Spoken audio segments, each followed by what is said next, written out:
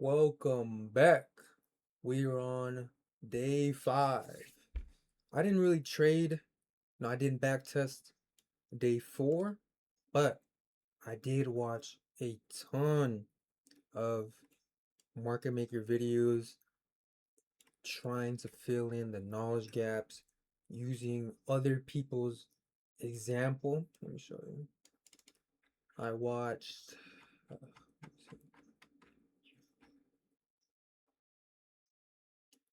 the MMX Traders Mentorship on the episodes, all those episodes. I'll show you right now. I watched this. Justin Weiler? I think that's what it is. Here. This dude, Mr. Robin Hood, I guess he paid for the course and he just recorded it, uploaded it. Welcome. I watched this. I'm still a little iffy on this. Like, what? I watched this, a little bit of this. I watched all of this. I don't know why it doesn't show. Maybe I re-clicked on it. And I took some notes on that. Let's see. Some notes.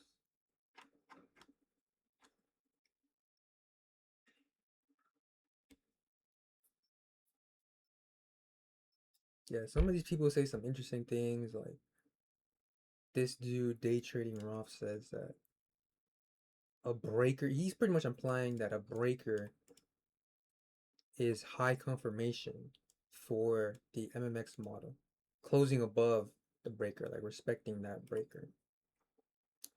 But then we gotta see this, just going through the examples, original consolidation, reclamation, helium bunk, just reading going through other people's examples. Let's see, yep, yep, yep. Just going through all these examples. ICT himself. This one, he's saying that like price can only go from consolidation to expansion. Can't reverse, you can't retrace. He's saying like, which I'm not too sure. I gotta see. But an example of this would be like we have this sweep of higher time frame liquidity right here. Go down, consolidate. He's saying that we cannot reverse off of this. He is saying that we can't manipulate up and go down. All right, that's case 1, manipulate up, go down. Case 2, actually respect and go down. Yeah, in this case, look, same thing, consolidation. He's saying that, oh, this cannot be a reversal, it has to be respect to go down. Which, I mean, we just got back tested. All right, let's get straight into it. I wonder if you guys can even see me from this. Can you see me half the time? All mine is a dark figure.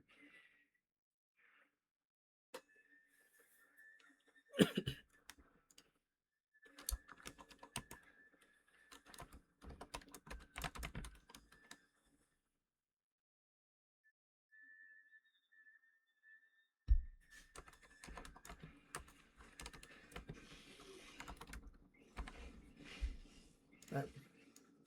Well, from where we left off last time, we took out on this.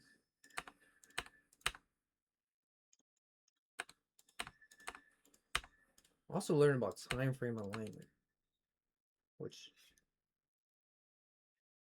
he's saying the 1 hour is a 5-minute market maker model.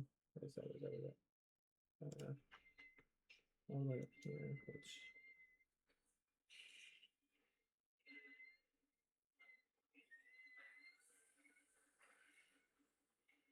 so if I were to use my 30-minute market maker model, I would need an 8-hour PD array, like a respect of that, which I don't know. All right, we're probably gonna sweep this all time, right? I go up and sweep it. Let's see, do we erase from it? All right, all this junk on my screen. So he's saying an 8-hour freaking PD array to bounce. Well, this one, I think we missed this one, right? Did we not miss this one? Wait, when was this? August 1st. Oh yeah, we missed this. This was the SMR. Right?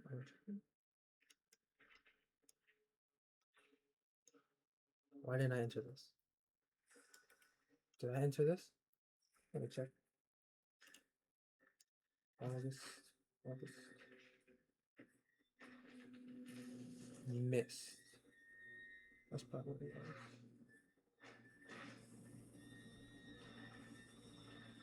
Oh, I remember. Yeah, I gotta put it on the top of the PD arrays now. Oh, I remember. Alright. I'm marking this off as original consolidation because it can be nested, right? The models can be nested. Alright. Awesome high. Let's see. So do we have any closure? We do.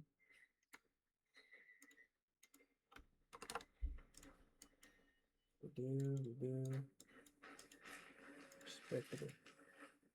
PD array. We do. Beautiful. Respect right here.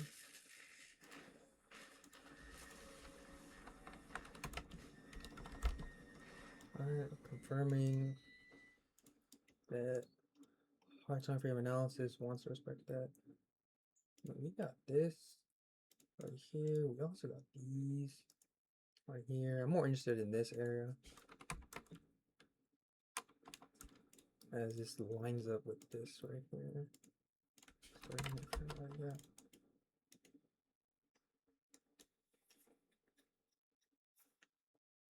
But alright, we have that. Let's see, do we retrace or do we just go all the way down? Sometimes or not, we won't even retrace.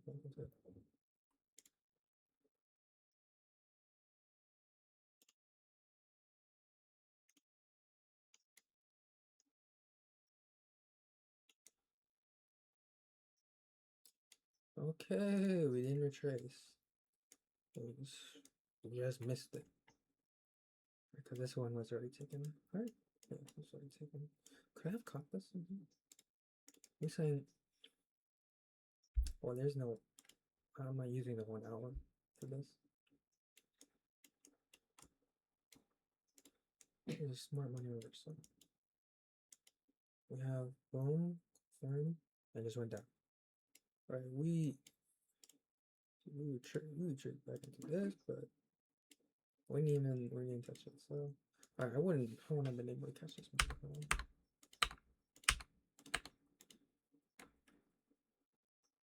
It's not a mist because we don't even have a retracement. So, there.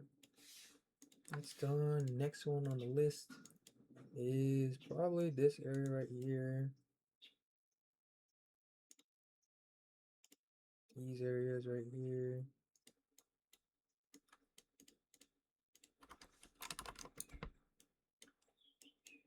These areas right here.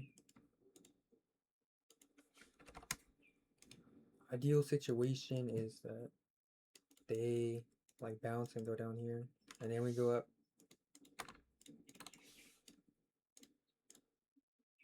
Yeah. Wait, let me.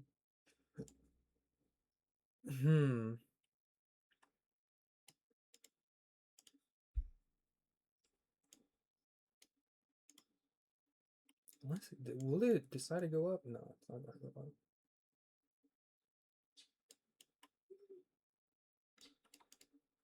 Okay. Okay.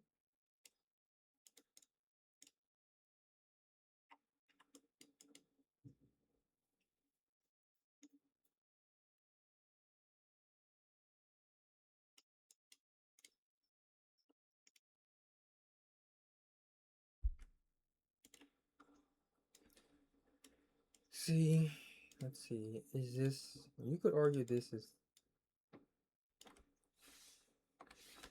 Well, this is a smart money reversal. We say this is redistribution 1, redistribution 2. Storm universal? Or is that a fade out and go lower? The thing is, we just reversed off here. Like, would price really want to go back up there after we just expanded? I mean, yeah, expanded down. It could go and fill. Alright, buddy. It could and go out and fill these ones, but let's see. Does a strategy even show up?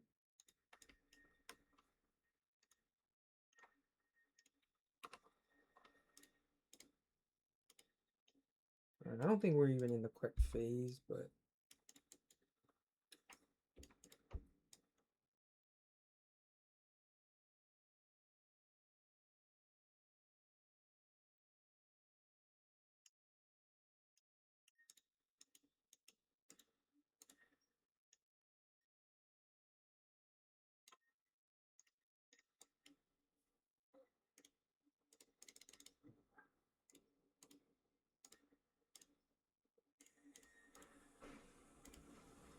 what the hell?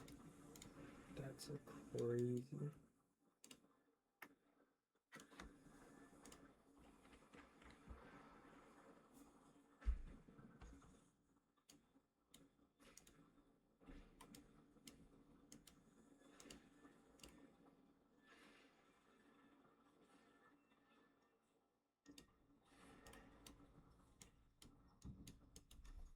So we can expand, we can retrace,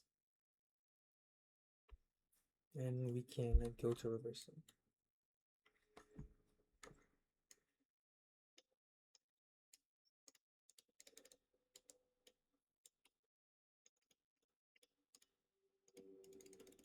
Alright, well, let's see. There's still no 30-minute for I got respected. What's happened here? But did we even? We didn't even break above this, so it's kind of weak. This kind of looks like a fake out. Alright, there's this favor I got right here. That was respected, but it wasn't really respected because we didn't break the new change character up. So I'm thinking we got done. I wouldn't even trade this. Uh,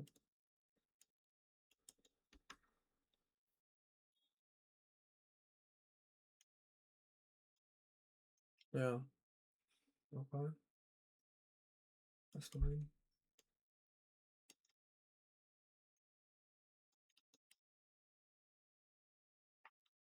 Yep.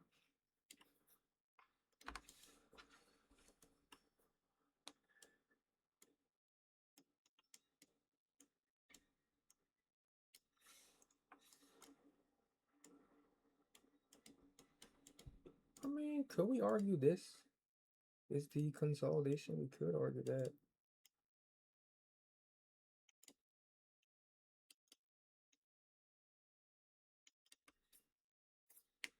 That's the OG consolidation. We also have no. All right, let's see. Do we like? Let's see what happens. Right. Let's see. See. Web structure confirm the narrative. Okay. Okay.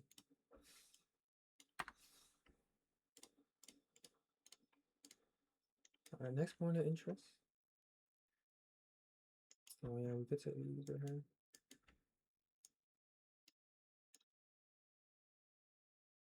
What's this one?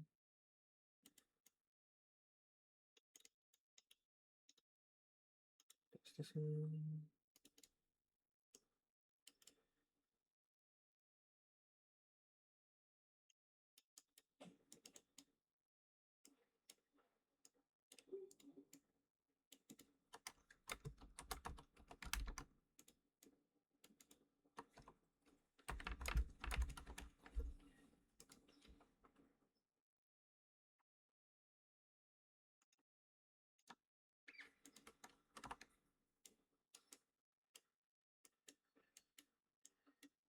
No, let's see.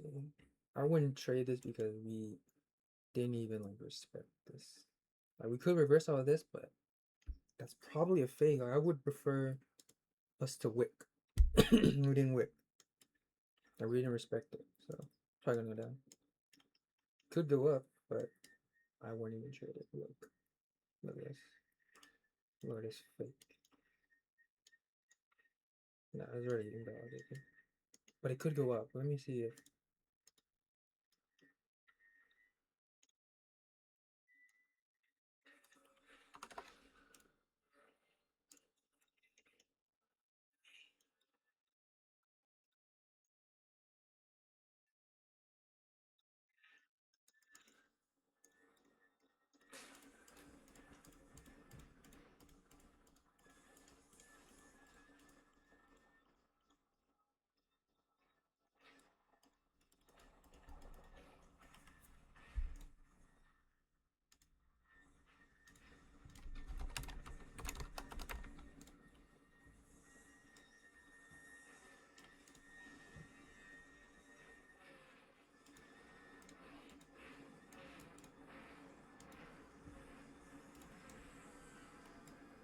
Thing is, this doesn't even look like a smart money reversal. This looks like consolidation. Like, this area literally looks like consolidation. So we're not even in the correct phase. This looks like a distribution leg lower, in my opinion, to maybe sweep these. Right, because I mean, looking at all these examples, they all, you know, they all like have a sharp move down, like a V shape. It looks like a V. All these, still a little consolidated. A V, V shape, V shape. That's a whip. V shape, V shape. So when I'm looking at this, it looks like it doesn't even look like a V. One, it doesn't look like a V. Two, we disrespect this major thing. So, I mean, would I really be interested in this?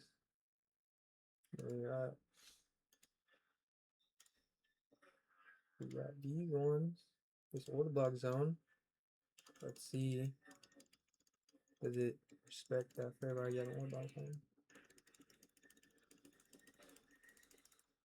Um,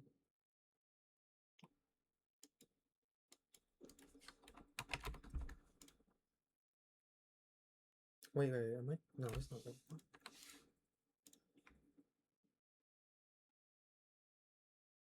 Here is the mitigation zone. My bad. Doesn't respect it. Here is the order block. There's the order block. Oh, we did respect it.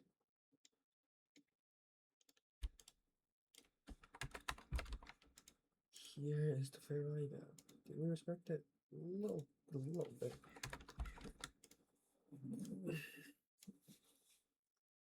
All right. Look. Let's see.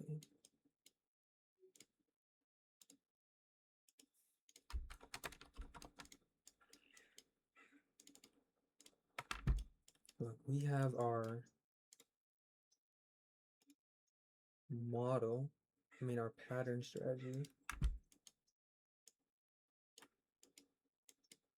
looks like it's playing out.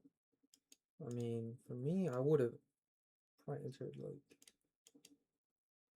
here, maybe like here. But the thing is, I wouldn't even enter this because, well, would I have entered this? Let's see. I know we have the advantage of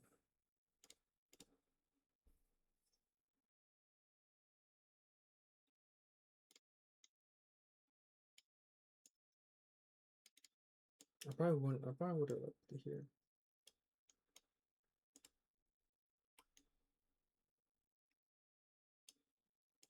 We have this fair eye gap, but it's not. It's not on something. Sometimes they don't even respect this.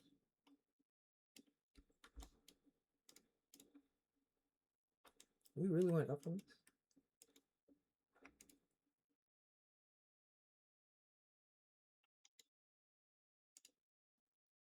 Okay.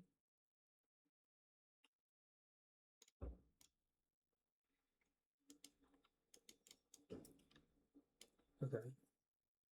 Well, here's the thing. I would not have even entered on this. By the way.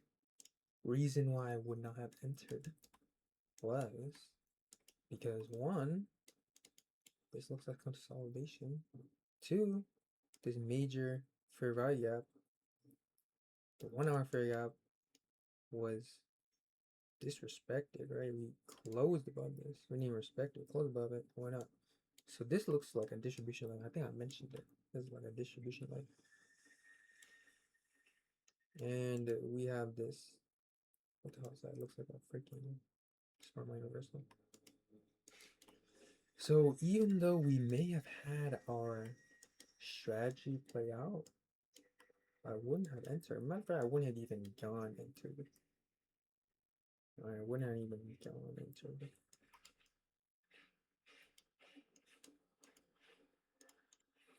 Oh my goodness.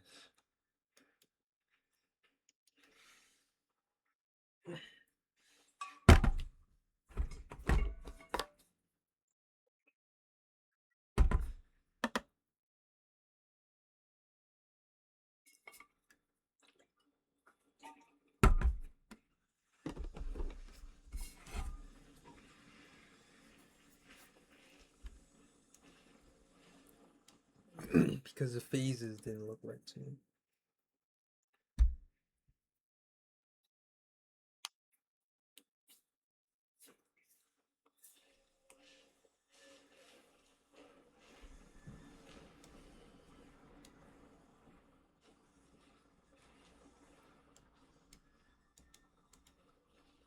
But the strategy, the pattern it did show.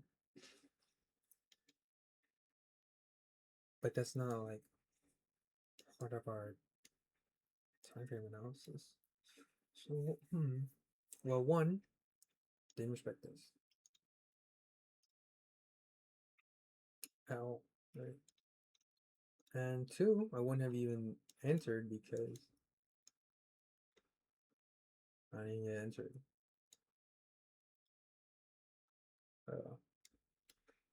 And three, I would have canceled if we made that leg up already. If we make this leg up. But this is not even part of stretch. It's not even the lowest spot. Because the phase is not correct. I mean, this doesn't really... is this original consolidation? No, I don't think so. It just looks like up and down. It has to be like sideways.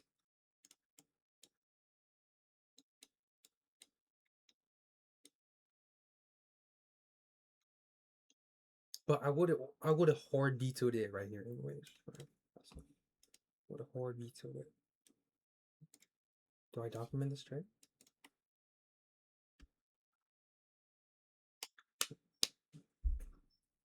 Do I document this trade? Sure, I'll document everything. Avoid.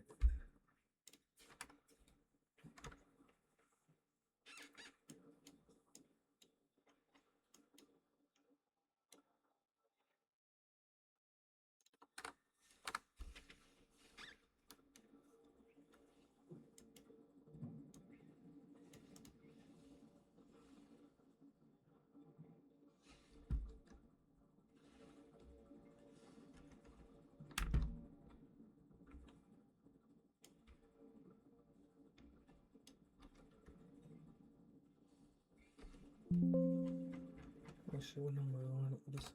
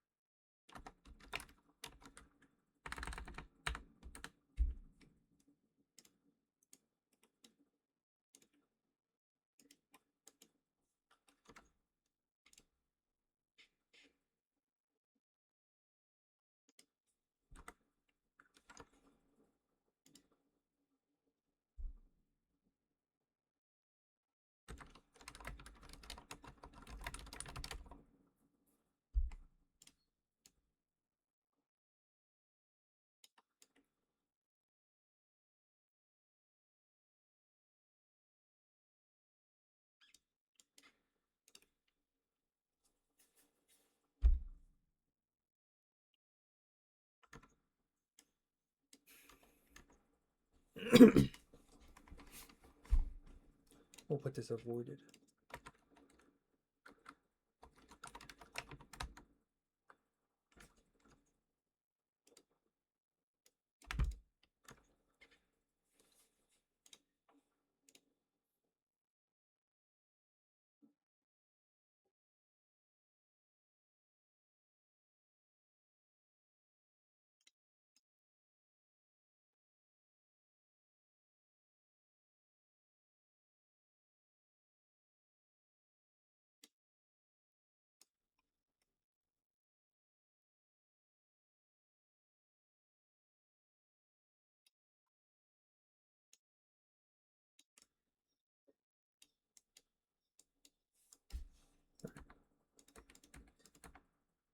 Oh, let me document this on Stomp Journal.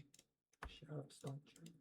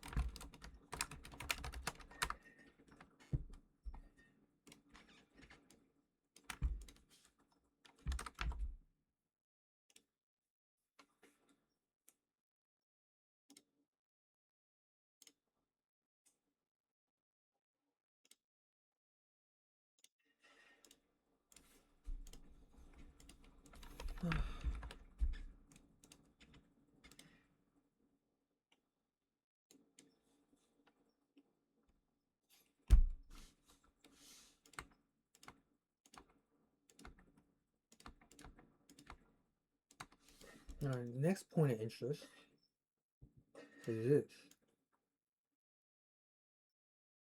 But at the same time, I still don't see the phases. So might as well say this gets swept. I might as well. Like, there's no. It's like, I mean, unless you count like original consolidation, recumulation 1, recumulation. Or it should go lower. And then why did it go higher?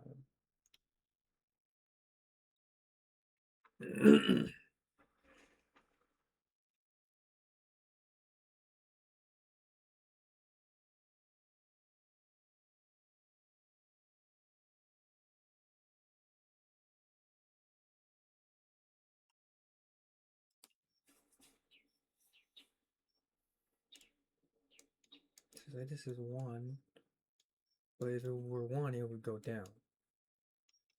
So there's no redistribution, right?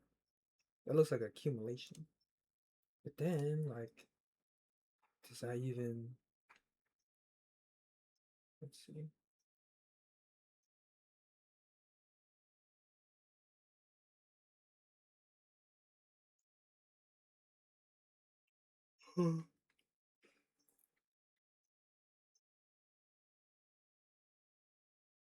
It just doesn't look right. Doesn't look right. Like I don't see it. Doesn't look right. Like what the hell? No. No, it's not here. Let's say, do we even like break down here? Like,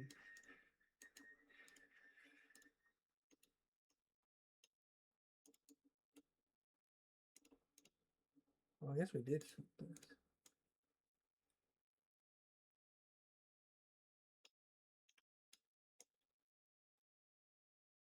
Can we argue this is it? This is one of it.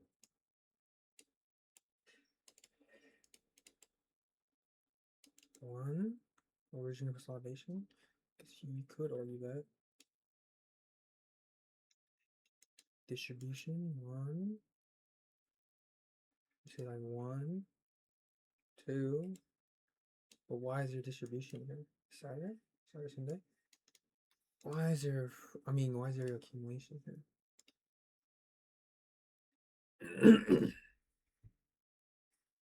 Consolidation. Consolidation.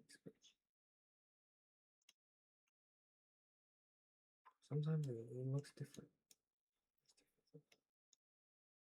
Swept that.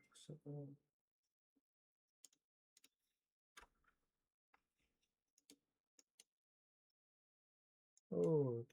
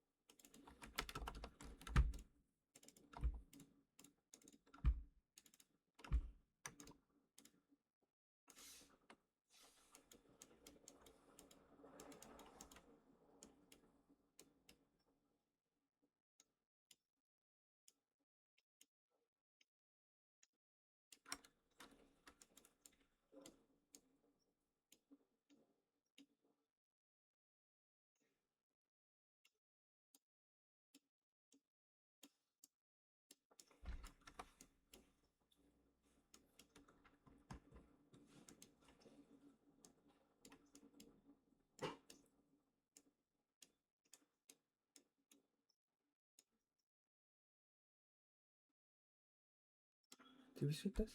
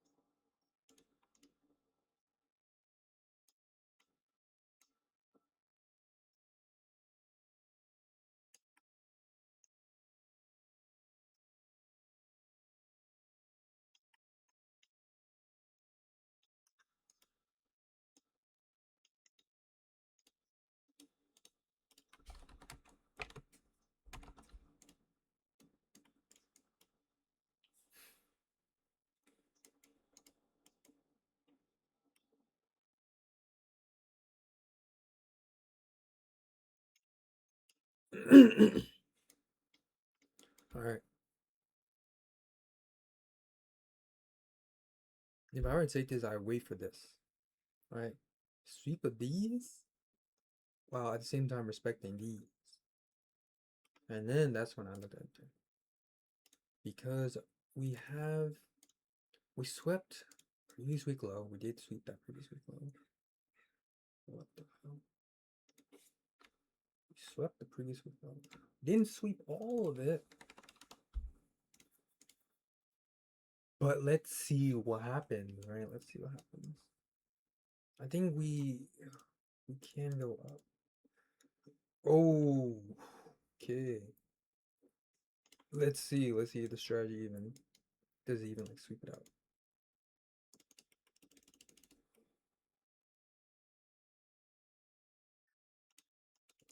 No, I would kind of prefer a deeper sweep of that. Right. Really tapping into more of this. Oh, you got finesse. I'll wait for the sweep of B. And then use it as intermediate term level. But let's see. Do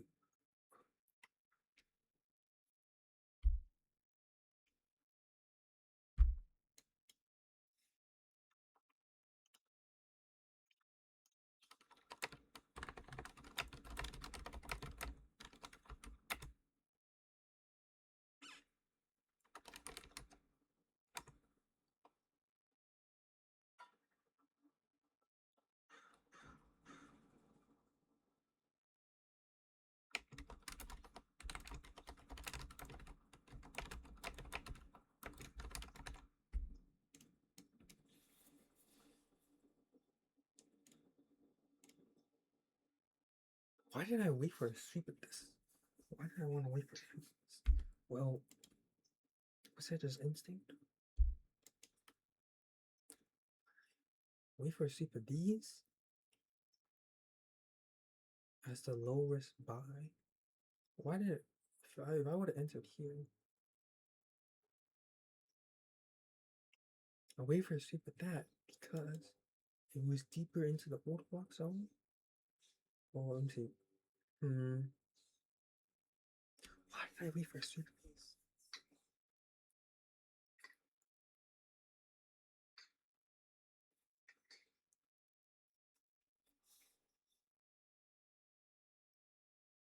I don't know.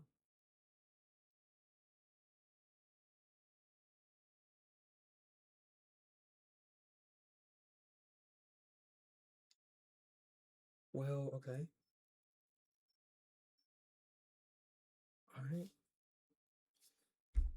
Would I have entered over here?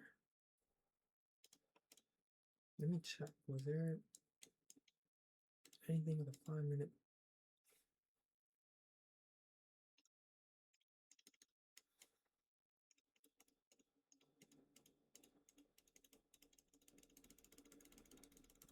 I would have entered here.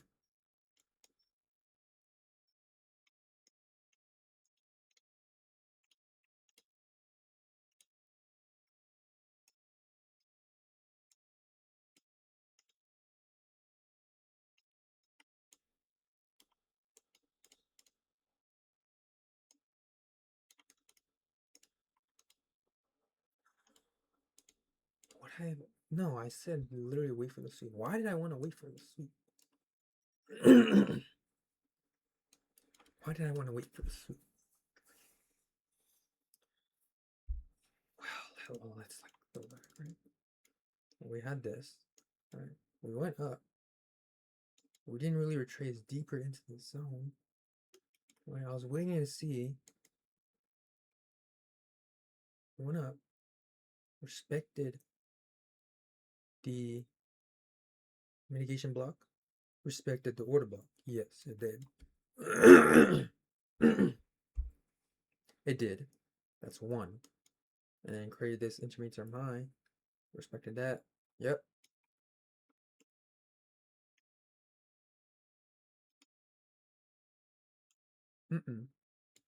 Two, we wait for the retracement back into the zone to see if it truly wants to go higher. So that's a step we're on. Wait for the retracement back into the zone. Right. Preferably a little deeper into the zone. Alright, see, this was a fake signal. Do we shoot this? Do we shoot this low? 108, 1555? 108. We did sweep that low. So if people were to enter early like this, you would literally get juked out, which is, why did I instinctively say wait for the sweep of these lows? Why did I instinctively say wait for the sweep of these? I don't even know. I don't know.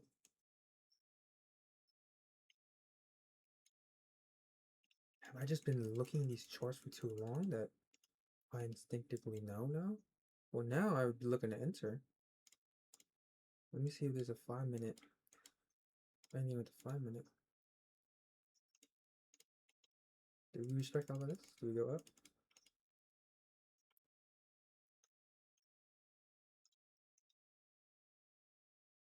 No, we never even closed above any of these highs. Look. Nope. Nope. So unless we go up. Nope. We're gonna go up.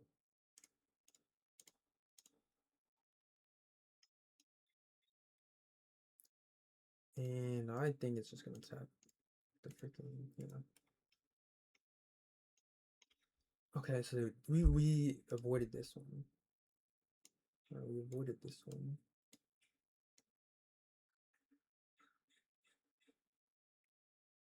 Why? Why did I avoid this? I don't know. That was purely instinct.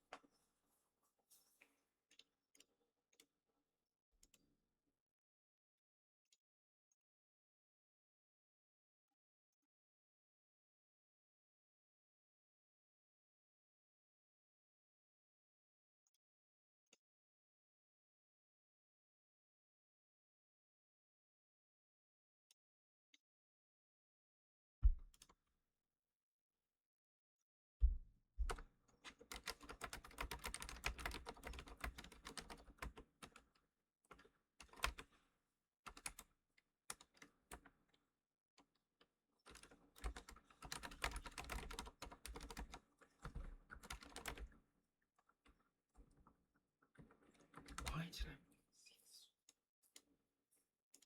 I don't know. That was so instinctive. Well, okay, let's see. We had the respect of Hiragap, yes. this 30-minute period out, yes. Going up, change character, yes. At the same time, respect of this mitigation block, because we briefly closed up. Wait, that's not a respect thing. We closed up.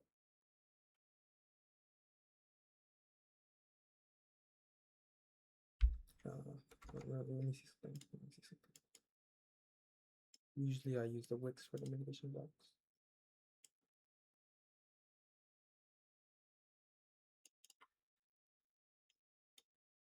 Let me retake this image. What was that? 90, 91? 91.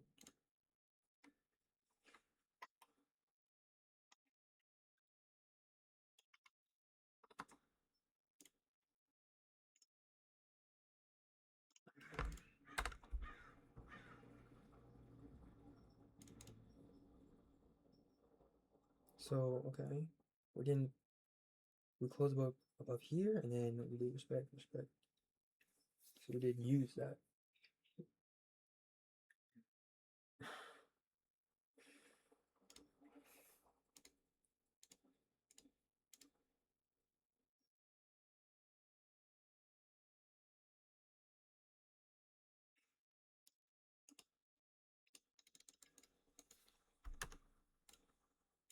Isn't there an inverse for I got for now?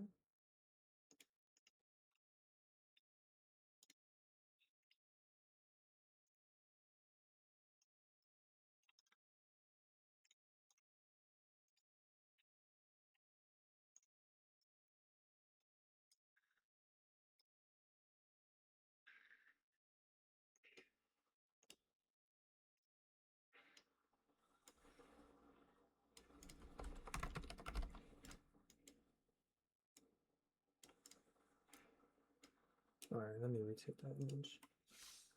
91 deleted.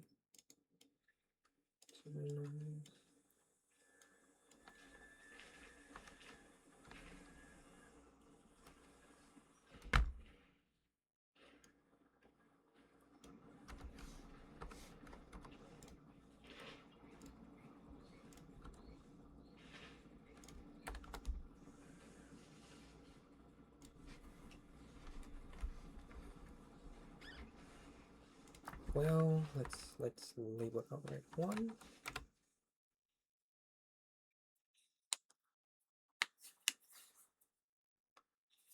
As of that instant.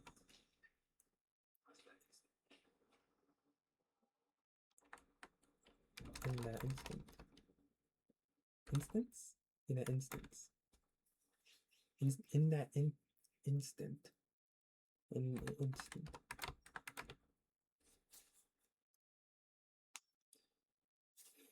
I was waiting for my final trigger for sigma, which we got, but it didn't swoop.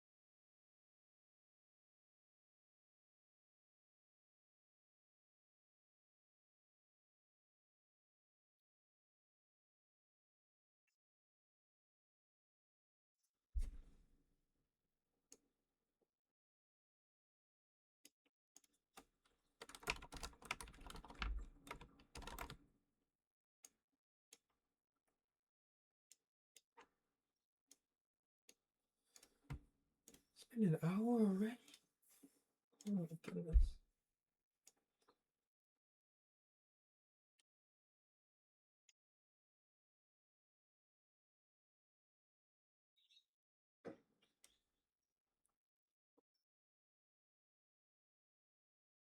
At the time, I didn't see this 30-minute inverse free rally gap.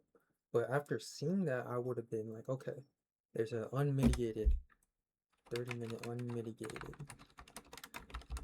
below. Best odds if we sweep. Better odds if we sweep. We sweep that into, remove that term low. Tap into the tap deeper into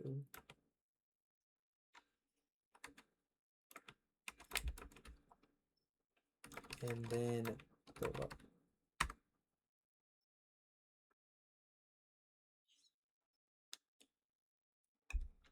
But we didn't respect the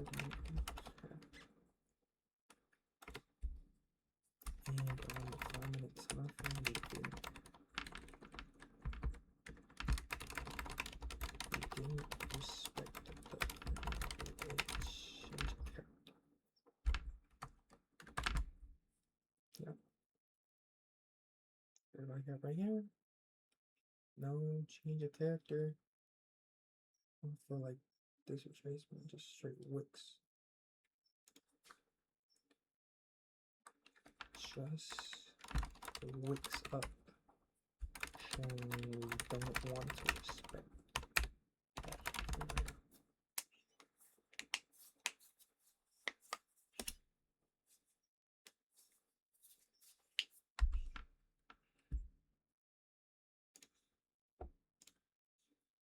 42. 42.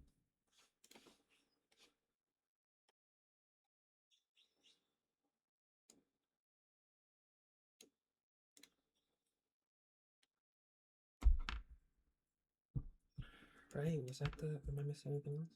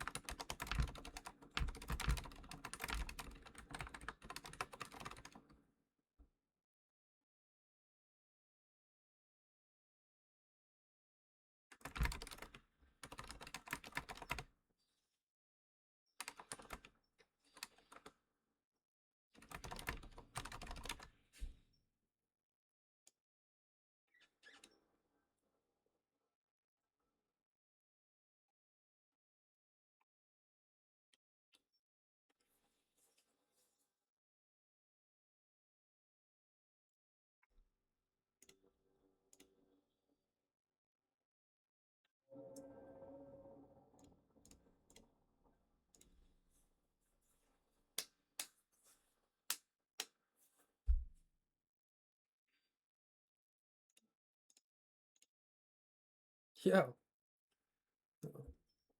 Alright.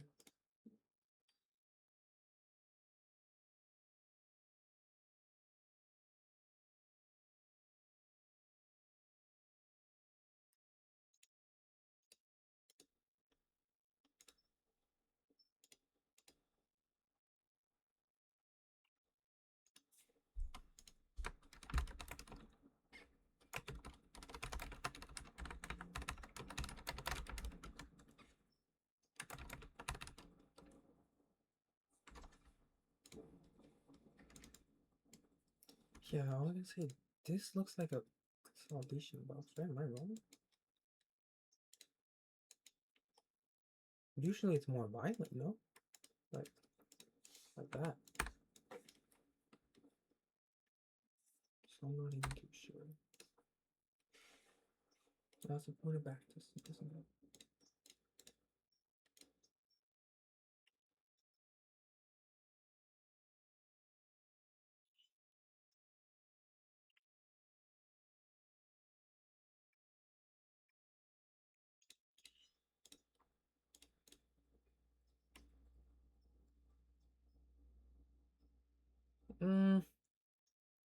Mm. Yeah, man, it doesn't really have to be that extremely violent.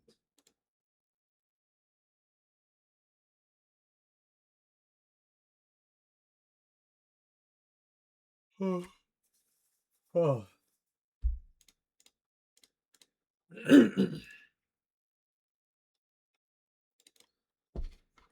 me document this.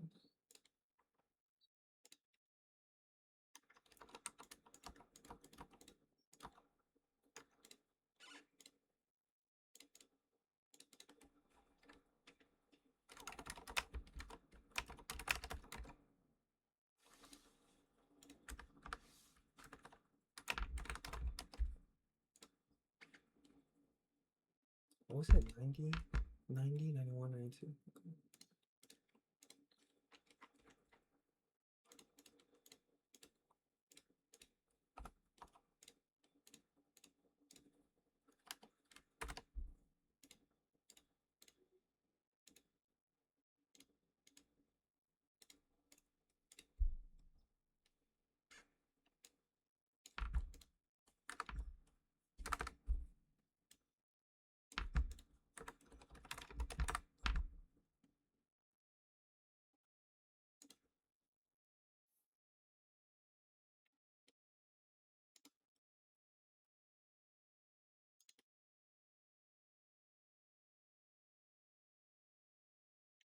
We gotta like learn from these, like really to get more refinement. I mean, this is original consulting. You could argue this is original consolidation, right? Distribution one, distribution two. Boom, terminal universal. Potential. Slow volume though. It was the weekend, maybe that's why. It's the weekend. But we had all the stuff lined in. We had respect 30-minute for gap. Continuation going up, confirmation, continuation. This one, this order block. Bounce, yep. One up, it didn't go all the way up. My case was, okay, let's wait for the retracement. I need a 5-minute signal back into the zone. We got one here. Alright, got one here, but instinctively I was looking at the sweep of this, possibly to enter into this zone right on the golden pocket. But at the moment I didn't see this. So what did I see? Why did I avoid it? Not sure, it was just instinctive. Okay, let's say now that we see this, because in real time I would have more of an analysis, more time to really look through it. Okay, let's say we receive that. Let's see, do we respect this? At the same time, tapping deeper into the mitigation block, deeper into the order block, the consequent encroachment to 50%. All right, maybe it's deeper. Boom.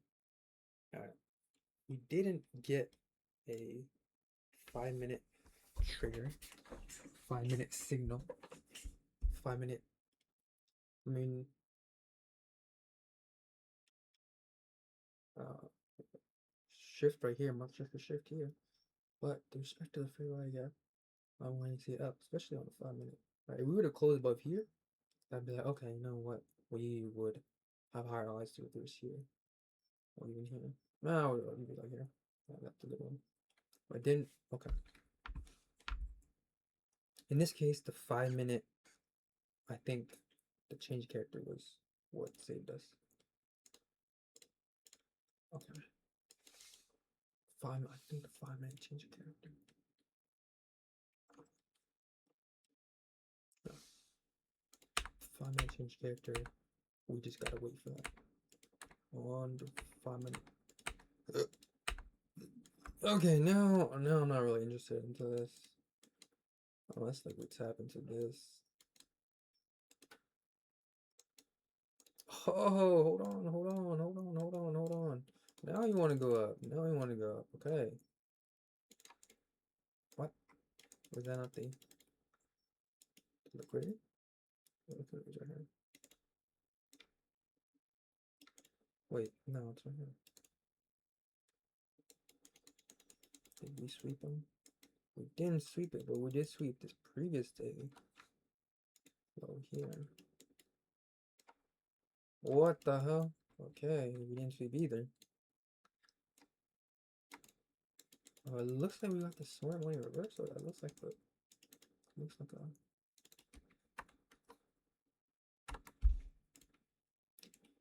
kind of shocked, but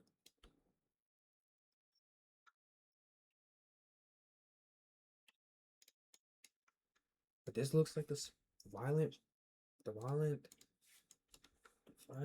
smart money reversal right here. Yes. We have a inverse fairy up somewhere.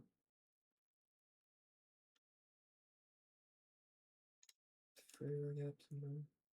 Oh, we do. I see it. We have one right here.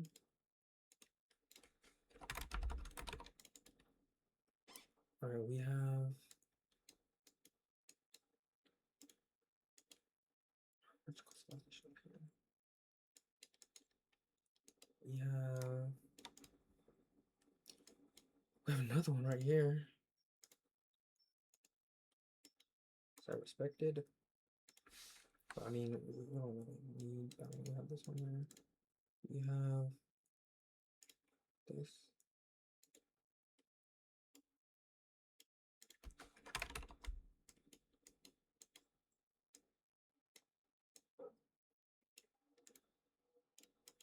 We got this.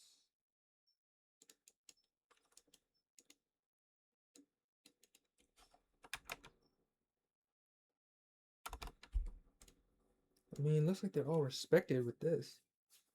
Looks like it just straight up respected it with that. We have inverse fairy right here. Was he respected? No, not yet.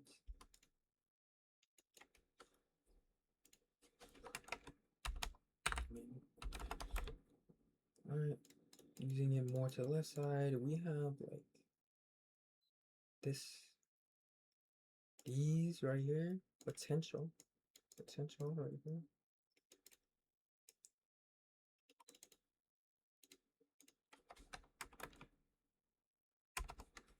Alright, potential. Alright, we got potential. However, I hate we didn't sweep these lows.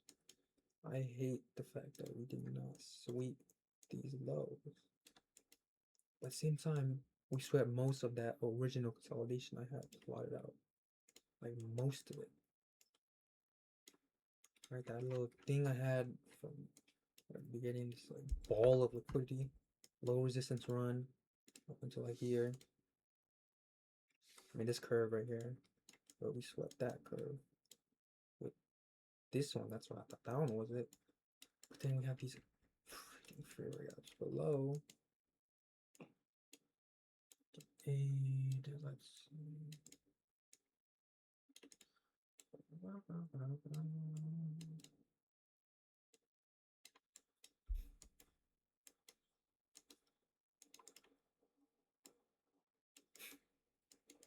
All right. Anything in discount. I'm waiting for anything in discount. I don't buy above here. Like I would never do this because I want to buy a discount. Right. So now we're waiting. I would like to see that price. If it does this, beautiful. Right. Beautiful. Alright, I mean this is technically respected. Why is it technically respected? Let me show you. This zone is the order block zone. Oh my goodness, it's so messy. This zone is the order block zone. Alright, these two candles. Candle one, candle two. Order block zone. Closed above, yep. Closed above, yep. Wick right back into it, overlapping with the sphere value, yep. Order block in the mitigation. I mean the breaker block. This candle is the breaker block, right? The mitigation, whatever you want to call it. So close above it, the wick, yep, went back in. So that's 3 high quality confluences right there. And if we go more to the left side, we use this as the mitigation, this bullish candle up mitigation. And the fact that it's a vector candle too, right? The vector candle shows that they really wanted to buy here, but why would they want to buy here? Right? Why are they buying on the way down? So this to use it as a mitigation block, right? They're longing here, which means they're underwater, which means that this kind of already respected. If you think about it, well, this is already respected. This mitigation block is respected off of this. So technically, right? Technically, this is the low risk buy. This is the low risk buy.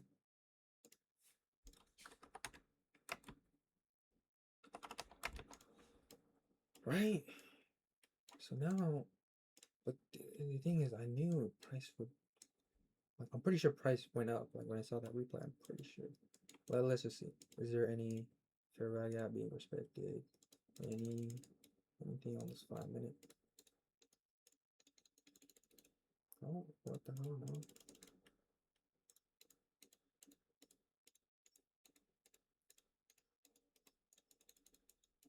Okay, there's this low one right here. So, and we have a change of character, so I would actually be looking to buy. Even though I'm pretty sure that we sweep it. Like, I'm pretty sure we go back down, we sweep it, right? I'm like pretty sure. I put it right below here. Here. I mean, where would I even buy? Like here? Like the top of this? Right, why am I buying here? So maybe like an inverse or gap somewhere. Okay. There's this. Maybe it'll retap back in. And I would target like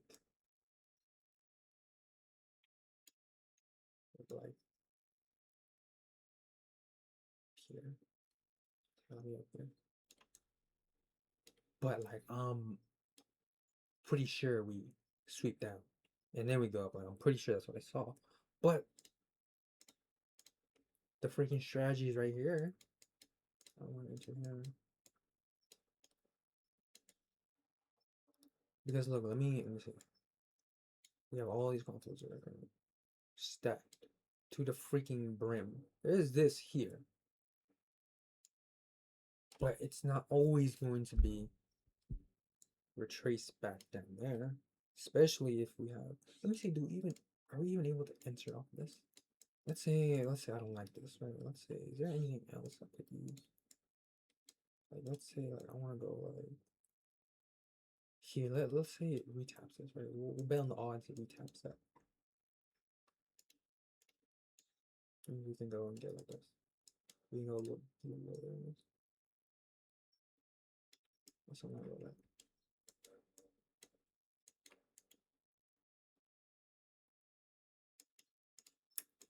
I mean, this is just too low. Let's go here. Let's go and say we want to retest this. Retest it, and then it bounces back up one more time.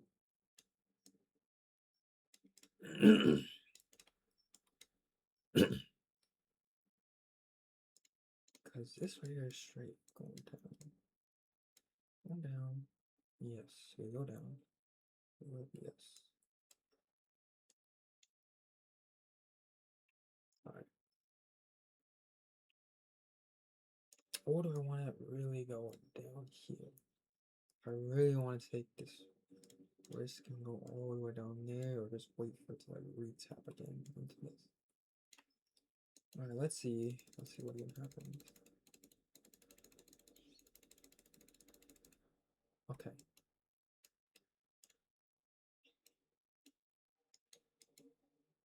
Let's see.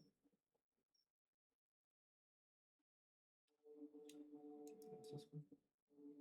Would I have entered here? Alright, would I have genuinely entered this in real time? Right? Would I genuinely enter this in real time?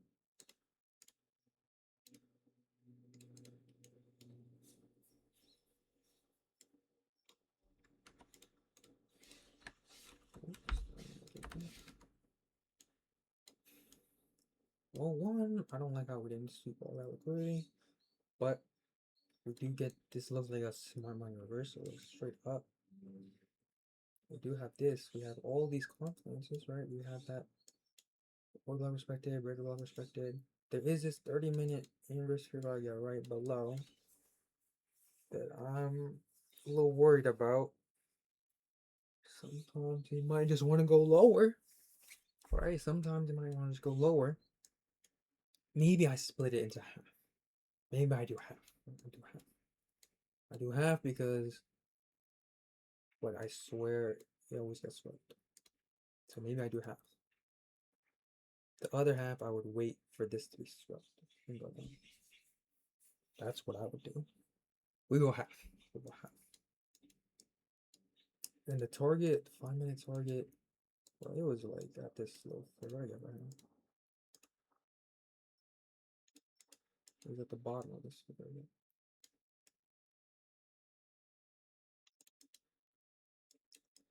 I was at the bottom of that.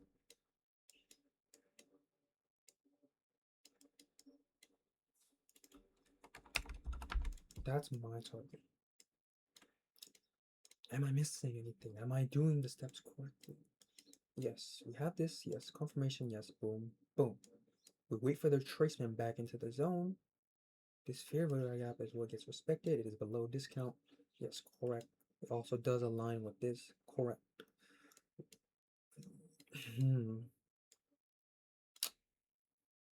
Like this lines with my strategy. We have that original consolidation up. We have, you could argue this is one distribution, another mini distribution, or you could just say like this entire thing is like, you can say one, two,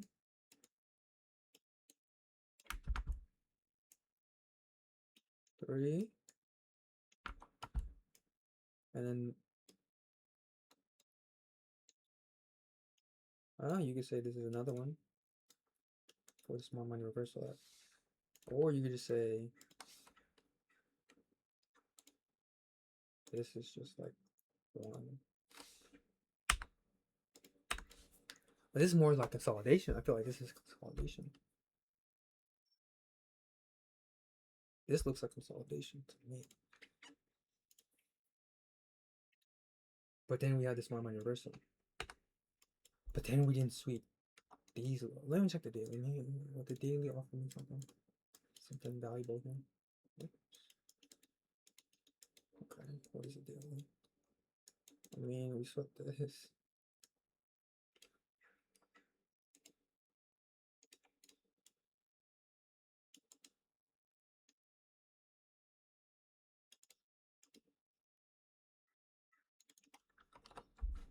What was that? No, that was, what the, okay.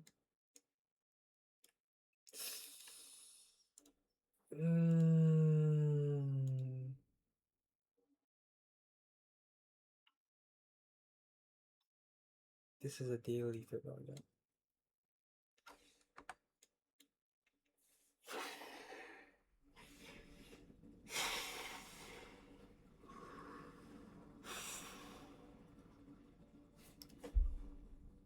There is all this liquidity here.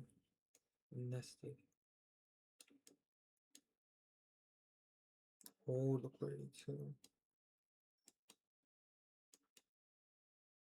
Oh my goodness. Oh my goodness. Oh my goodness. Oh my goodness. Okay. Let's see. Let's analyze this correctly. Did, but that was the previous trade we had. We still have all of this right here. But at the same time, we're tapping into such a daily 1-day FVG just to go lower. Right, to go lower and then sweep these right here. That looks like the case. I'm not gonna lie, that looks like the case.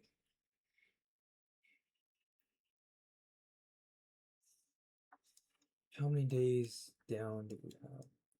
Well, start off here. How long is this? A month?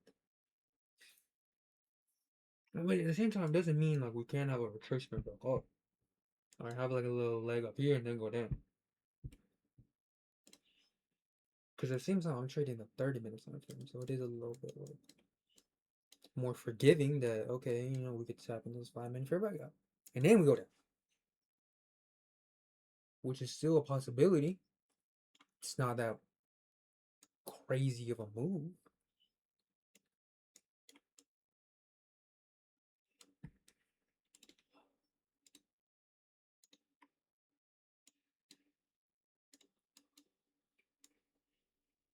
Send me on this 1 day fair value gap. Oh my goodness. What do I do? Alright. Why do I not want to take the trade? Why do I want to take the trade? I don't want to take the trade because one, liquidity right below it. These ones right here. Two, 1 day FVG. Tapped into it already with this. But then this could be the lowest buy to go up. Three, these fair value gaps right here. But at the same time, these haven't been tested yet, so like you gotta take it low by low. Why do I want to take the trade? One, looks like where we've been going down for a minute. Right, we went down for a minute. That doesn't mean that we can have like a lower high and then continue to go down. Two, we got this original consolidation here. I'm pretty sure that is. Right, and then it goes down. Oops. We have our distribution phases right here. We swept this. Consolidated, swept lower. This is technically, this is previous high, previous low. Technically, this is the previous low. Technically, that. Do we want to go up? Do we want to go down? What the hell do we want to do? I don't freaking know. And okay, let me add on some more the reasons why. This is like everything is respected here. This is respected incredibly well, right? We have this mitigation block right here with the green vector. 200% increase in tick volume, right? Why would they do this? If they want to push price down, they have the hedge right here, right? They're buying, they're accumulating their longs right here. Or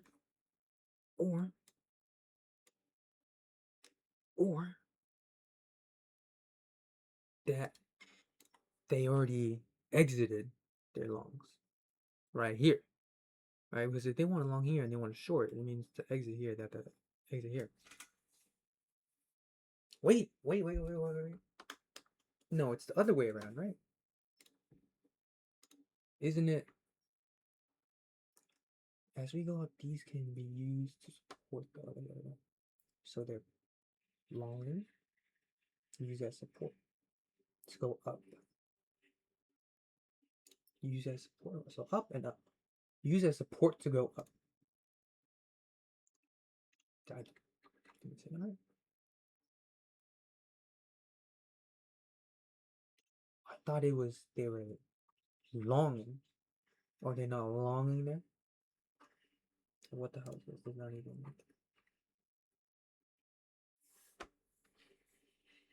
candles. 1, 2, 3.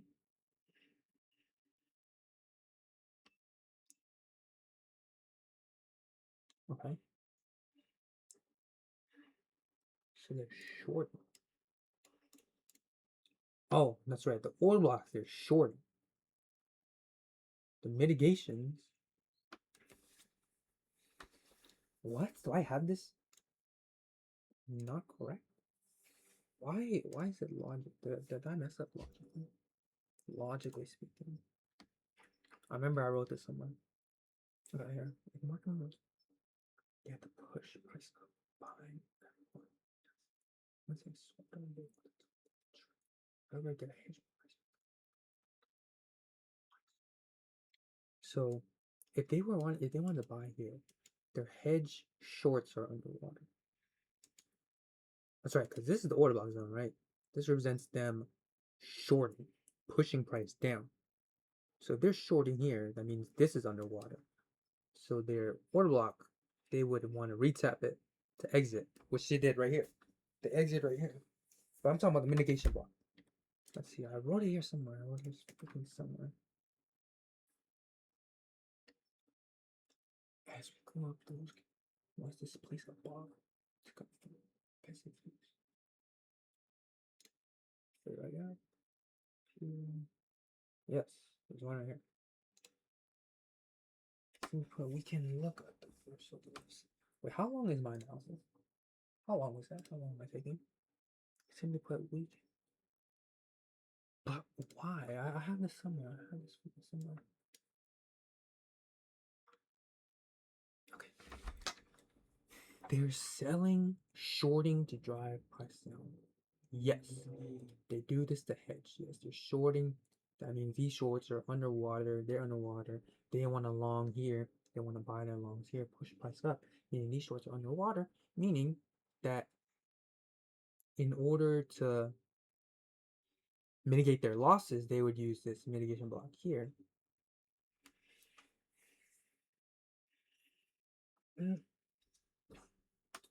mitigation block is up. Wait, let me read this. Once they reach the very bottom, they start longing, yes. Right now the longing, yes. The shorts are yes. They need a way to mitigate their losses. So the areas where they shorted on the left side, the bullish candles can be used as mitigation blocks. Oh, yes. That's why I had it messed up. In my mind, it was messed up. Yes. Yes. Okay, I'm doing it correctly. My logic is correct. The bullish candles right here can be used as mitigation blocks because that's the origin of the move.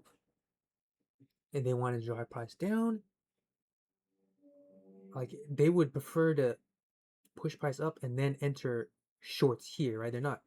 I mean, they are entering off here, but this is like the origin of the move. This top right here, origin move down. It's not. This isn't the origin of the move down, right? It has to be like the close of this, and then that's the origin move, not like the close of this and an origin move. Or like, but they are accumulating, but they are getting the shorts here. Yes. Yes, the bullish candles can be used as mitigation. Why bullish, not the bearish ones? This is the order block to go up. Right? It's the origin of the move. Right? This is not the order block because they already went up. This is the origin of the move down.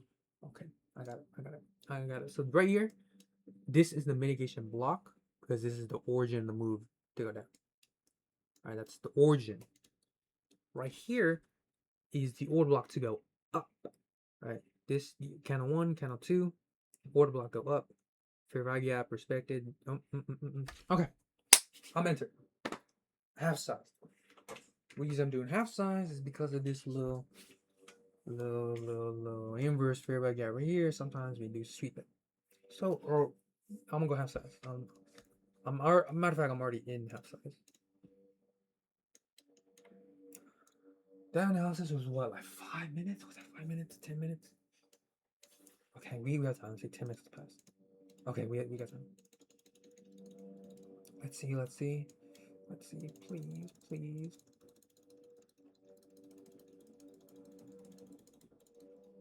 Well, I'm just at this one.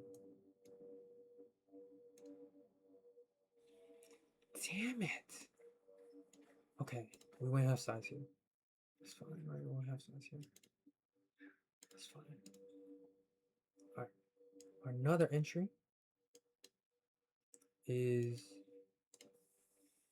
what price has to give us. Let's see, I'm waiting for this fair value gaps contour encroachment to be closed above. It has to be closed above. Okay.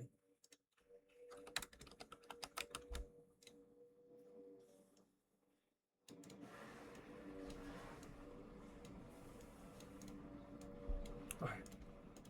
Now we re-enter part 2.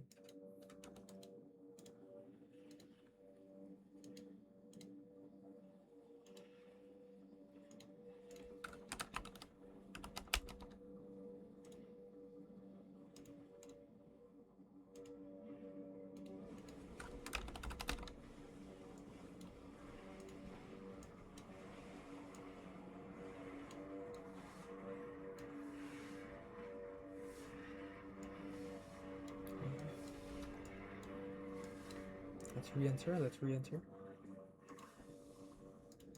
Re-enter off of here. And then now it's harder to move up. Now it's harder.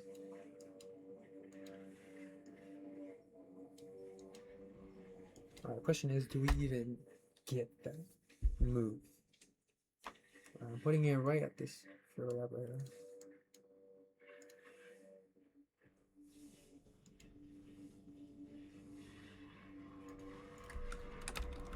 Right here, it's in this count. Let's see. Do we even get that? No. Bro.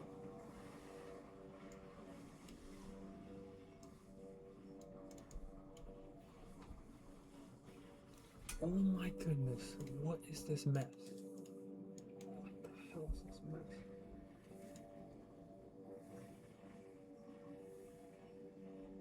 How much higher do we go?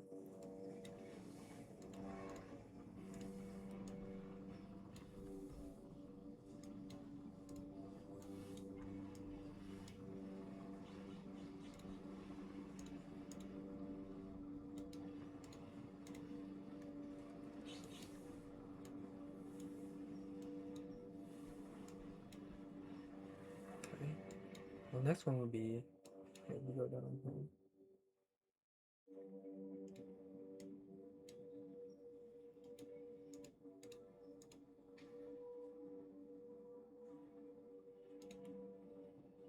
Okay. Right.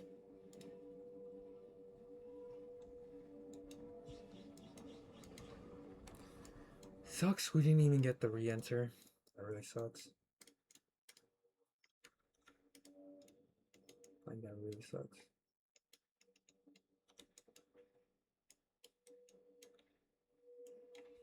Damn it! Damn it! Damn it! Damn it!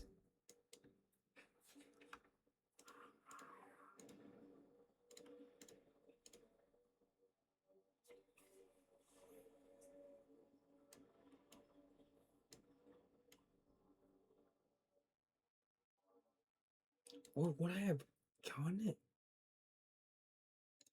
Let me go back inside. Would I have gotten it? We did do a.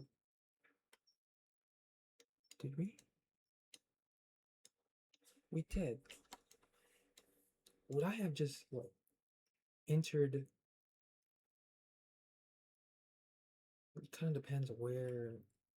But no, we didn't even have any retracement. No, I would have missed this. I would have missed this.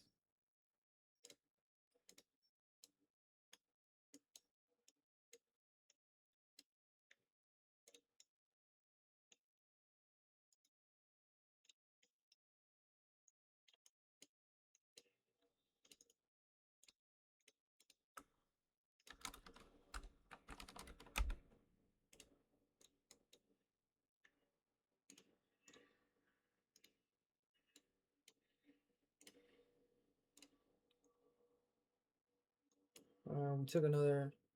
Oh, the first one. Minus 0.5.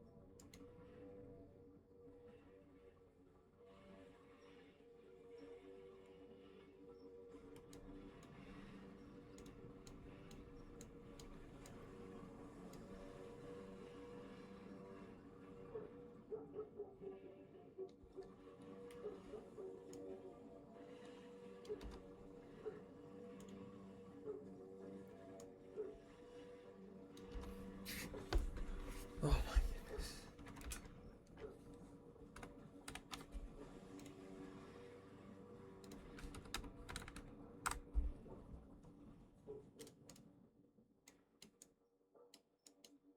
God damn, this is messy. This is a messy ass chart.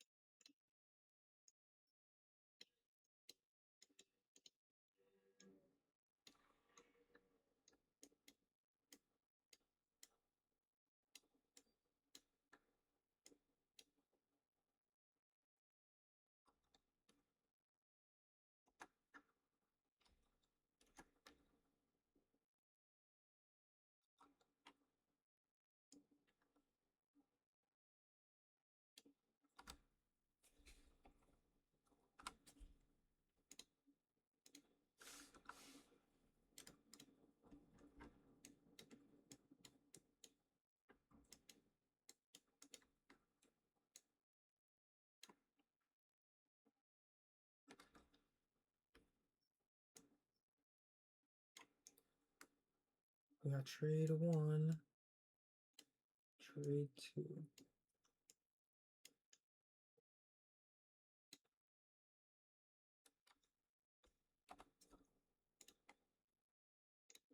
Okay.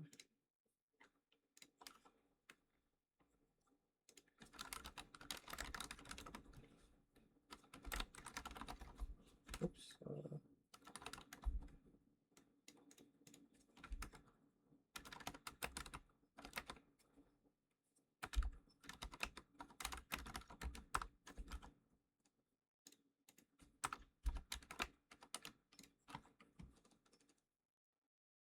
What is the one? No, I can.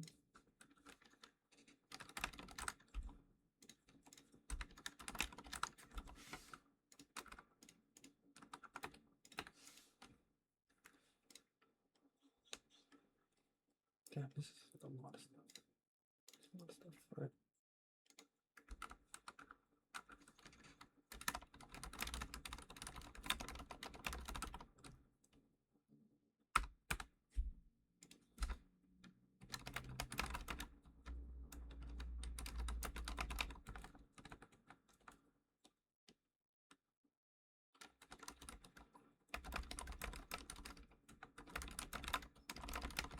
Let's have size.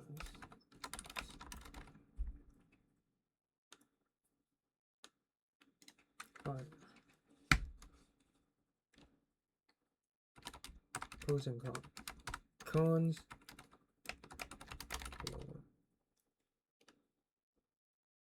Mm.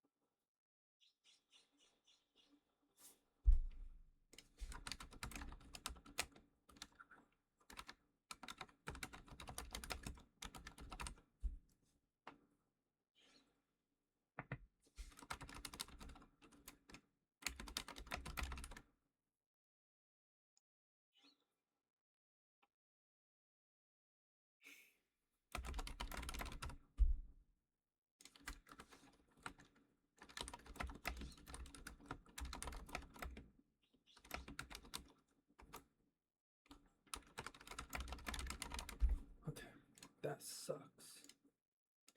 That sucks.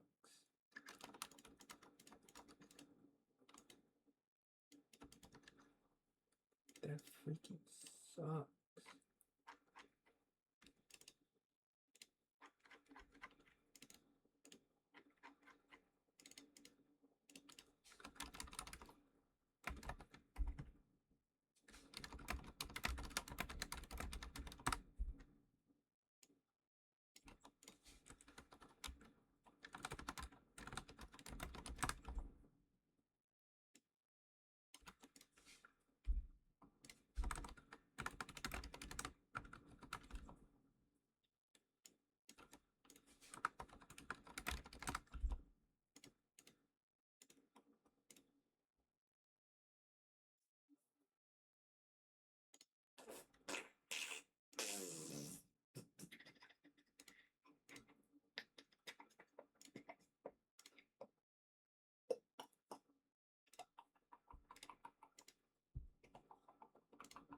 Okay, that's fine.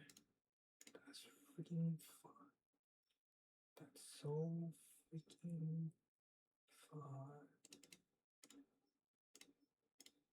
So freaking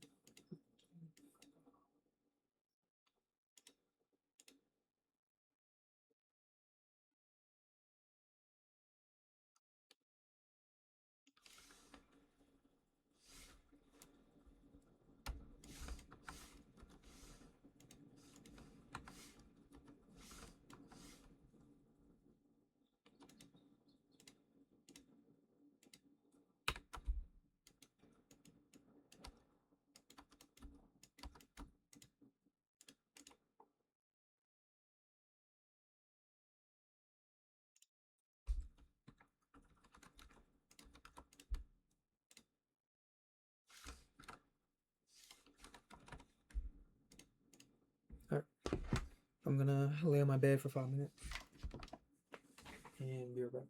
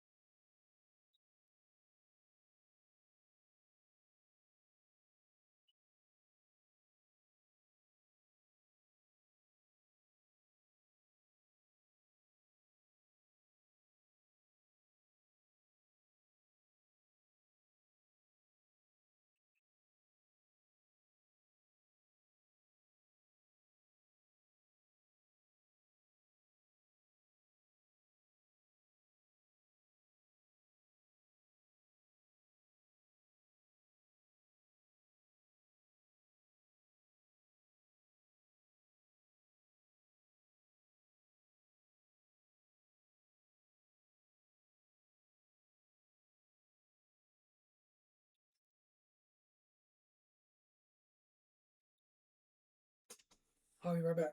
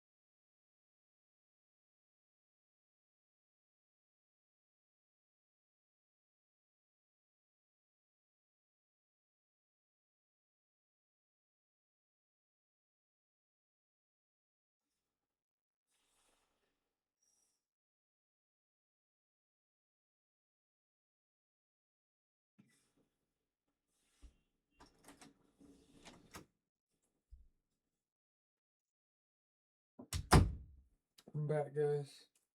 I'm losing it. I'm losing it.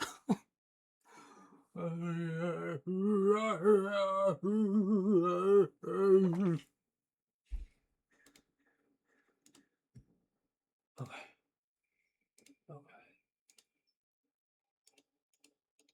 Okay. Get back up. Try again. Try again. Try again. Try again. What are... We're down? Are we down? Oh, this was a good backtesting session. This was terrible. Terrible.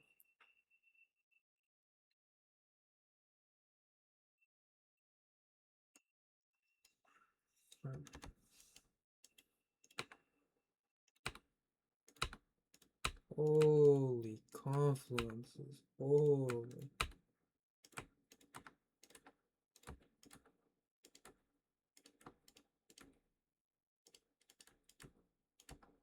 Okay.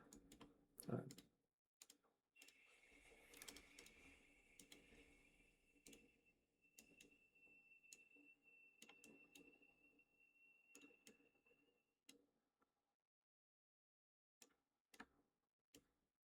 All right. Since we swept this, could go down. Could go down and maybe sweep these bad boys down here.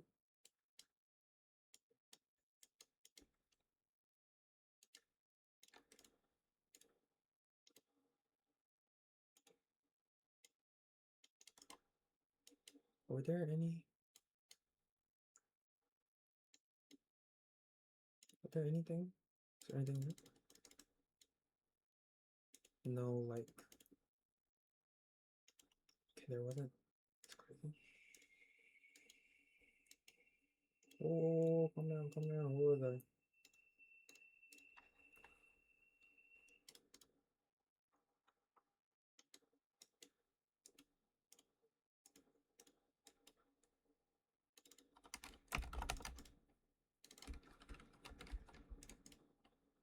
All right.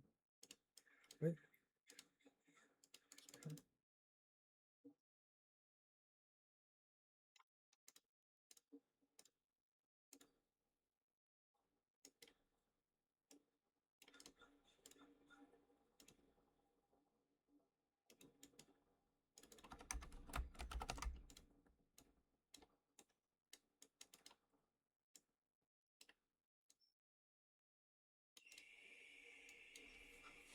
Yeah.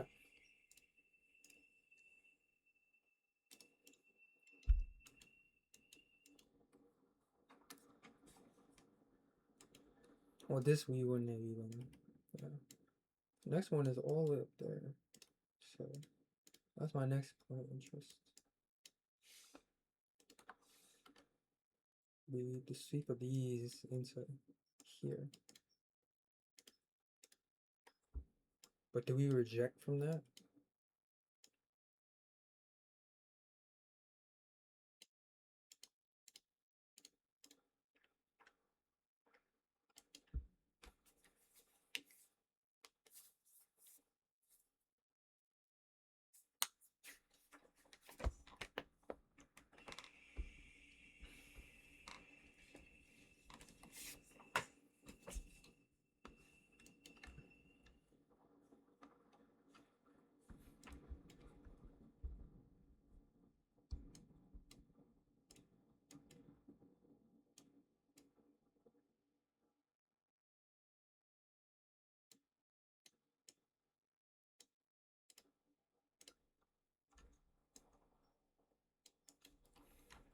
Alright, let's see.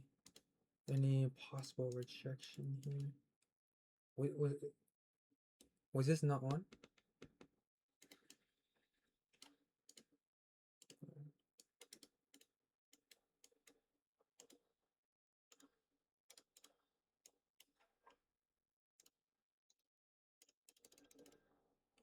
Oh, this one right here.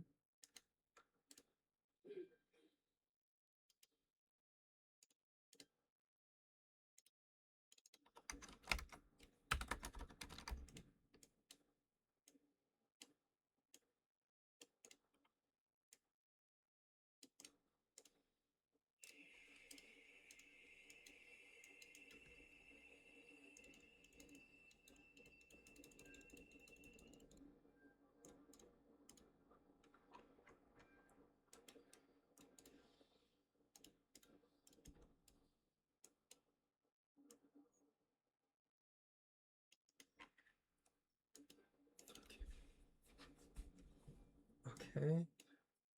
Okay. Okay. I mean, we would have gone here because we wouldn't even have a 5-minute signal here. Okay. I mean, the question with that is like, maybe we could target this.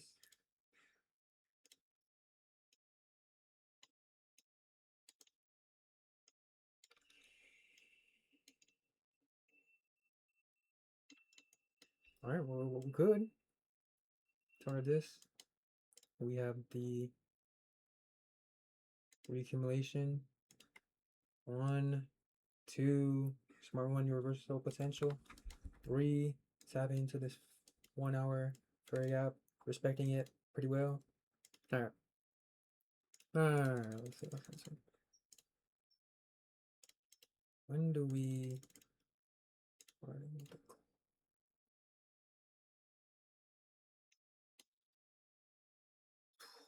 Okay, what's low? 115701. What's the 701? Oh.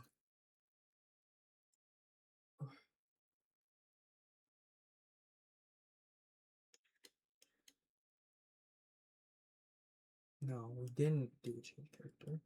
Interesting. So the next one would be like here. Yo, this is okay. We finally got it, but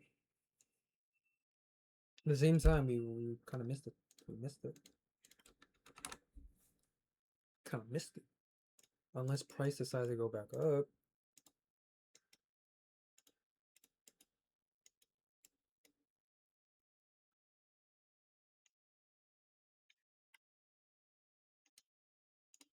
There's this huge book.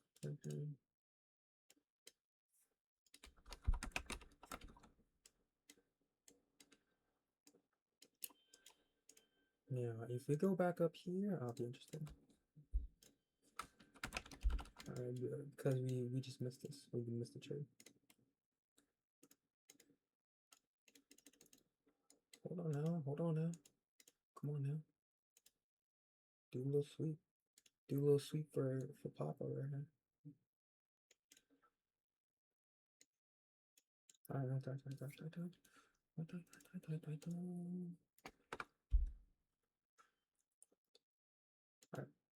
Come on now. Come on now. Come on now, dude. You can't sweep. You can sweep. Bruh. Well, okay, where's our original correlation? We argue here.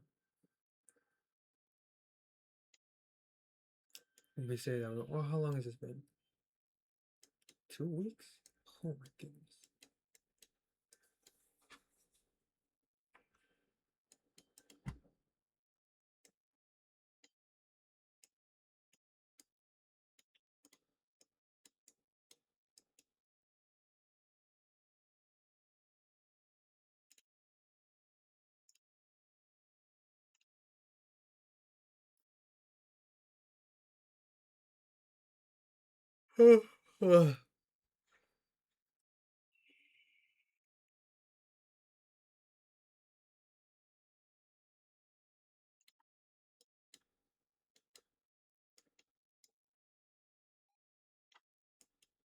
So he's saying this is the final.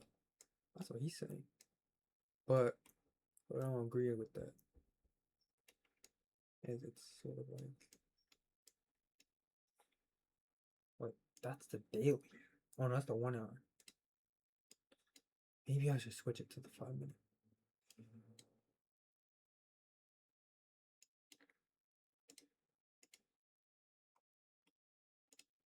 Do I switch it to the 5 minute?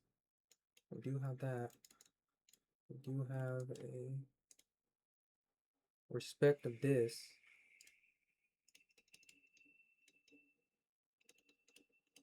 That right there is the lower spine.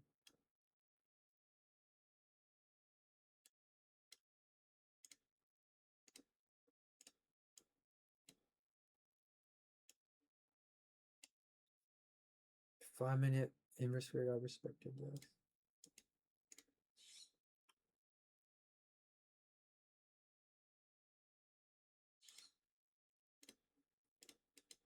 Alright. Have that other respect going down. Yes. So if I were to do the 5 minute to actually align with this, this is sort of like the intermediate term high. And then I would target like these. That's what it would be. And put it like at the fear right here. But this is purely on the 5 minute time frame. Right, for me, I use a 30-minute and then the 5 minute signal because there's just too much noise. Too much noise. Like 30-minute is far superior in terms of time frame analysis because it's higher time frame.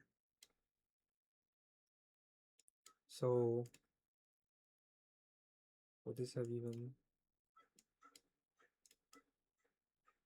done anything? I mean, we don't have to do this. It's kind of crazy. Probably. Okay, I was gonna say like these just for that.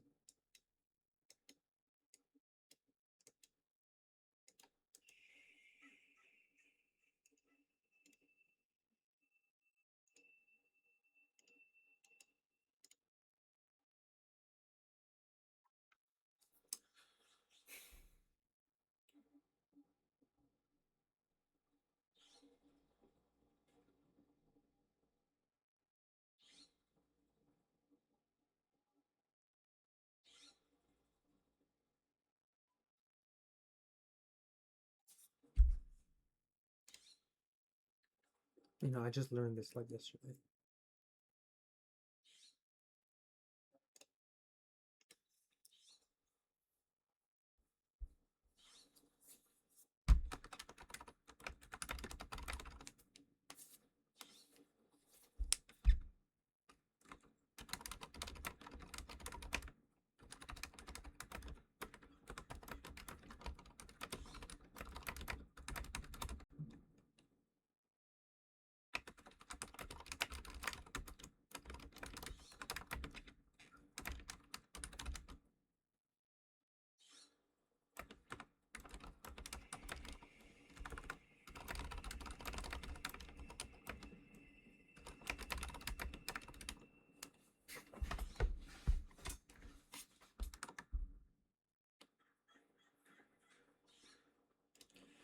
See, now I don't know.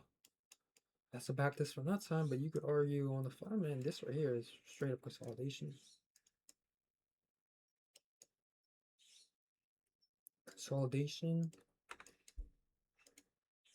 1, and then 2. Smile universal for that fair value gap. Doing an intermediate term low. 1, yes. Inverse fair value gap respected, yes.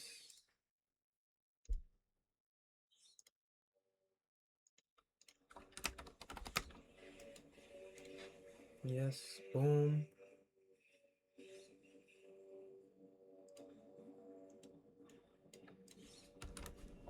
Yes, boom. Let me ask something.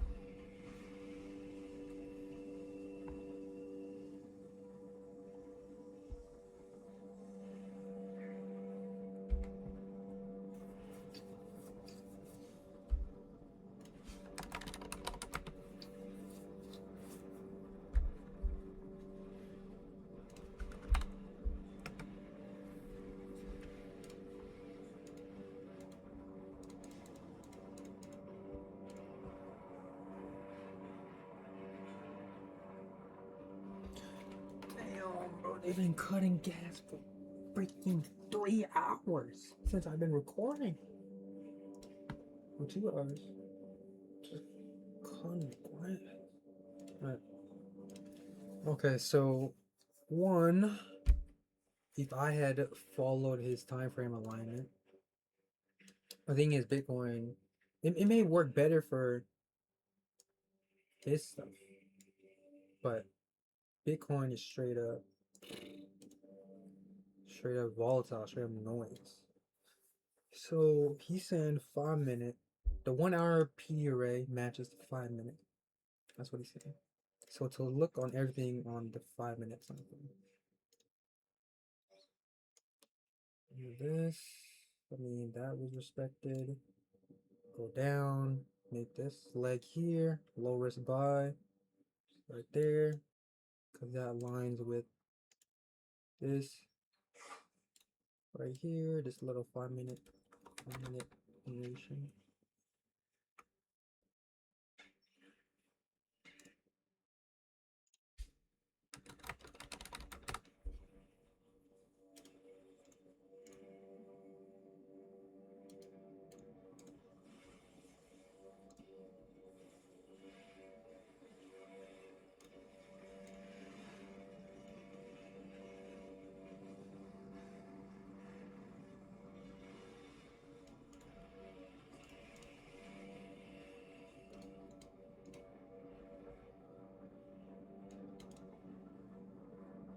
Where's the one? Yo, what is up, YouTube? We are back with another video. If you guys are not in the free Discord, go join it. It is the first link down below. Today's video is going to be going over market, everything we're going to watch. But, anyways, 9:30 swings us up and down. We come back up, purge a swing Welcome. high. I wonder if we form an SMT there. Does he ever talk about? He does. Now that we finished Alright, all I'm the gonna core watch this video real concepts, quick. it's time to move on to the next section, which is the market maker models, and we'll start off with. Now that we finished all the core concepts, it's time to move on to the next section, which is the market maker models, and we'll start off with time frame alignment. Time frame alignment for market maker models, and what do they look like? One of the keys to finding clean market maker models is understanding the time frames they form on in relation to the time frame of the P array. So time frames are directly linked to each other, and if you stick to the rules I give you today, you have a lot. Maybe. Alright.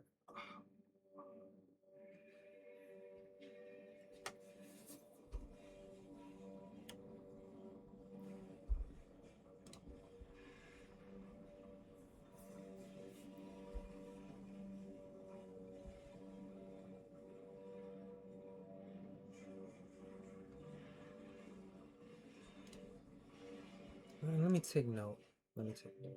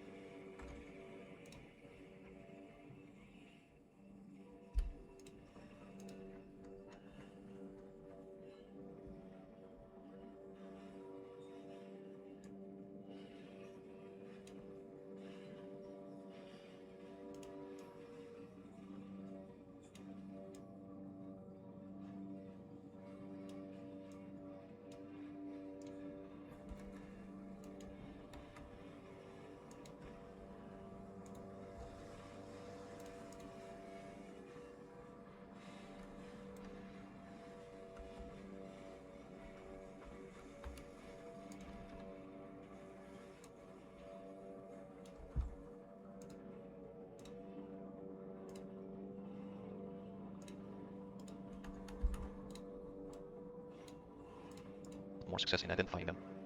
So as always, time frame alignment for market maker models. We're going from a monthly PD array into a daily market maker model. We go from a weekly PD array into a 4-hour market maker model, a daily PD array into a 1-hour market maker model, a 4-hour PD array into a 15-minute market maker model, then we have a 1-hour PD array into the 5-minute.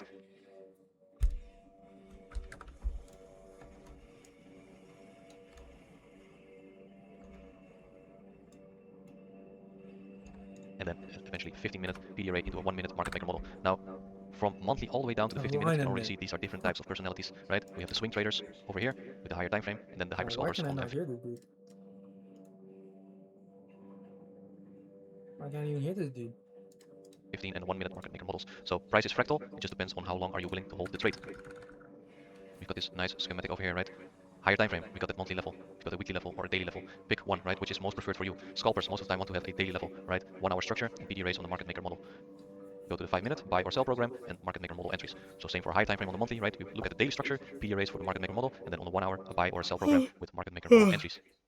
Time frame alignment for market maker models. So in a market maker buy model, there's almost always at least 2 stages of accumulation on the sell side of the curve, and in a market maker sell model, there's almost always at least 2 stages of accumulation on the buy side of the curve. The curve is defined by the lowest low in a market maker buy model and the highest high in a market maker sell model.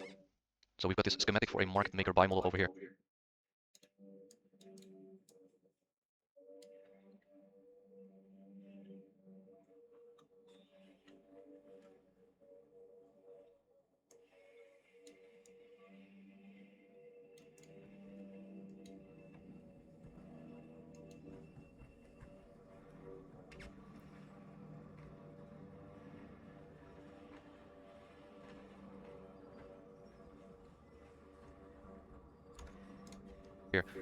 A market maker model always starts off with a original consolidation. So this is easily depicted by obviously a consolidation, then price expanding lower into another accumulation phase, right? So accumulation phase number 1.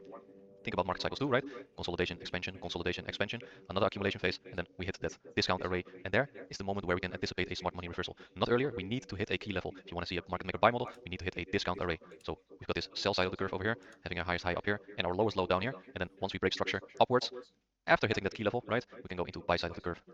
Now, same for a market maker sell model. Think about the original consolidation, which needs to be present in a market maker model. We've got this consolidation down here, expansion again, right? Accumulation phase number 1, another expansion. Accumulation phase number 2, another expansion. And then we need Alright, to what the hit a hell key is level this? I don't even, inside I this already know this. see this original consolidation starting down here. Sell stops below it, obviously, right? Market expands higher, right? Now we've taken external range liquidity, and what happened up above and accumulation phase number 1 of internal range into external range, right? So once we hit that internal range, we want to go and seek external range liquidity. That happens over here from this range high premium levels, right? So this fair value gap internal range makes sense to be a good point where we can. So we're starting off again, original consolidation, right? Sell stops resting below there, external range liquidity, accumulation phase number 1, accumulation phase Wait, he said the week was a four.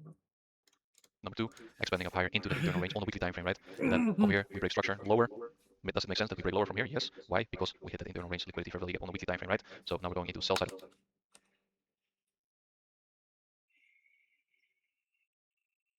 the curve, and you can see every premium array is being respected, right? We've got these fair value gaps being respected, pushing down lower, and you can see, think about high resistance and low resistance liquidity runs, right? What do we have down here? Failure swings, failure swing, right? So sell stops are resting below here.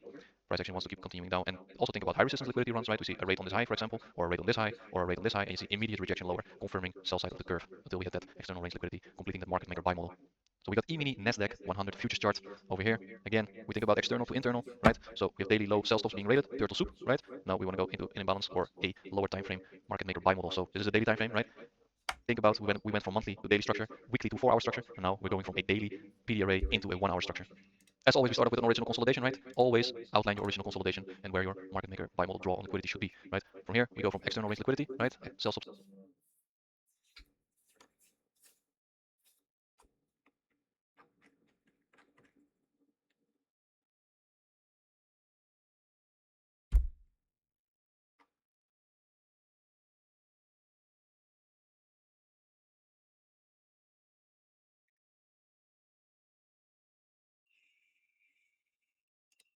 have been liquidated. Accumulation phase number 1 has happened over here. Accumulation phase number 2 happened over here. And then we form that smart money reversal down here below, an old low, right? Sell stops have been liquidated. Again, what happens down here? Order pairing, right? Smart money longs are being accumulated down here, then push price up higher, and buy side of the curve is being confirmed after break and buy side of 4-hour chart. So 4-hour PDR daily structure, it works from 4-hour to 50-minute, and we keep going down and down inside time frames, and it is all fractal, right? It works on a monthly to a daily structure, it works from 4-hour to 50-minute, and so on. So from this range low, right, to this range high, this is our dealing range. Everything below this 50% level is discount. Now, again, we think about external to internal to external, order pairing, very important, right? So we have an external rate over here, or a turtle soup, right? Now, what are we going to be looking for our next drawn liquidity after we take out external? We're going to look for an imbalance in discount, preferably as our drawn liquidity, which is this fair value gap, right? This fair value gap is also a drawn liquidity, but it's still in premium, right? Because this above this 50% level, this is still premium, so we can dive a little bit deeper down inside of this discount level. And how does it look like on the 15-minute, right? Market maker buy models, market maker sell models. It's is now what are we going to be looking for our next drawn liquidity after we take out external. We're going to look for an imbalance in discount, preferably as our drawn liquidity, which is this fair value gap, right? This fair value gap is also a drawn liquidity, but it's still in premium, right? Because this above this 50% level, this is still premium, so we can dive a little bit deeper down inside this discount level. Now, how does it look like on the 15-minute, right? Market maker buy models, market maker sell models, which is this fair value gap, right? This fair value gap is also a drawn liquidity above an all high external range liquidity. Original consolidation down here, leaving some low resistance liquidity, right? So we know sell stops are resting below here, and the drawn liquidity was way lower, right? The daily or the 4-hour fair value gap in discount. We had accumulation phase 1 happening over here, accumulation phase 2, and then eventually smart money reversal above buy stops, right? Order pairing again, continuing down lower, lower, lower, completing this market maker sell model on a 15-minute time frame. So what We're happens diving if I one more don't time frame lower, line up right? 1 hour chart. correctly? So we're getting into scalper territory right I now. have So less 1 hour time success. frame, we can use a 5-minute market maker model. I think most people prefer a 5-minute market maker buy model, so you can have an intraday trade, right? If you're trading off a weekly key level, for instance, you're gonna hold your trades for a few days probably. So 1 hour is for most people, I think, the way to go, depending on your personality, of course. Now, again, we think about external to internal, right? We see these buy stops getting rated over here, over here. So with external rate, we want to go to internal range liquidity, which is this 1 hour fair value gap, right? And once we hit that internal range fair value gap, we can look for external again, and then we dive into a lower time frame, which is the 5-minute time frame, right? And see if we can spot a market maker buy model forming. But Also why? think about low resistance liquidity, right? Failure swing. Why is that the case? Why is a 5-minute matching with the 1 hour PDO rate? Is there a why between that? Like why?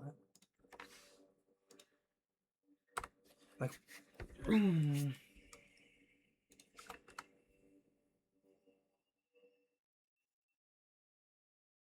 you on Discord? Damn it. This is a little messy.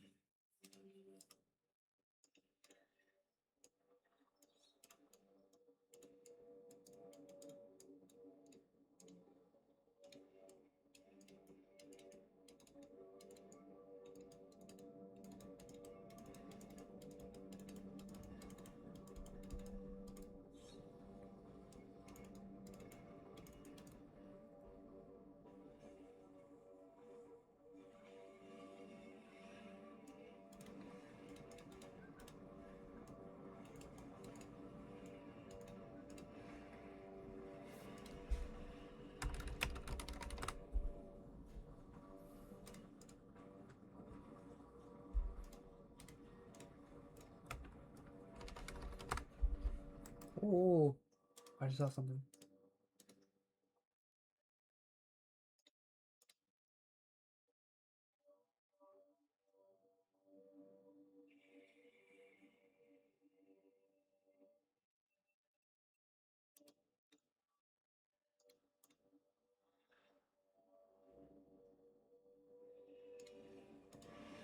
All right, guys. Well, I got another video to watch after Up here, this. engineered liquidity. So let's dive into 5-minute time frame. So we've got this pretty clear consolidation, right? And inside this consolidation, we can also see a failure swing, right? This high and this high failure swing, this high to this high failure swing, and then accumulation phase 1 happens, accumulation phase 2, and then eventually we hit that key level, right? We always want to trade off a key level. So 1 hour for value gap down here. See, look.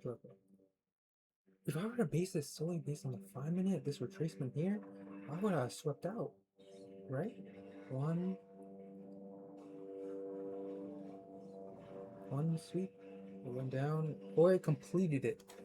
Smart money Or at reversal. least And you swept can actually see it. this long wick down here, raise all this Oh sales. my goodness.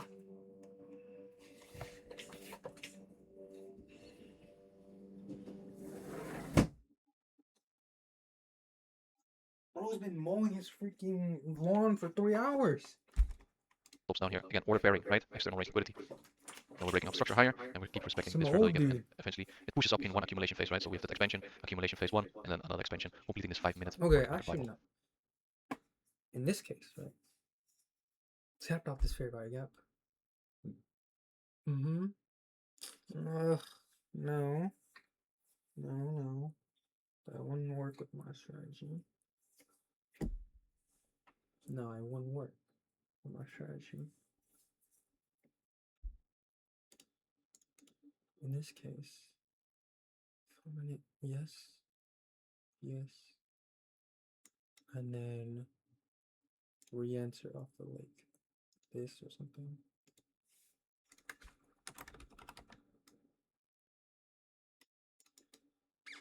That would have been my trade.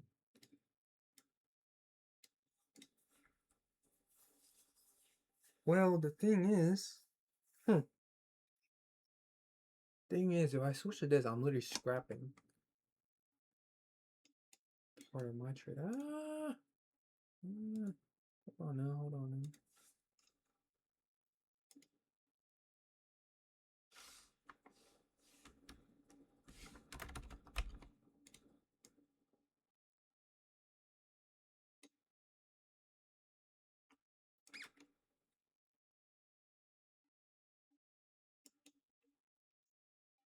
Yep, could be a change paragraph.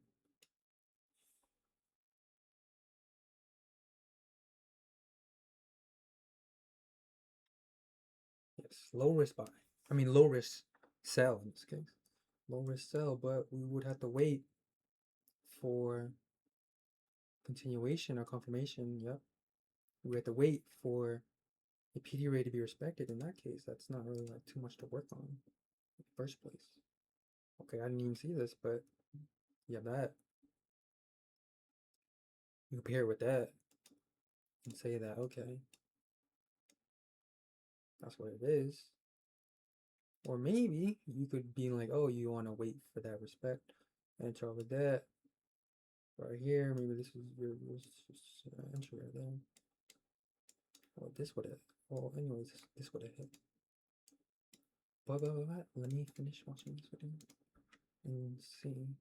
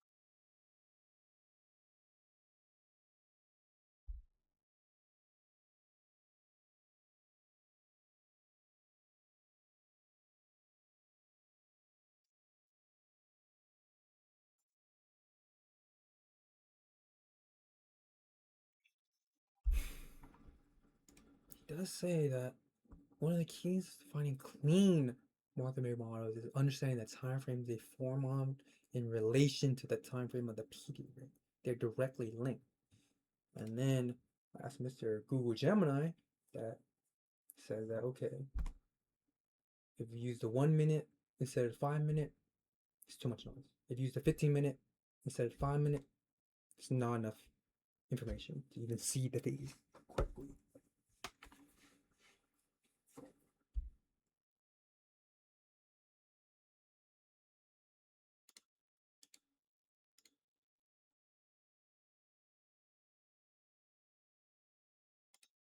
So he's saying it matches because it provides the perfect amount of detail to see the phases even properly. Makes sense. Makes sense.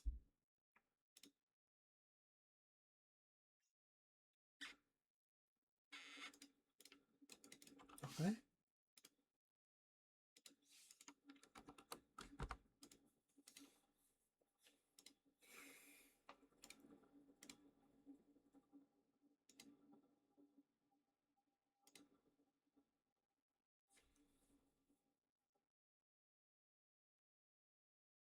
Okay.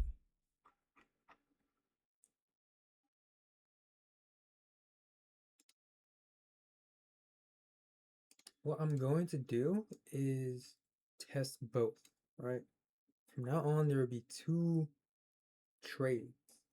One that represents the, we have this, which is, let me double check. Okay. Yep. Yep. Respected. Boom. Yep. What is this? Oh, that's on some other thing. Yep. Intermediate term low. Yep. Mitigation block. Yep. Respected. Yep. Yeah, fair value gap, it wasn't expected, but it's fine. We don't use that. We use this order block here. Order block perspective. Or this will go before. And then we enter here. Could like do whatever, but let's say like we enter on the low of this. Enter on the low of that. Cause boom, we have this perspective. Yep. That tracement. Yep. Yeah. Okay.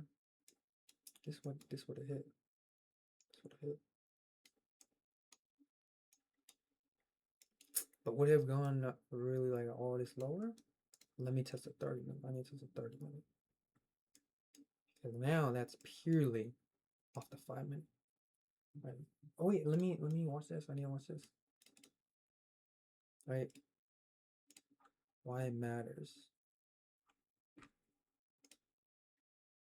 Welcome to day 9 of the 30-day series. This video is arguably going to be one of the more important videos of this series. This is going to talk about time frame alignment and why it matters. Okay, this is a very, very important topic. I get asked questions about this all the time, so let's cover it. So on the chart, you guys are going to see the MMXM framework and how to align a PD rate to a certain time frame, right? Obviously, just because there is a fair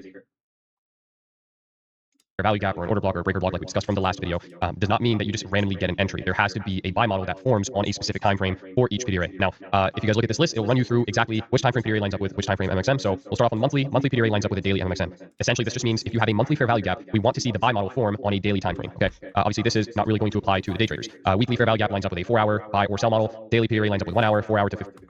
We get too off topic. Let's just get 15 minute. Occasionally, the 4 hour are going to be the ones that you're going to use in your day-to-day trading. Is they'll see a fair value gap, they'll be like, oh yeah, this fair value gap looks good. They long the fair value gap with a stop loss below, and then target whatever they need to target. Sometimes it works, other times it does not. Okay. Now the only thing here is you have a lot of risk. So let's compare this. We have 218 points of risk on the table. That's 1 whole percent on the Nasdaq. 872 ticks. That's a lot of risk that you'd be putting on if you just took this trade anticipating this to bounce, right? If there's no actual entry trigger here, then you are just trading hoping that it's going to bounce off of this fair value gap. You're not entirely sure, right? Even if you are sure, it's a good amount of risk to be putting onto a trade. 218 points. Now let me show you guys how you can risk way, way less using a normal entry would look like. Now let's drop into an actual aligned time frame right here. It would be the 5 minute. Okay. Now I will rewind this all the way back here, and let's watch when it first pulls into this fair value gap. Right now, how do you avoid like getting faked out, whatever the case might be? How do you avoid that? It's by using a proper buy model. Now, for me, my entry model for any market maker model is going to be the flow model that is a change in state of delivery, right? Just a very condensed version of that would be a change in state of delivery. For other people, it might be an inverse fair value gap, right? Whatever the case might be. I usually look at change in state of delivery. So for me to get an entry, I am not going to just simply enter at this fair value gap and then just put a random stop loss, let's just say right there, and then target the highs, right? Because this is what tends to happen almost all of the time, right? That's what's going to happen to you. So what I like to look for personally is if I enter a trade, I want to see a change in state of delivery, right? Change in state of delivery. This trade never actually gets triggered. And me being on that aligned time frame and watching for an actual entry trigger saves me a big loss here, right? What if you size into that trade? It saves me a loss in general. So you wait for an actual setup to trigger, whether it be inversion fair value gap, whether it be change in state of delivery, whatever it might be. See, now what is happening here? We're finally starting to see some sort of a potential change in state happening. What happened was everybody that went long over here has now been stopped out, right? They got stopped out. And now that they've been stopped out, market is going to continue higher in this buy model targeting the external range high right there, right? So first, we get a inverse fair value gap right here. So we inverse the gap. And then we get shortly after, actually I think it takes quite some time, chopped around for really long in this example, but we get a change in state of delivery here finally right there. And this is a trade that I actually took live. So entry there, and I had a stop Before I need getting to see the external range high right there, right? And now that they state happening to this example, three there, and I had a stop loss around these lows. I believe my stop loss was actually right here, and all I did was just target that high. This gave me a 4.4 R, right? Now, compare this to the initial trade that we would have taken on into, as opposed to thinking, okay, maybe it bounces off this fair value gap. Let me enter on the call trade. Let's take a look at this example right here. We have a 15-minute fair value gap. So right now is it's okay for you to get an entry here, right? On any of the move, you're catching the move, right? You're catching the move. You caught the entire move, but just target this low or that low. Now look at your risk reward here compared to the other trade that I showed you guys off the 15 minute. So we went from 106 points of risk to 11 points of risk here. Even if we have not gotten an inversion gap and we have not gotten a change in state of delivery. This is a gap. We did not inverse it. Right? It's pretty much the only one there. So let's keep going. And right there, what happens? We get a change in state of delivery. So we take this leg up, and the bottom of this leg becomes the change in state of delivery, right? There's your change in state. Now, either you enter on the closure, right, this candle right here, or we wait for a retest. We can wait for a retest here just because we're in replay. I know this thing comes back. So again, we want to enter on the retest right there. Stop loss at one of these highs, either the high that creates the SMT, or let's just say a swing high risk to 11 points risk. That a market maker sell model is starting. You're not just trading off of a random hunch. You're trading off of real confluences that are happening in the market, real price signatures. But when they do, they work out. This, right? You have no idea. Trading on a hunch. It was target. Oh, this isn't very helpful.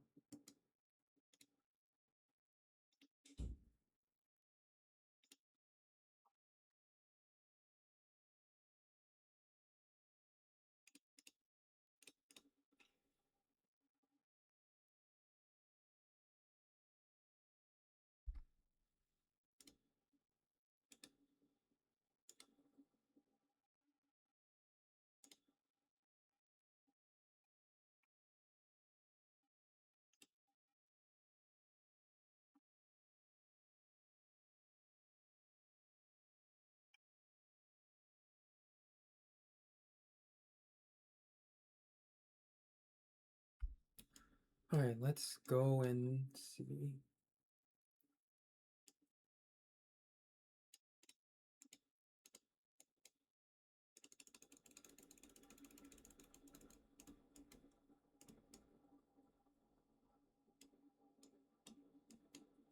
Well, this trade I would have missed. I would have missed this trade.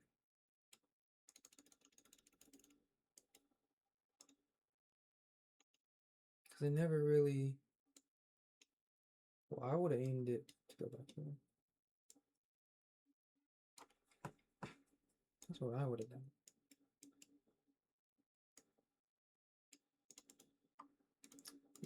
Yo, I need to like figure out why this is so important. Oh.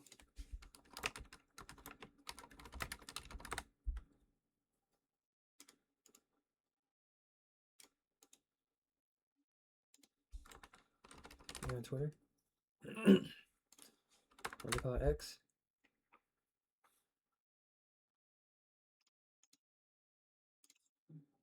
Oops.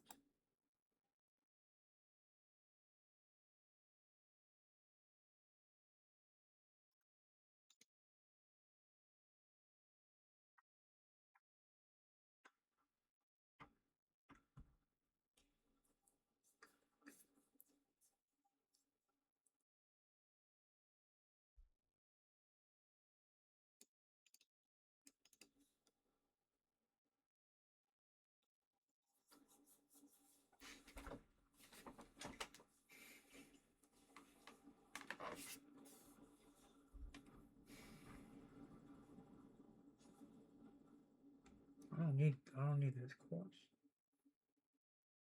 I just need.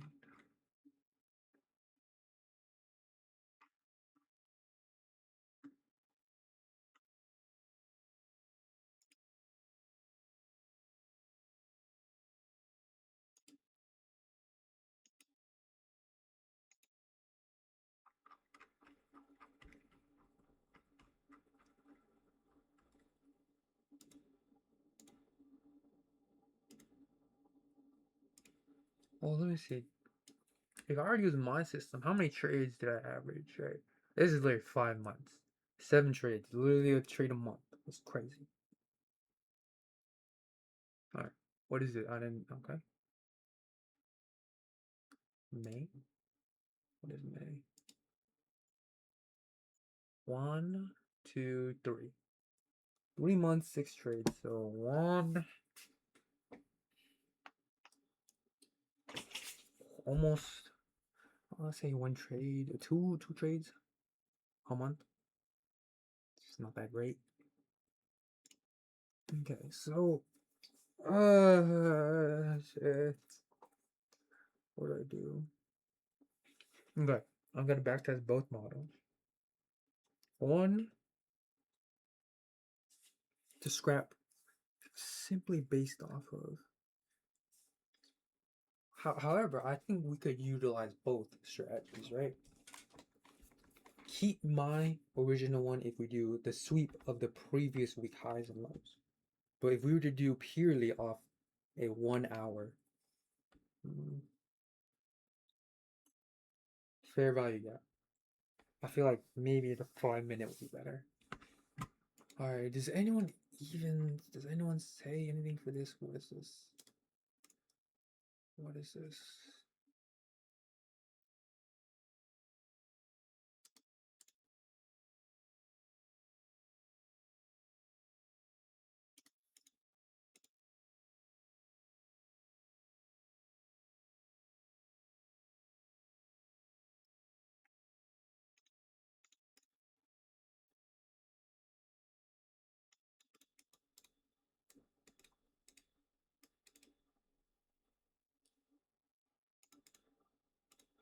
Now that we finished all the core concepts, it's time to, right?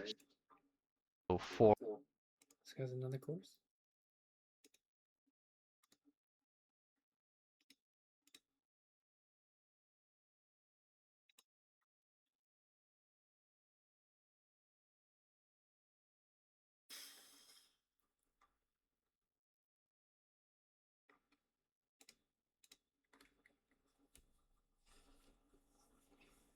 If I switch to 5 minute, I will have way more trades.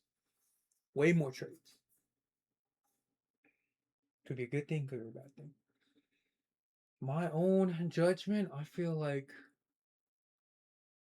there's too much noise in the 5 minute. I could be wrong. But okay, they're saying the 1 hour with the 5 minute, it cannot be the 1 hour to the 1 minute. That's too much noise, right? I think what Mr. Google Gemini told me.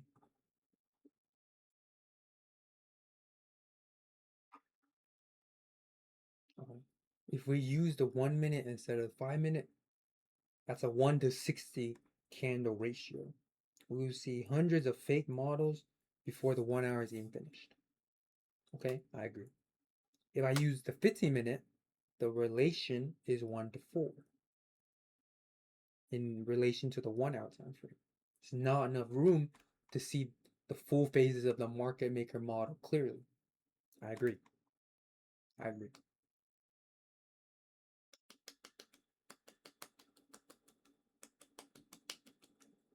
Okay. To do, I'm going to backtest this with both scenarios starting today.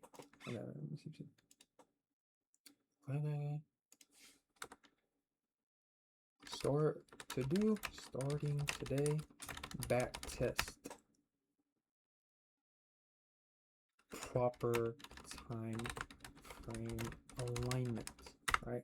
They're saying 1 hour PD array is equal to 5 minute maker model.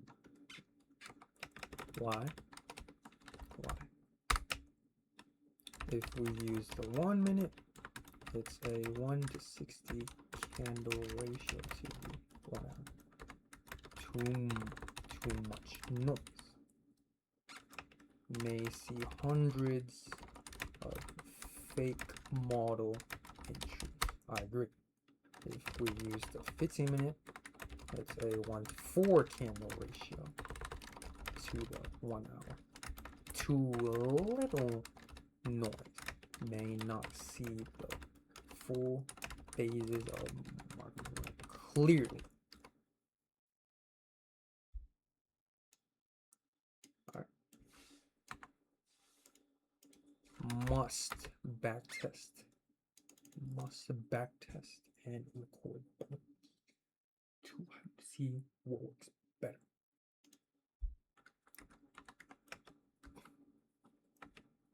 Keep a running tally. Alright, I'll just put it starting as of here.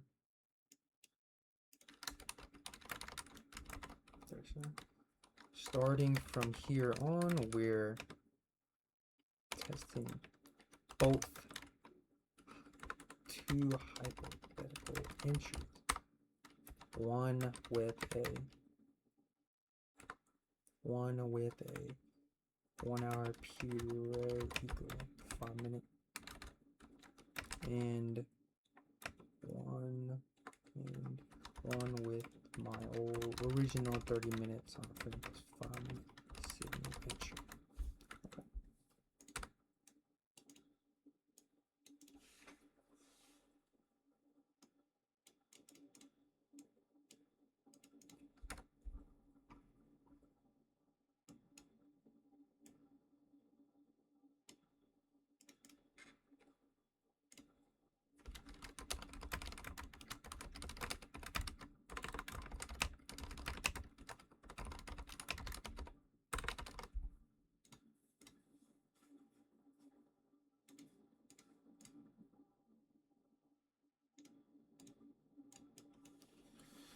Well, okay.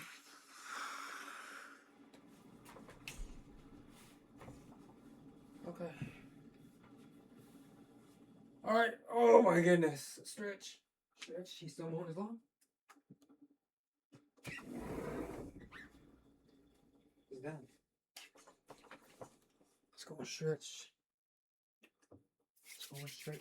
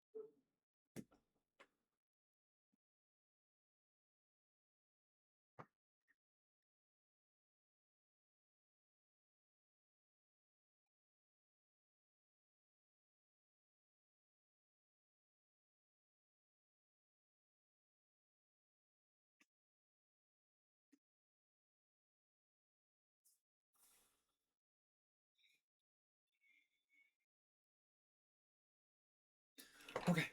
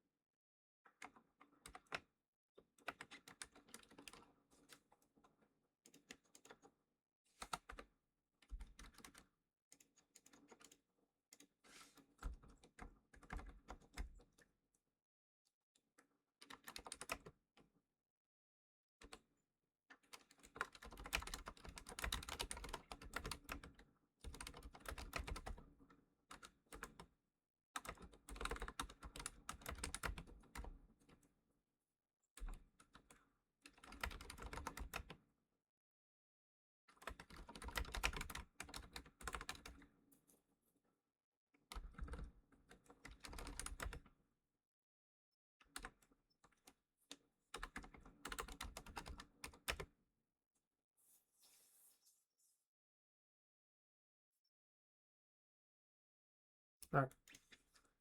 Well, one, we already took a dub. If we were to use this strategy, because we can see it clearly now. Obviously, you can go like all the way down here. But to me, there's a little filler gap, so I just wanted to enter and get up.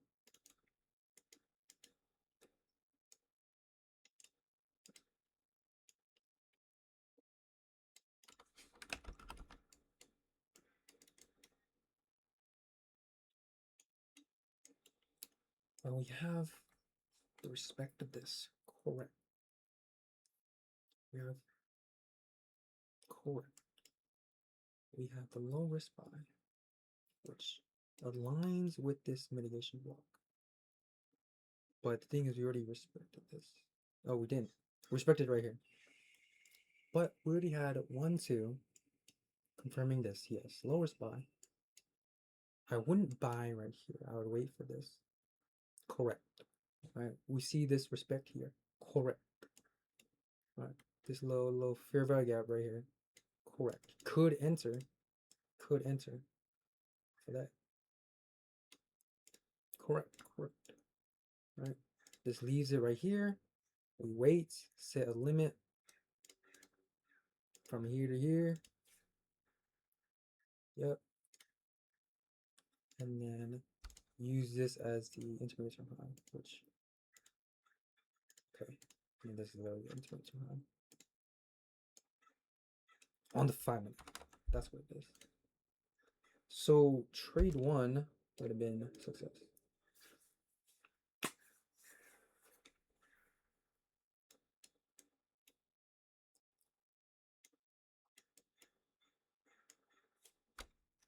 Could we really like go all the way down there? Is that really a thing?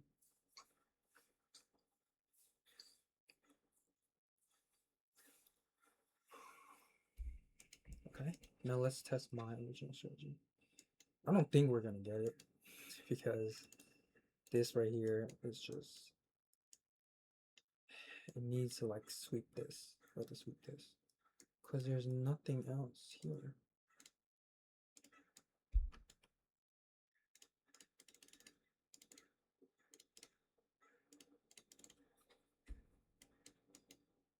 Oh, there's this.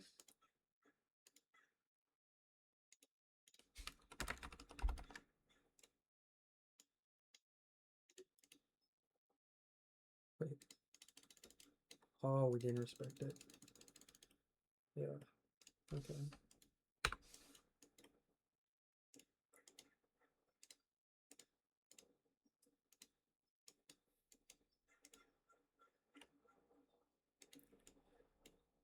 So for me, the original consolidation is like down here. That's what it is. On the 30-minute. Right? Reaccumulation 1. A little mini one right here. Reaccumulation 2, 3. And right here, smart money reversal potential. Let's go down. Let's see what happens. Do we get that back into here? Maybe sweeping all of these bad boys over here. Ideally, that's should be what happens. Okay. Well, one, I wouldn't have entered this because we would not have a 5-minute signal, as well as this Fairgap CE was not taken into account.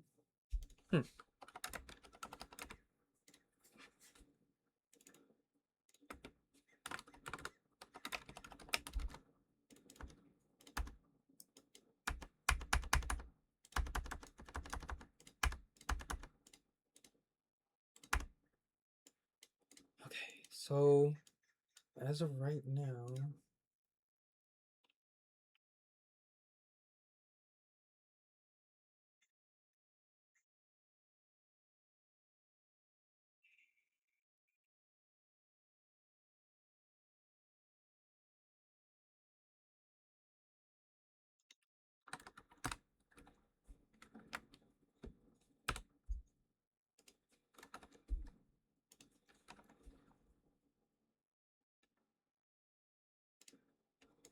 one, we would have hit it.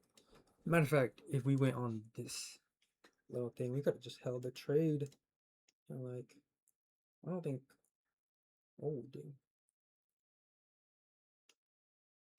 Okay, but let's just put it there. I'm not going to add this into the risk reward because I need to test this for more. It.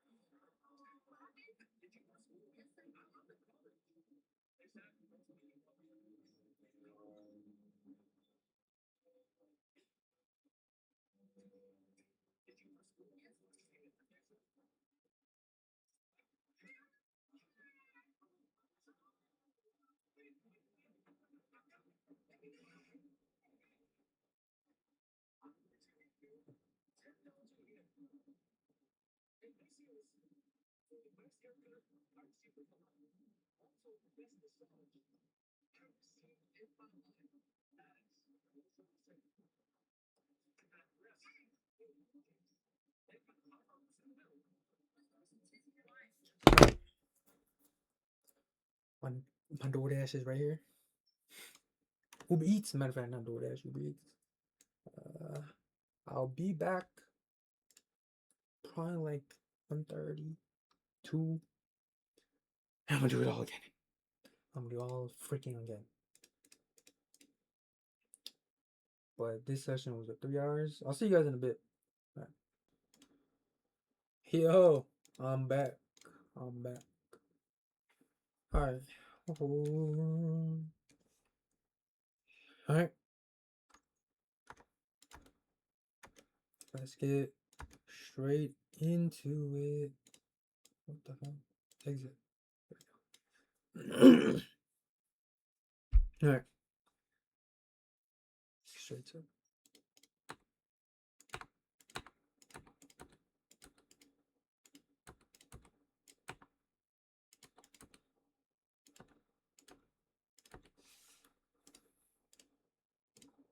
Anything else above here?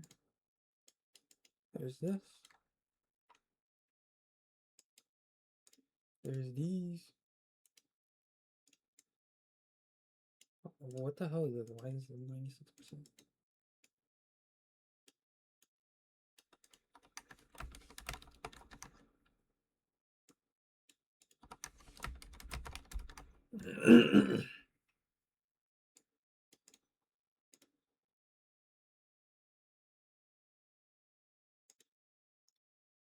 How is this? Oh, okay, okay. We should have been like right here. I was gonna say, how's that even possible? Alright, we got another one up there. Alright. Or we got. Honestly, I think we just go up. My personal opinion, we just go up. We'll probably just clear this. This previous week high. There's really nothing else above here. Unless we go in and refill off of these. September?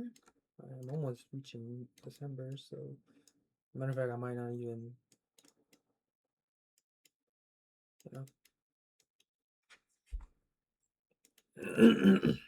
let's see.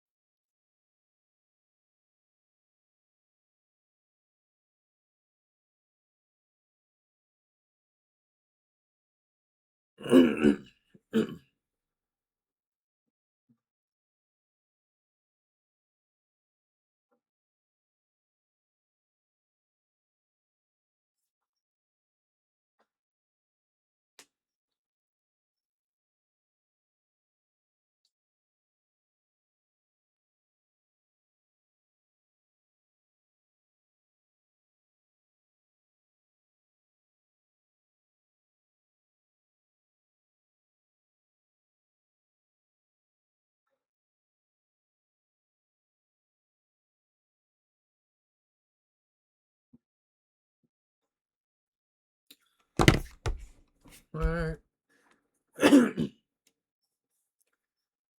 Alright, 1 hour alignment. Is that really, how much do we really value that? 1 hour alignment.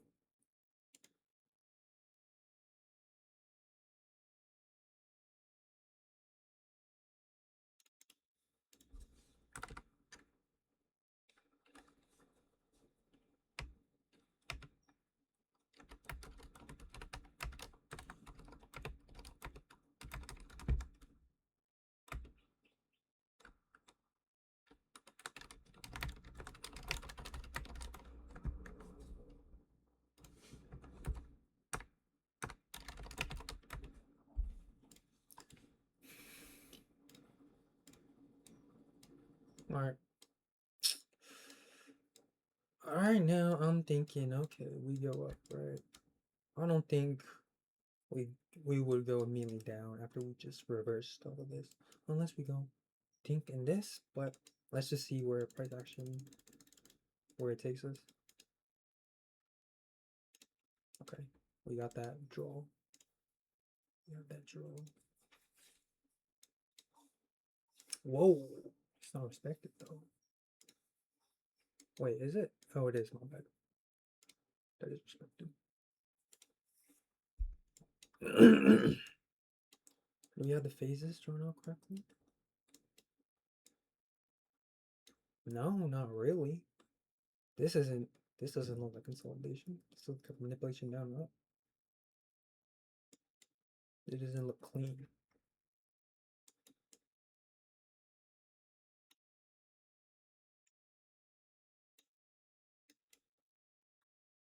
Sweep these guys right here.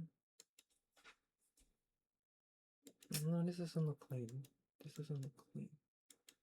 That's my issue with this. Like, if we were to draw this box like here to here, that'd be clean, but it's not. It's not. That's not even like in the phase.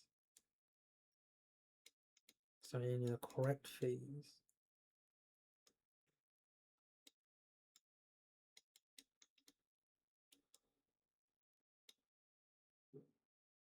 Yeah, this is not consolidation. Like, let's see, do we get our strategy down here? Maybe they'll fake us out, right? Because literally, there's no.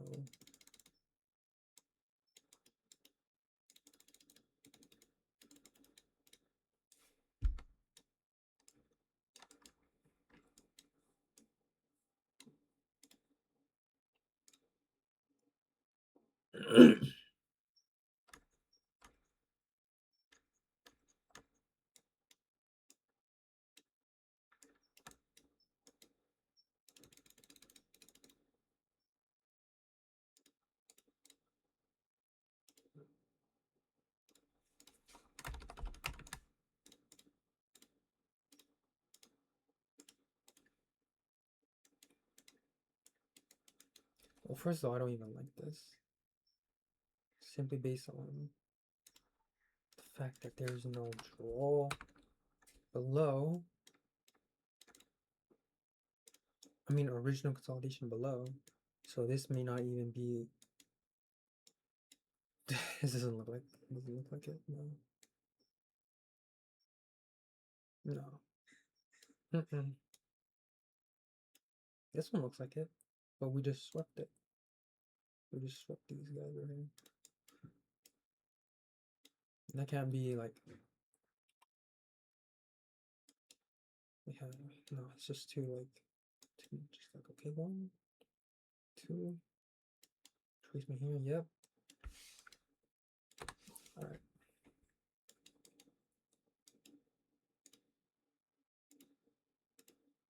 Alright, even though it may look like. It may look like it.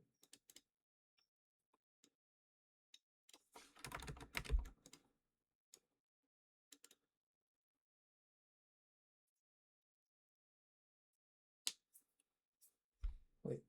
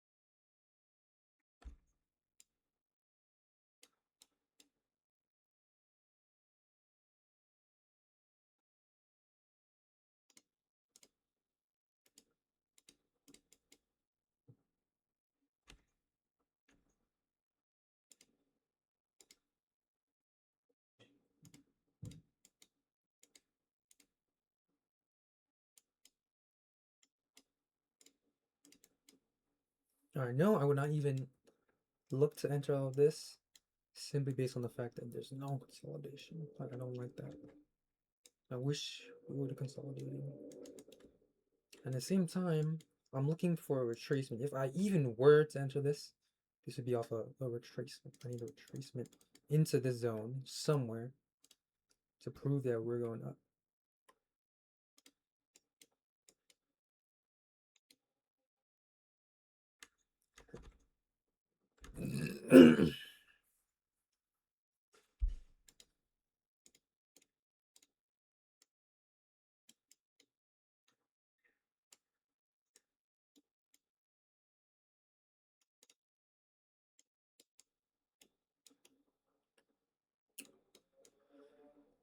No, wouldn't even enter because one, we don't have this. This is not original consolidation. This doesn't even look like it. Right? Yeah, the high is too high. Low is too low. Could I be mistaken? Could I be wrong on that?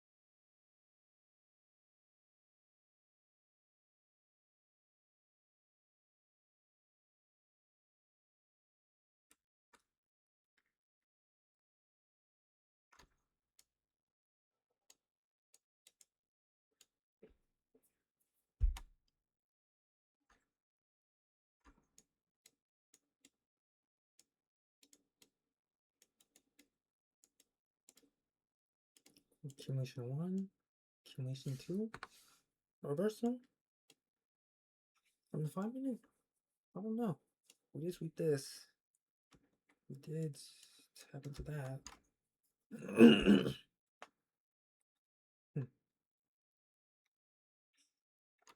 Mitigation book?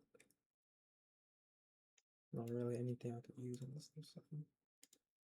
Besides this, but this was already tapped. This right here. Yeah.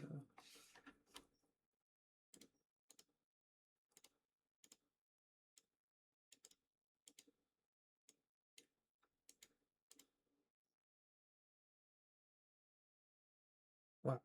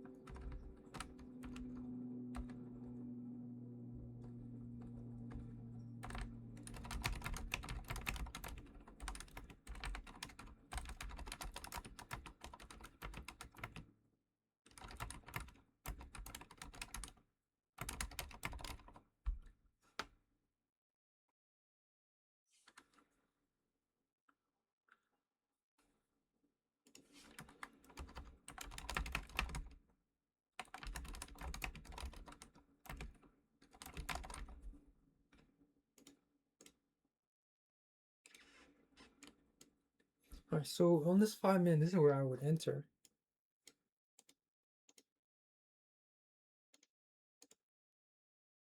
And on a 30 minute, I won't even enter yet. This is where I would enter. Right, because we have order block respected, right? We close below, tapped it, boom, respect. Leaving this fair value gap. So higher high, lower low in the trend shift, because this is a right here is the intermediate.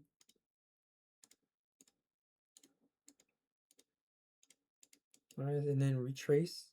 So this is the short, the low risk short off the 5 minute fair value gap, which taps a little into this breaker block, like barely, and then it rejects. So right here is the intermediate term high. Alright, leaves a fair value gap.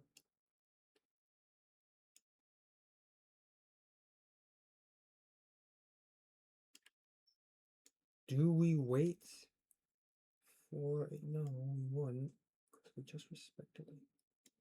We wouldn't wait. It doesn't make sense to wait.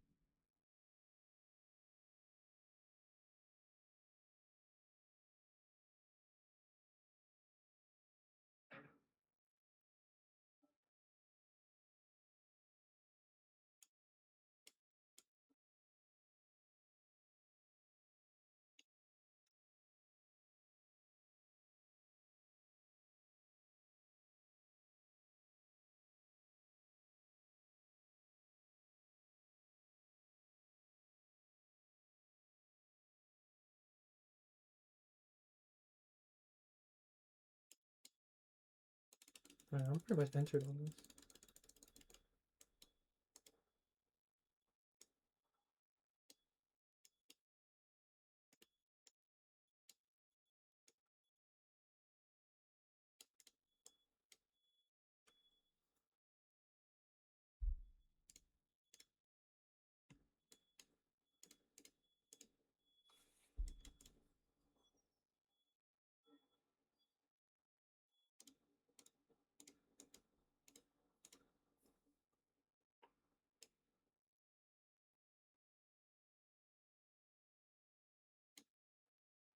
You know, there is a lot of noise on this.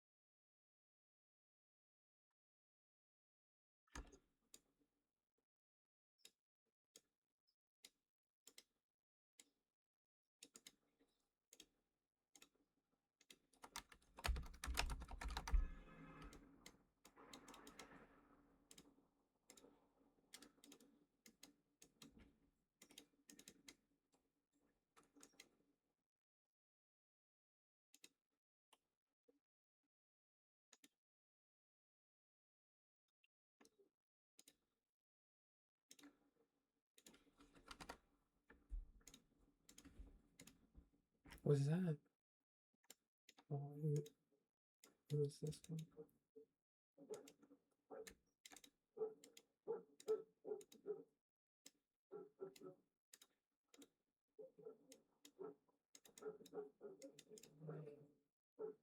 Let's see, would I have gone this on the 30-minute? Minutes are low.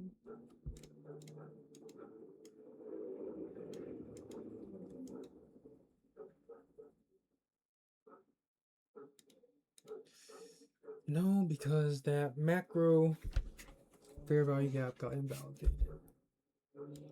So, no.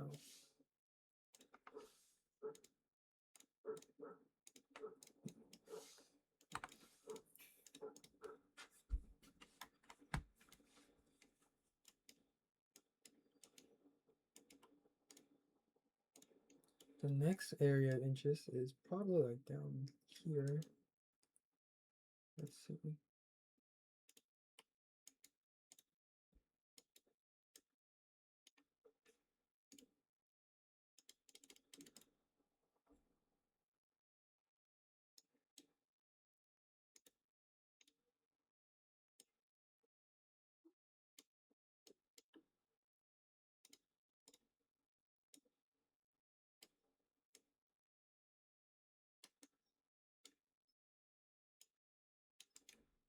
Alright.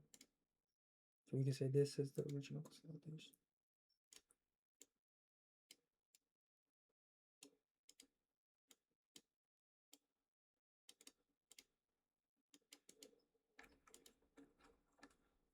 Well, I prefer we tap into that fair value gap a little bit more.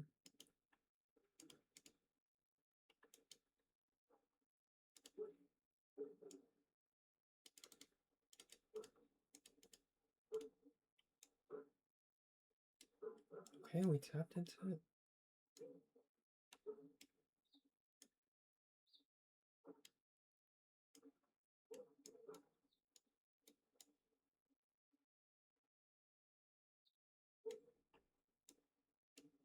One, two, one reversal. Let's see, let's see.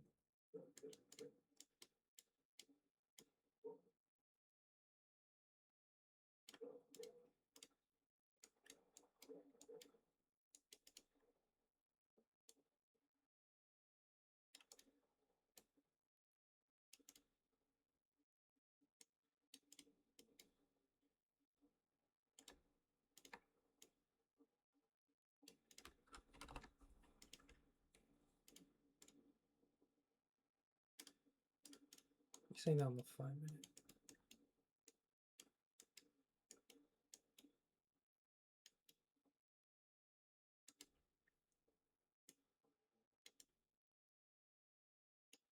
Okay, sure. We could say this is the freaking consolidation.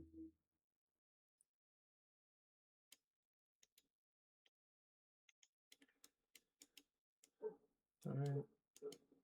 Distribution 1, distribution 2, or.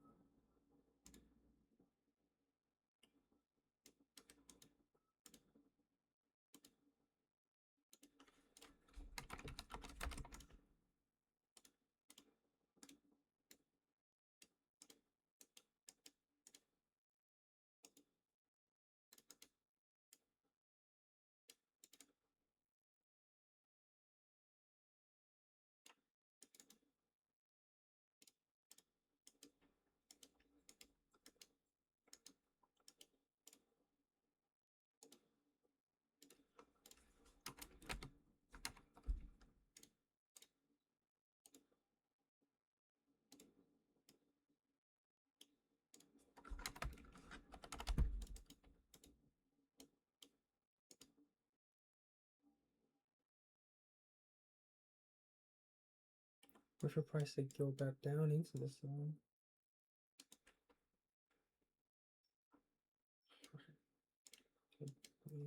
Guess it didn't want to go back in.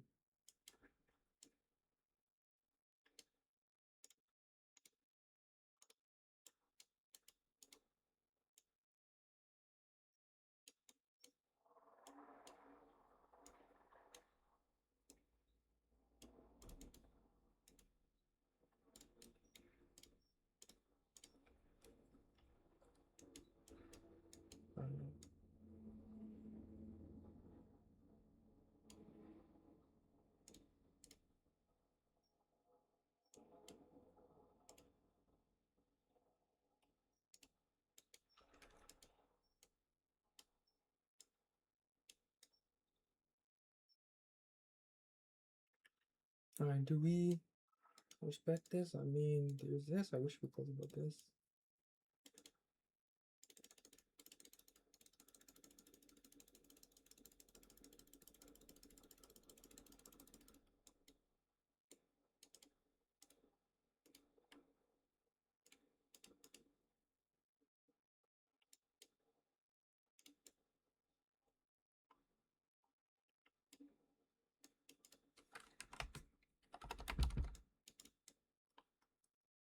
Oh, we don't.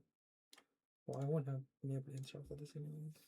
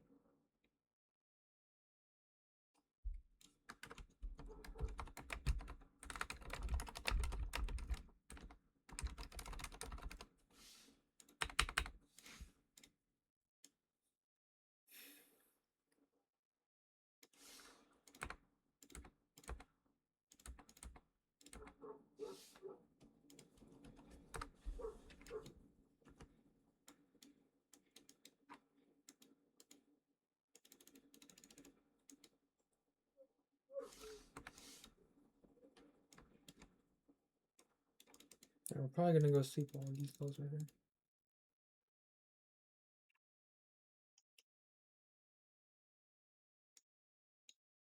What the hell? Okay.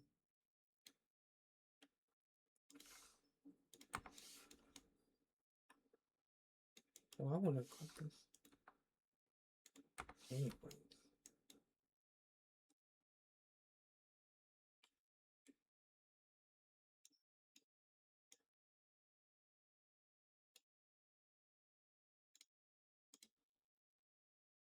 No, wouldn't have cut this.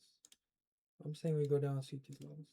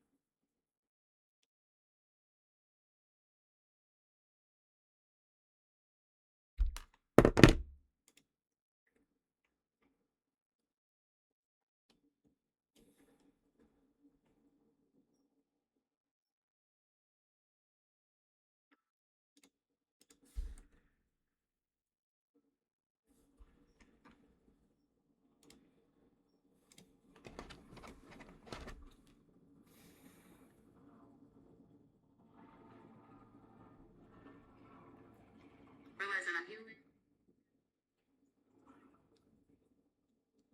You're 18. Do you by any chance think my friend over here is cute? Oh, okay, okay. Okay, wait, let her go. Okay, okay.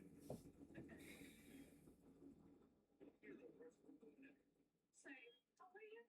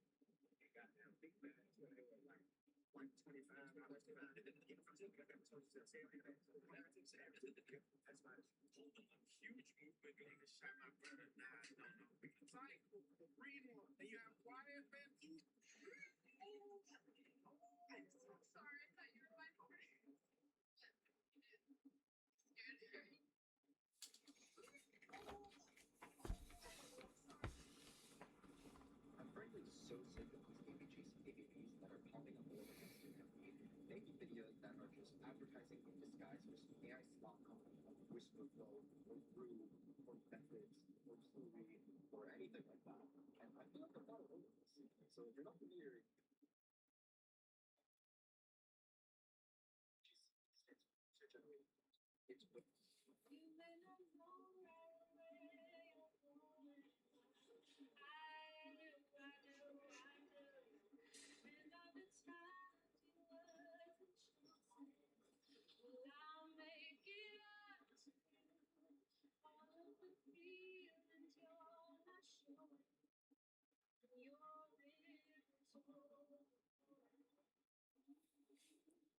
living so. Swear to you, I do.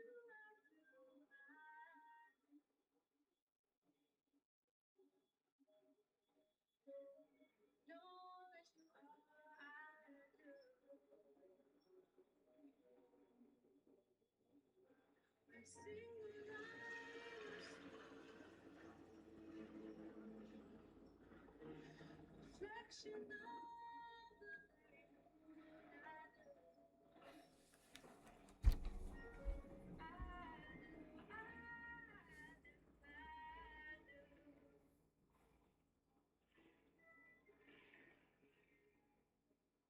Show my love.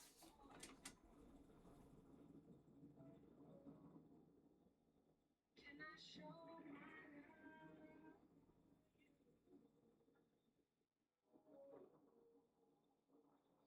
You may not know right where you're going. I do. And all the time you close. Oh, I'll make it up to you. All of the feelings you're not showing.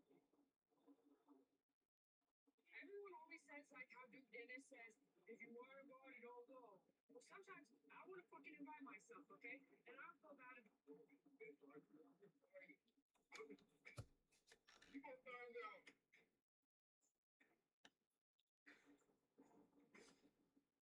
You don't believe in stories. Together, please. I'm describing zero and key. Free my heart's far. Would you see it? See it in me? I gotta catch my breath.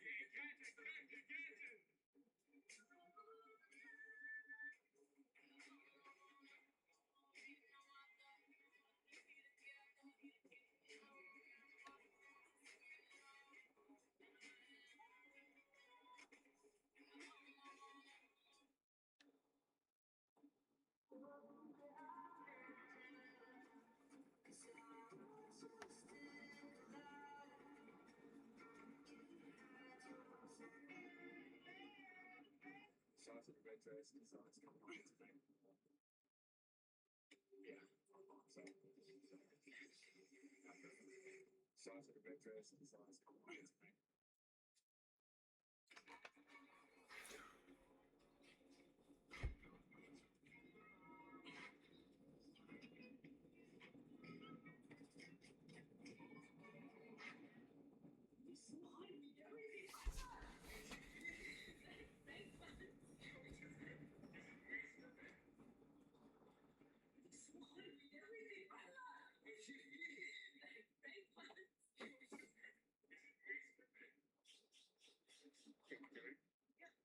Yeah, she looks really good.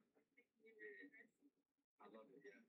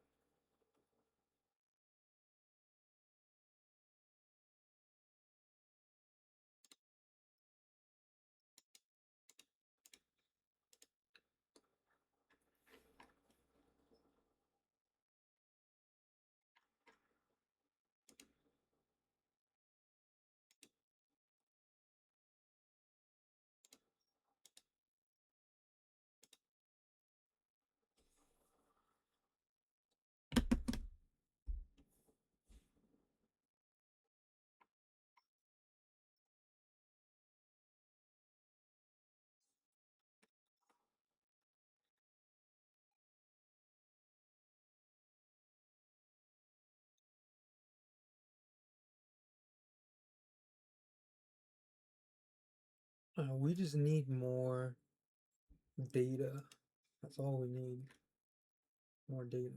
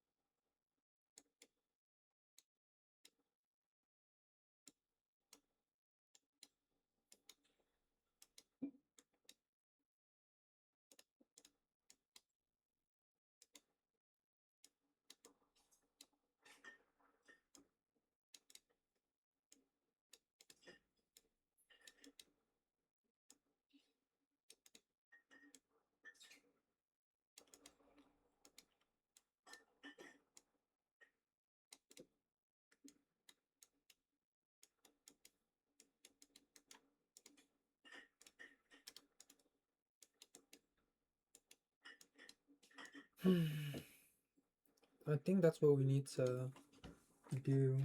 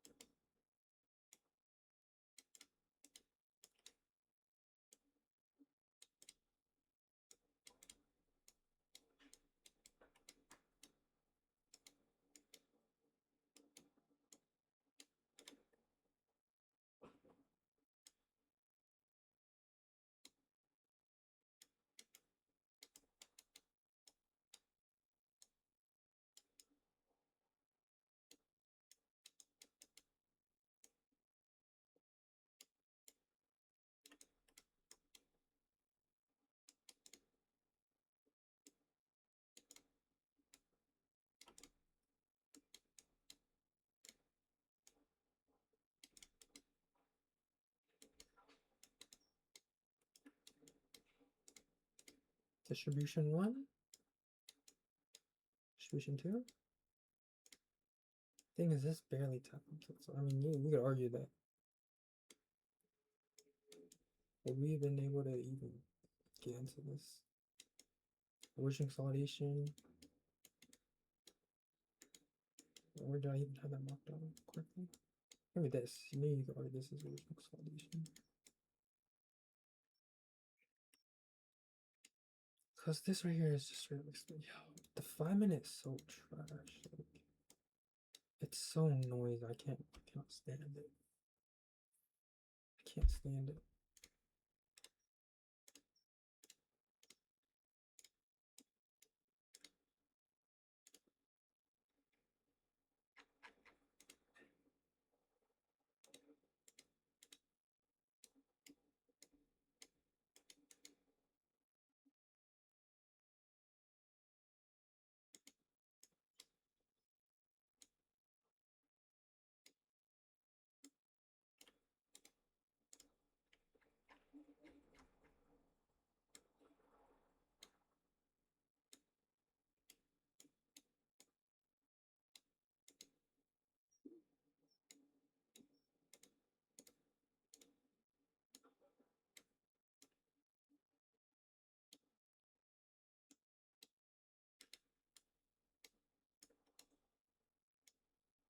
Well, this one we never retraced back into it.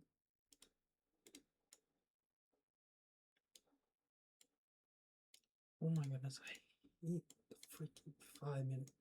The 5-minute is actually so much noise. It's so trash. 5-minute is absolutely trash. Like, I can't even analyze this properly. There's so much noise. So much noise. We have one right here.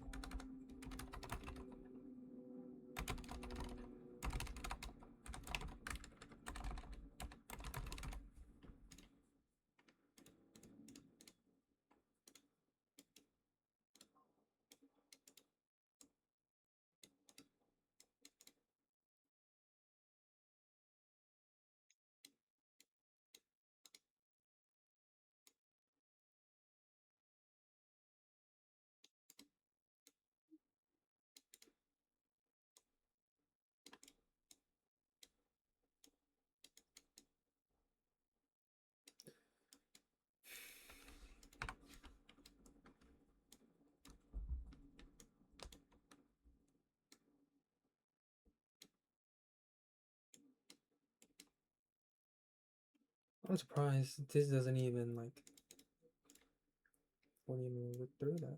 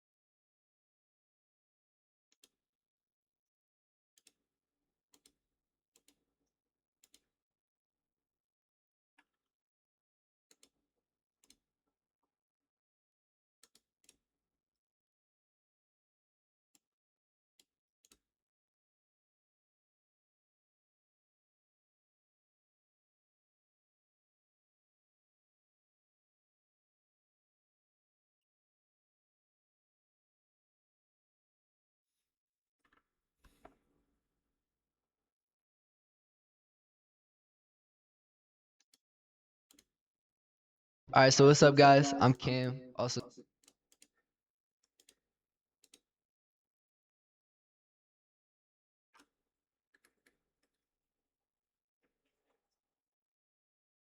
known as Trading Patiently on Twitter, YouTube, whatever platforms you may have seen my educational content on. So today I'm going to be breaking down market maker models, MMXM, as many people call it, advanced and simplified. So I'm basically going to be going a little bit more advanced. There truly isn't. I truly believe this is damn near as close as you're going to get to it. So, once you understand the logic behind market money, what are you doing? All right, so that's smart money, and that's us catching a ride from smart money. That's all we're trying to do with MMXM. That's all we're trying to do with smart money or ICT concepts. Is track smart money's footprints, understand their intention with price, understand where they're pairing their out of the market flow. Discount arrays, discount. So in a market maker buy model, smart money distributes price lower to an inefficiency, which is an imbalance like for shorts. Once they're net long, they pair money with it. So that may sound very advanced. That may sound like a lot of words, word salad, whatever. Net long, and then from there, they're accumulating each phase smart money reverse. So let's talk about the market maker buy model. This is the low risk phase. Then we have our flipped. As you can see, price is chopping and consolidating here. This is the original consolidation that they use later for their order pair here. And so all this really will align with that intention and work towards it. This is alignment and the original consolidation. So all this really is smart money order pairing. And once you understand this, it's an absolute game changer. Now I want to talk about time frame alignment, and I'll go more in depth in this with my trade examples and how to use this. I'm not too strict with it. All the time frames work together to achieve what the higher time frames want. Monthly, weekly, daily takes higher precedence. What they want, their intention. Everything below them has to align with that intention and work towards it. This is just a good rule of thumb and a good way to understand. If we're looking at price reject a monthly PD array, we want to look for a daily model. If we're looking at price reject a weekly PD array, we want to look for a 4-hour market maker model. But it can be seen on the 1 hour as well. It's just you don't want to jump too far or too far down. It's a bit hard to explain. I'll go more into detail, like I said, in the trade examples. Now that we have this advanced understanding of the logic behind market maker models and why they work, let's talk about simplifying market maker models. I really think it's important to strip this stuff down just to what you need, just to what is necessary, because your strategy should be simple and repeatable. It shouldn't be this overwhelming, overcomplicated version of price. Keep it simple, all right? You can trade this side of the curve, the sell side of the curve. Again, this is a market maker buy model example, and like ICT himself will trade this side of the curve. I do not touch this side of the curve. I don't need to. It's just not necessary for me. All I'm focused on is the buy side of the curve in a market maker buy model and the sell side of the curve in a market maker sell model. And I've simplified it down to low risk, stage 1, stage 2. You can even simplify it even more. Like for example, Aryo, who I credit as one of my mentors, shout out to my dog Aryo, he has simplified it even more. You can simplify in the market maker more than that. So the first thing I'm doing is establishing a draw on liquidity, a context to operate within on the daily, weekly, or monthly. And for me to establish a context, I need higher time frame PD array to higher time frame PD array. So as you can see here, we have a daily bullish fair value gap, and this gives me a context from this daily bullish fair value gap to this buy side liquidity. So higher time frame PD array, higher time frame discount array to this higher time frame premium array. From this daily bullish fair value gap to that buy side liquidity, that is our context to operate within. That is our higher time frame PD array to higher time frame PD array and our draw on liquidity. So because this is a daily PD array, go back to the time frame alignment that I showed you previously. If we have a daily PD array, we want to look for a 1 hour market maker model. Let's drop into the 1 hour and look for that 1 hour market maker model. As you can see, we have not traded into this daily fair value gap yet. So at this point, I'm just waiting. I'm waiting for price to basically trade into that higher time frame PD array, create a change in state of delivery, a smart money reversal, and show intention of heading higher. As you can see right here, we trade into this higher time frame PD array, that overlapping high that I marked, as well as this daily fair value gap, and we market structure shift out with a fair value gap. So obviously this isn't a body close above, but this is valid to me. When we displace out, when we create a fair value gap out of a higher time frame PD array, that is valid change in state of delivery for me. So at this point, I'm saying price is 50-50. Price is showing signs, and a light bulb is going off in my head that, price may be shifting state of delivery here, and order flow is 50-50. I'm watching to see if order flow shifts bullish here. We need to wait for this low risk buy to confirm bullish order flow and confirm price is now shifted bullish. So at this point, this is the low risk buy of this 1 hour market maker buy model that's forming. So this is where it gets interesting. This is where I show you how price is fractal, right? Going back to that time frame alignment, if we have a 1 hour PD array, which is this 1 hour fair value gap that we could trade into, I can look for a 5-minute market maker model. Dropping the 5-minute, now that we've retested, as you can see, this is the 5-minute. We trade lower, trade into this 1 hour PD array, that 1 hour fair value gap. How I look at it, a lot of times I don't even wait for this market structure shift. If we create displacement out of a higher time frame PD array, to me, that is the light bulb. That is where the light bulb goes off and I say, okay, order flow is 50-50. We may be shifting. We may be getting our smart money reversal right here at this higher time frame PD array. And, I want to look for longs. I like to enter off fair value gaps, me personally. It's what sticks out to me. It's what makes sense in my brain. We already traded into this imbalance and respected it. At this point, I'll target 2R and risk that low because there's no reason to head lower at this point. There's nothing down here for us to rebalance. I'll zoom out to the 15-minute, make sure that there's nothing here. Nothing on the 1 hour. So now I should be good to target 2R with my stop here. And let's see if this plays out. Nice. 2R bagged, and that is the fractal nature of price, right? Right? All right, so here's one more trade example on silver. I'm looking at the most recent price leg, the most recent dealing range, whatever you want to call it. And I'm looking at what fair value gaps, what discount rates we can head higher off of. Obviously, this is very clearly bullish institutional order flow, and silver is bullish, right? So I want to mark out the discount rates that we can head higher off of within this price leg. I'm looking at this internal liquidity as the draw, and I want to see if the lower time frame confirms the idea of heading higher off this fair value gap. If it does confirm the idea of heading higher off of it, then I can operate within this boundary that I've created from this fair value gap.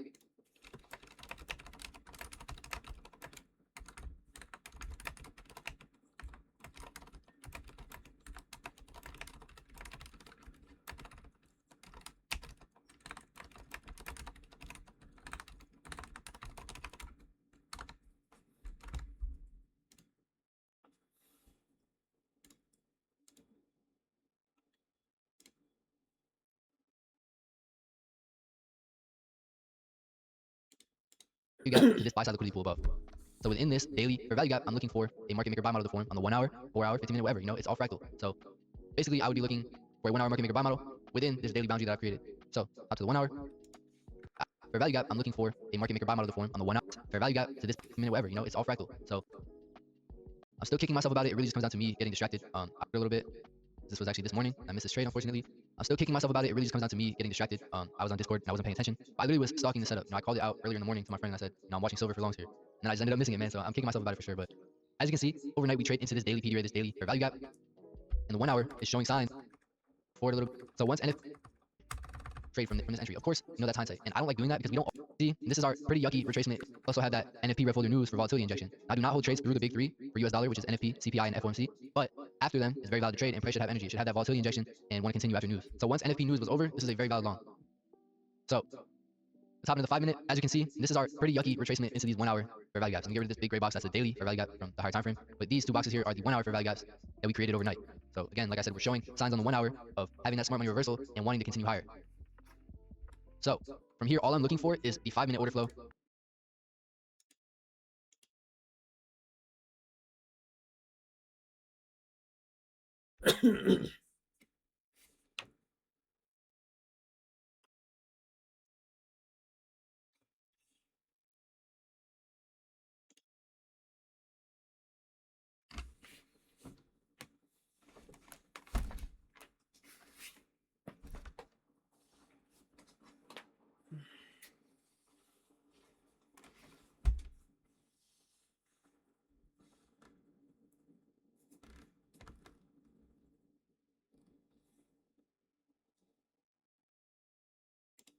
To confirm that we want to head higher now. And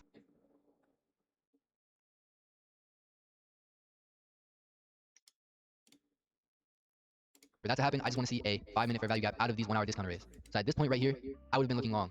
The lower time frame order flow is now confirming the idea of heading higher from these 1 hour discount arrays, this 1 hour fair value gap. So although it wasn't the cleanest around here, when we get these fair value gaps out, price is showing its intention. It's showing down the 5-minute, we're shifting state of delivery and we want to head higher. So from here, again, all the way up here. So I have all this room to operate within. If I wanted, you literally could take a 4.6R trade from this entry. Of course, that's hindsight. And I don't like doing that. Percent win rate. And we have this liquidity pool down here. This is internal liquidity and this is external liquidity. So this point price delivery is an algorithmic changes. But at this point, looking for this. So again, now we have a 1 hour PD ready for him to trade off of. I could still target lower because we have.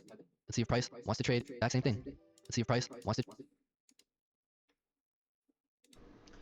Yo, what is up, YouTube? We are back with another video. If you guys are not in the free Discord, go join that PD array, right? So if we tap into a monthly PD array, we're going to go down to the daily chart, right? So if we go down to the daily chart, we're going to watch for what? CISD, displacement, and then so on and so forth, and then take our entry, right? And then we go down weekly to the 4 hour, daily to the 1 hour, 4 hour to the 15 minute, 1 hour to the 5 minute, 15 minute to the 1 minute, and then 5 minute to the 30 second. Okay? Now, if you want to narrow down your entries, right? So just let me explain this real quick. If you want to narrow down your entries, let's say you're looking at a weekly chart, right? So you find a weekly PD array. You align that with 4 hour displacement, market structure, whatever you like, 4 hour, right? And then you want to narrow it down even more. So you go to the 4 hour array. You align that with 4 hour displacement. Explain this real quick. If you want to narrow down your entries, let's say if you have an entry on the 15 minute, if you want to narrow it down even PD array that has either had a CISD or displacement, and then you align it to the 15 minute and take your entry on the 15 minute. If you want to narrow it down even smaller, if you're day trading, you go to the 15 minute to the 1 minute. Now do you see how these time frame alignments start to align, right? Okay, so let's head right into the charts and take a look right here, right? This is going to be an example that I just explained on. Like if we're looking at a weekly chart, go to the 4 hour and then 50, this low right here. Well, we are on the 15 minute chart, right? Equal lows. I go for the lower low, right? So what do we align that with? The 15 minute. Okay, so we are on the 15 minute chart now. We can see we have a high over here and we have a higher fair value gap over here. Okay, so what happens right here, right? 9 a.m. opens. What happens? We swing higher, right? We entered that fair value gap right here and got displacement off of it. But we're gonna wait for 9 a.m. because market doesn't open until 9:30 if we're day trading, right? So 9 a.m. opens, it swings higher. Okay, so it swings higher, purges this high, and then 10 a.m. opens right here. 10 a.m. comes up, takes out this high, enters into this imbalance up here. So if we want to take our entry, if we're day trading, we're gonna go down to the 1 minute, right? So we go down to the 1 minute, and what do we see, right? Right here's that 9 a.m. high. We have high, swing high. Okay, so we purge this swing high, and we have a CIS it's stopping at. So don't take an entry yet. These, right? And then we have that, right? So you guys saw how I just narrowed all that down from this 4 hour fair value gap to the 15 minute chart. Right? Swing high. We can usually I would see that we have this fair value gap and then watch for that one and not just the 4 hour. Comes up and taps into it. Right? Then we have that big move lower on the 1 minute chart, but we don't know what fair value gap it's stopping at, so don't take an entry yet. Comes up again and takes out that swing high, 10 a.m., swings higher, displaces on the 1 minute, and then goes to that low. Right? So there you go. Right? So this one, what is this? Why do I have that low mark? Oh, I think it was, never mind, I don't care. Right? So 1 hour chart, we have a fair value gap. Okay? 9 a.m. opens up right here, 5 minute. Right? So the 5 minute, 1 hour fair value gap taps into it here. Right? 9:30, 10 a.m. swings higher. Well, I guess 10 a.m. wouldn't be until right here. But anyways, 9:30 swings us up and down. We come back up, purge a swing high. I wonder if we form an SMT there. Yes, okay, so we form an SMT here. So SMT at this high. Okay, so then, I don't know if I can go back. Oh, I can. Then what? You can go to the 30-second chart, right? CISD at this candle here. Fair value gap, breaker, order block. We come up, tap into this order block actually. We come all the way back up here. If you don't want to take your entry at these fair value gaps or these up close candles, wait for displacement again. Imbalance, holds this value gap, respects. Then we actually respect, we're going to respect 5 minute PD arrays. The one to go to. If you want to swing trade, you can take an entry on the 15 minute, right? So right here's the first time that we purge, or not purge, we come into that 4 hour order block, right? Right here. What happens? Obvious displacement, right? You can literally just take your entry here because we've reacted nicely off that 4 hour order block. Now, where would your PT be, right?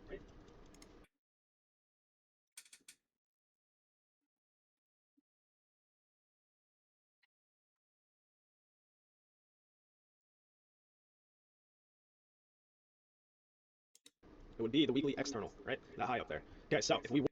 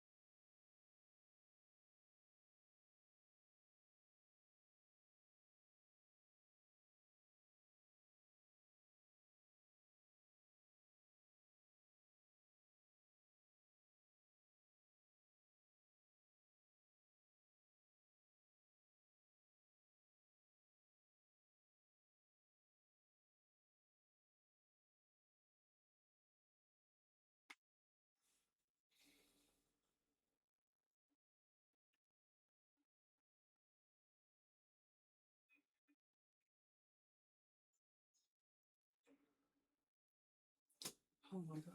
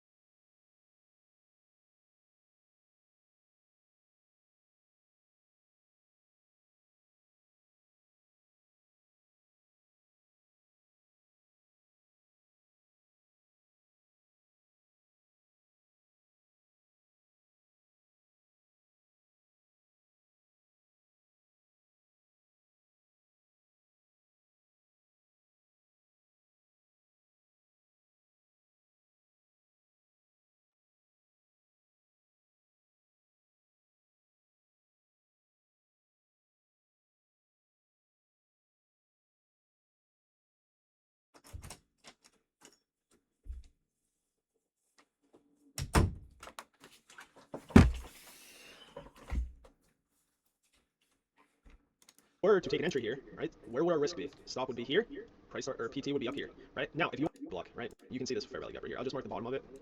4 here. What happens? Hour, 4 hour. You can see this fair value gap right here. I'll just mark the bottom up. This is going to be the last example. 4 hour. We fill in this weekly imbalance. We purge these lows. What happens here? Bottom of it. 4 hour, right? Weekly chart. You can see this fair value gap right here. I'll just mark the bottom of it. 4 hour, right? 4 hour. We fill in this weekly imbalance. We purge these lows. What happens here? Order block, CISD, right? Order block, right? So then what do you go to? If you want to swing trade, you can take an entry on the 15 minute, right? So right here's the first time that we purge, or not purge, we come into that 4 hour order block, right here. What happens? Obvious displacement, right? You can literally just take your entry here because we've reacted nicely off that 4 hour order block. Now, where would your PT be, right? It would be the weekly external, right? That high up there. Okay, so if we were to take an entry here, right, where would our risk be? Stop would be here, price start, or PT would be up here, right? Now, if you want to narrow down an entry, and you want to wait for an old low to be purged, right here, this gets purged, displacement, enter, right? And then just shut your screens off because you're swing trading. Now, if you want to narrow it down from the 15 to the 1 minute here, right? So we went from the weekly to the 4 hour order block, 4 hour to the 15 minute fair value gap, 1 minute. Can I go back that far? Yes. Okay, so what happens? Taps into that 15 minute fair value gap. We inverse all of these, right? Then we form an order block here. Order block gets tapped, purges this high right here, right? That's all we're going for on the 1 minute. So take your entry here, exit here, 2 hour, right? So that's all that you're doing, right? So I showed you.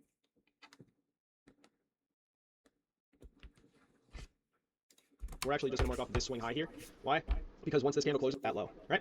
So there you go, right? So this one, what is this? Why do I have that low marked? Oh, I think it was, never mind, I don't care. Right, so 1 hour chart, we have a fair value gap. Okay, 9 a.m. opens up right here, 5 minute, right? So the 5 minute, 1 hour fair value gap taps into it here, right? 9:30, 10 a.m. swings higher. Well, I guess 10 a.m. wouldn't be until right here. But anyways, 9:30 swings us up and down. We come back up, purge a swing high. I wonder if we form an SMT there. Yes, okay, so we form an SMT here. So SMT at this high. Okay, so that, I don't know if I can go back. Oh, I can. Then what? You can go to the 30-second chart, right? CISD at this candle here, fair value gap, breaker, order block, we come up, tap into this order block actually, we come all the way back up here. If you don't want to take your entry at these fair value gaps or these up close candles, wait for displacement again. Imbalance, holds this fair value gap, order block, why? Because we purge a swing high. And then we continue lower, all the way back down to this low, and then, I don't know if we actually, do we get down there?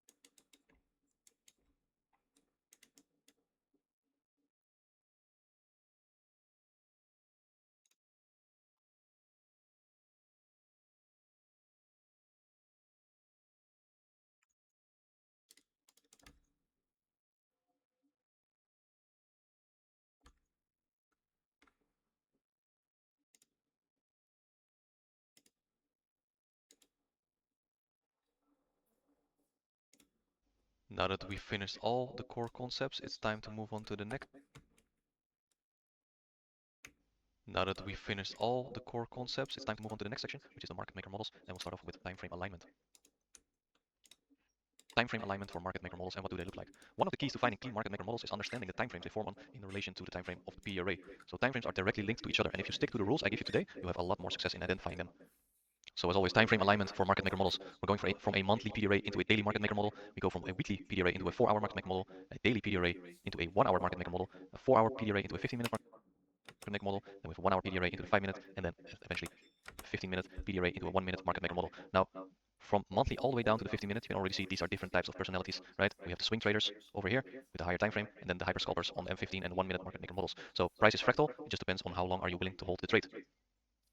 We've got this nice schematic over here, right?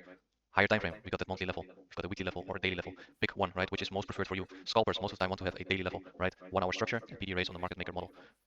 Go to the 5-minute buy or sell program and market maker model entries. So same for higher time frame on the monthly, right? We look at the daily structure, PD arrays for the market maker model, and then on the 1-hour a buy or a sell program with market maker model entries. Time frame alignment for market maker models. So in a market maker buy model, there's almost always at least 2 stages of accumulation on the sell side of the curve, and in a market maker sell model, there's almost always at least 2 stages of accumulation on the buy side of the curve. The curve is defined by the lowest low in a market maker buy model and the highest high in a market maker sell model. So we've got this schematic for a market maker buy model over here. A market maker model always starts off with a original consolidation. So this is easily depicted by obviously a consolidation, then price expanding lower into another accumulation phase, right? So accumulation phase number 1. Think about market cycles too, right?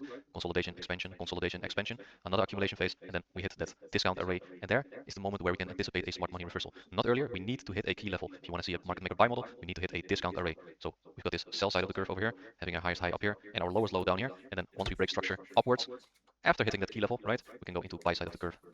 Now, same for a market maker sell model. Think about the original consolidation, which needs to be present in a market maker model. We've got this consolidation down here, expansion again, right? Accumulation phase number 1, another expansion. Accumulation phase number 2, another expansion. And then we need to hit a key level inside this premium array, right? And then we have this highest high, confirming sell side of the curve after we break structure, hitting that key level.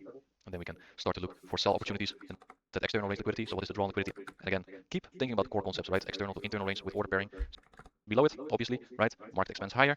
So on the daily time frame, we can see this original consolidation starting down here. Sell stops below it, obviously, right? Market expands higher, forming accumulation phase number 1, expanding higher again, accumulation phase number 2, and then eventually we keep going until we hit the premium level, right? So over here, that monthly external range liquidity, right? Now we've taken external range liquidity, and what happened up above this old high? Order pairing, right? For smart money shorts. So smart money pushes price down. We've got this break of structure down here, right? Then respecting this fair value gap, and accumulation phase number 1 over here on the sell side of the curve is happening. So we can anticipate lower prices and continuation into sell side of the curve, completing this market maker sell model until we reach that drawn liquidity, which is the monthly internal range liquidity fair value gap. Now on a weekly chart, New Zealand dollar versus the US dollar, again, we've got here on the low side of the chart, original consolidation, right? Sell stops resting below there, external range liquidity, accumulation phase number 1, accumulation phase number 2, expanding up higher into that internal range on the weekly time frame, right? And then over here, we break structure lower. Does it make sense that we break lower from here? Yes. Why? Because we hit that internal range liquidity fair value gap on the weekly time frame, right? So now we're going into sell side of the curve, and you can see every premium array is being respected, right? We've got these fair value gaps being respected, pushing down lower, and you can see, think about high resistance and low resistance liquidity runs, right? What do we have down here? Failure swings. Failure swing, right? So sell stops are resting below here. Price action wants to keep continuing down, and also think about high resistance liquidity runs, right? We see a rate on this high, for example, or a rate on this high, or a rate on this high, and you see immediate rejection lower, confirming sell side of the curve until we hit that.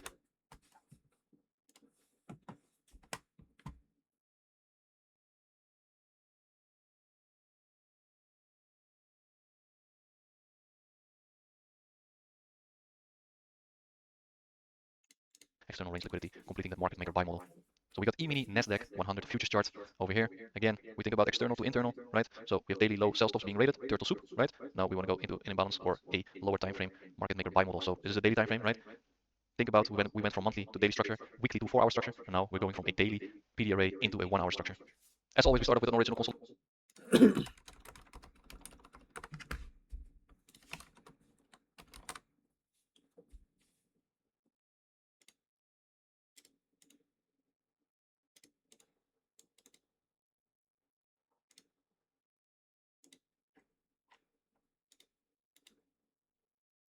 Trader here. Some of you may know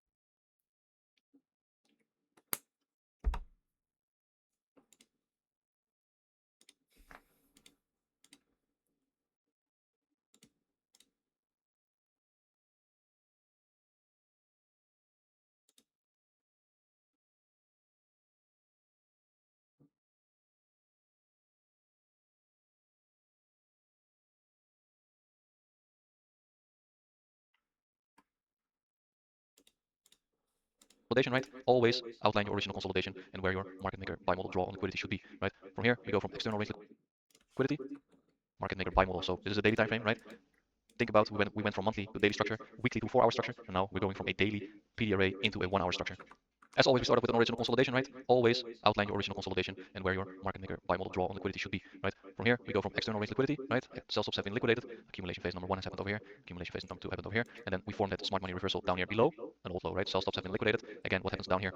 Order pairing, right? Smart money longs are being accumulated down here. Then push price up higher and buy side of the curve is being confirmed after break of structure. And we're disrespecting a bearish fair value gap, right? Should not happen if we are bearish. So continuing up, respecting bullish fair value gaps and buy side of the curve has been confirmed until we liquidate this original consolidation up here. Diving one time frame lower, again 4-hour chart, so 4-hour PD arrays, and then we're going to dive in a 15-minute chart, right? And we keep going down and down inside time frames, and it is all fractal, right? It works on a monthly to a daily structure, it works from 4-hour to a 15-minute, and so on. So from this range low, right, to this range high, this is our dealing range. From monthly to a daily structure, it works from 4-hour to 15-minute, and so on. So from this range low, right, to this range high, this is our dealing range. Everything below this 50% level is discount. Now, again, we think about external to internal, internal to external, order pairing, very important, right? So we have an external rate over here, or a turtle soup, right? Now, what are we going to be looking for our next draw on liquidity after we take out external? We're going to look for an imbalance in discount, preferably as our draw on liquidity, which is this fair value gap, right? This fair value gap is also a draw on liquidity, but it's still in premium, right? Because this above this 50% level, this is still premium, so we can dive a little bit deeper down inside of this discount level. And how does it look like on the 15-minute, right? Market maker buy models, market maker sell models. It is all fractal. So 4-hour PD array above an old high external range liquidity, original consolidation down here, leaving some low resistance liquidity, right? So we know sell stops are resting below here, and the draw liquidity was way lower, right? The daily or the 4-hour fair value gap in discount. We had accumulation phase 1 happening over here, accumulation phase 2, and then eventually smart money reversal above buy stops, right? Order pairing again, continuing down lower, lower, lower, completing this market maker sell model on a 15-minute time frame. We're diving one more time frame lower, right? 1-hour chart. So we're getting into scalper territory right now. So 1-hour time frame, we can use a 5-minute market maker model. I think most people prefer a 5-minute market maker buy model, so you can have an intraday trade, right? If you're trading off a weekly key level, for instance, you're gonna hold your trades for a few days probably. So 1 hour is for most people, I think, the way to go, depending on your personality, of course. Now, again, we think about external to internal, right? We see these buy stops getting rated over here, over here. So with external rate, we want to go to internal range liquidity, which is this 1-hour fair value gap, right? And once we hit that internal range fair value gap, we can look for external again, and then we dive into a lower time frame, which is the 5-minute time frame, right? And see if we can spot a market maker buy model forming. Also think about low resistance liquidity, right? Failure swing up here, engineered liquidity. So let's dive into 5-minute time frame. So we've got this pretty clear consolidation, right? And inside this consolidation, we can also see a failure swing, right? This high and this high, failure swing, this high to this high, failure swing. And then accumulation phase 1 happens, accumulation phase 2, and then eventually we hit that key level, right? We always want to trade off a key level. So 1 hour fair value gap down here, smart money reversal. And you can actually see this long wick down here, raise all this sell stops down here. Again, order pairing, right? External range liquidity. Now we're breaking up structure higher, and we keep respecting this fair value gap, and eventually it pushes up in one accumulation phase, right? So we have that expansion, accumulation phase 1, and then another expansion, completing this 5-minute market maker buy model. Now we dive into the lowest possible time frame for this market maker model. I guess if you want to be really freaky, you can go to a 5-minute time frame and go on a 50-second chart, but I would highly not recommend doing that. And this would be your lowest time frame for a market maker model setup. So 15-minute time frame again, buy stops have been rated, right? So external range liquidity, and then we're going to look into a 1-minute time frame. And personally, I think if you do like a 15-minute time frame as your key level and then 1-minute market maker buy sell model, a pair like GBP JPY is perfect because these pairs move a lot compared to, for instance, Euro USD. Right, so this 15-minute high, right? Remember, buy stops have been rated with this clear this clear original consolidation. Now, after that original consolidation down here, we've got accumulation phase 1 and accumulation phase 2 getting rated over here, and then you see that immediate drop lower. Oh my god, my shit broke. My shit literally broke.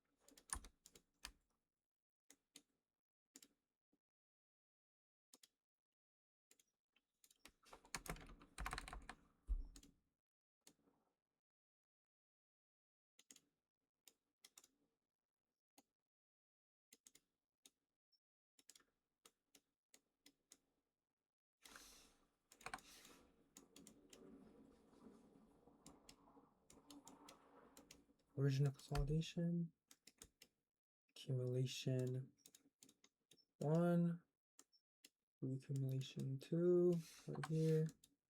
Smart money reversal. Let's say it is the freaking reversal rate.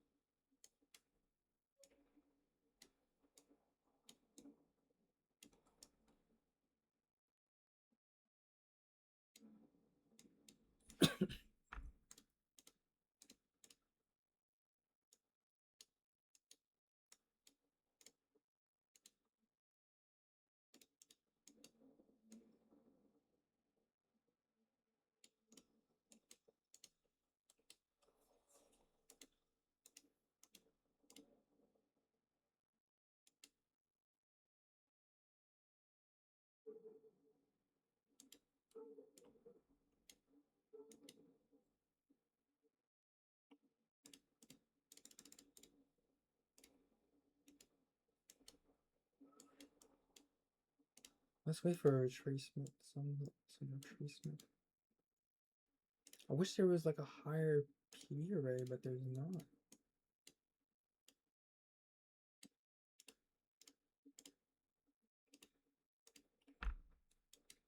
On the 30-minute there is. The 15. The time frame alignment.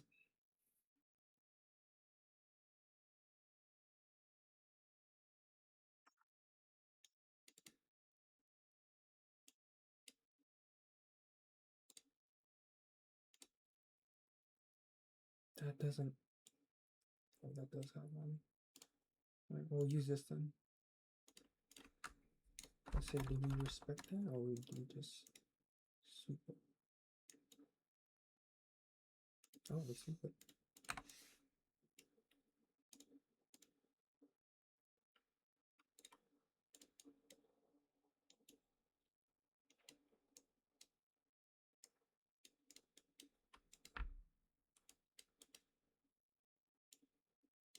Let's see. Do we respect this? Maybe get one more respect to this. No, we don't.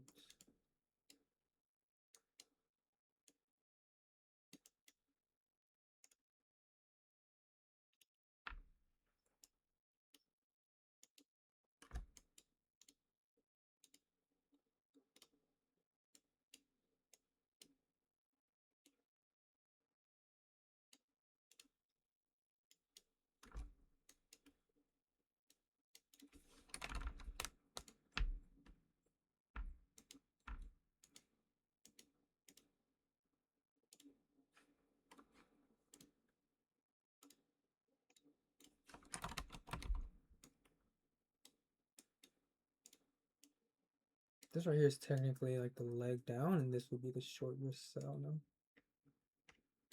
Not yet.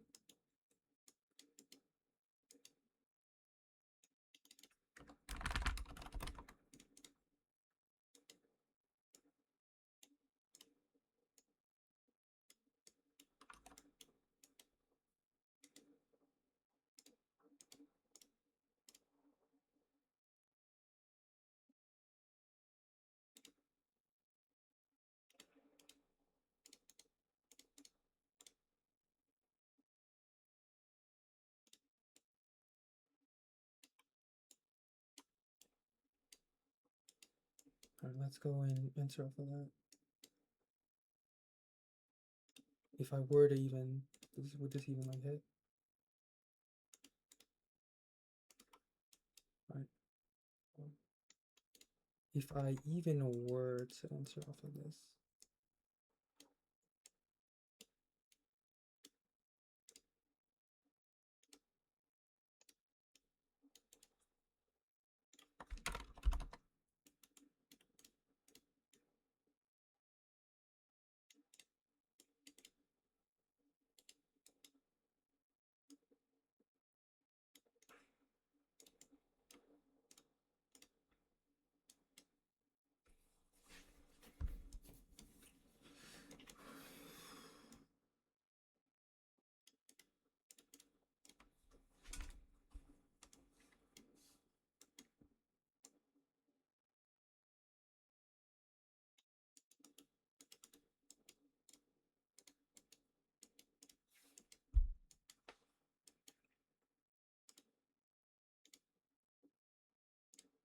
I'm 30 minutes.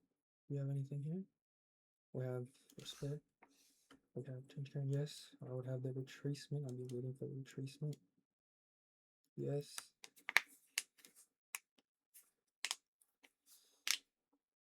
Thing is, for that time frame alignment, I use a 5-minute entry model as well.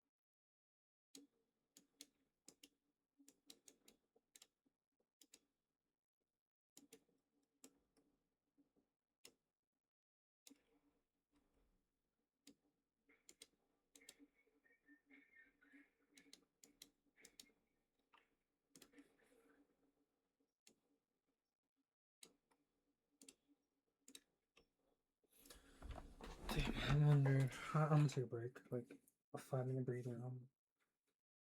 I'm like a little bit mentally exhausted.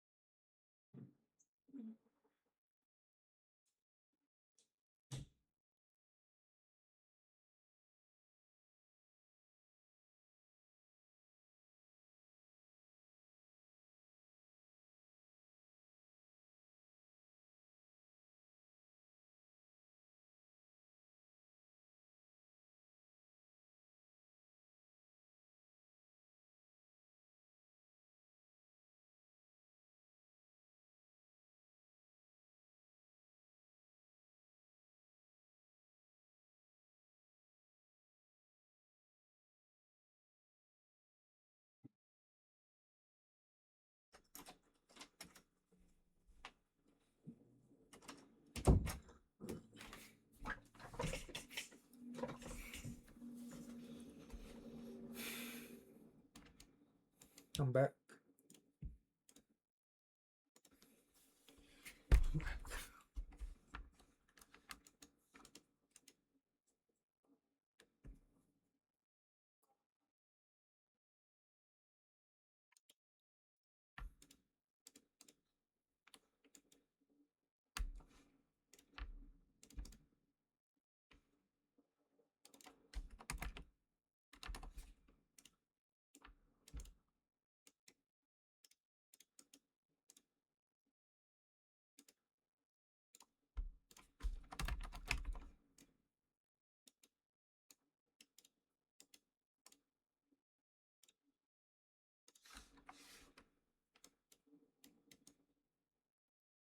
You know, I don't like this right here at all, to be honest.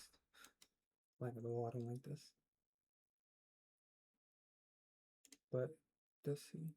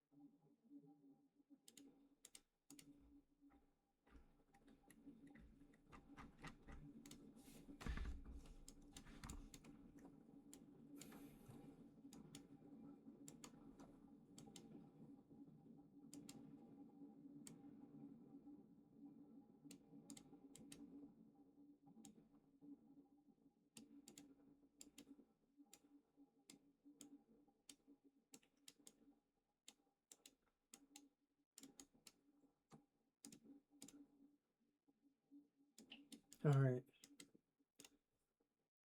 I'm probably gonna take this. Probably gonna take this. As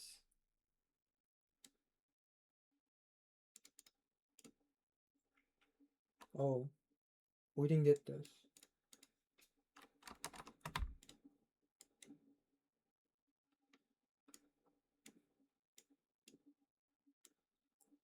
But we have everything else.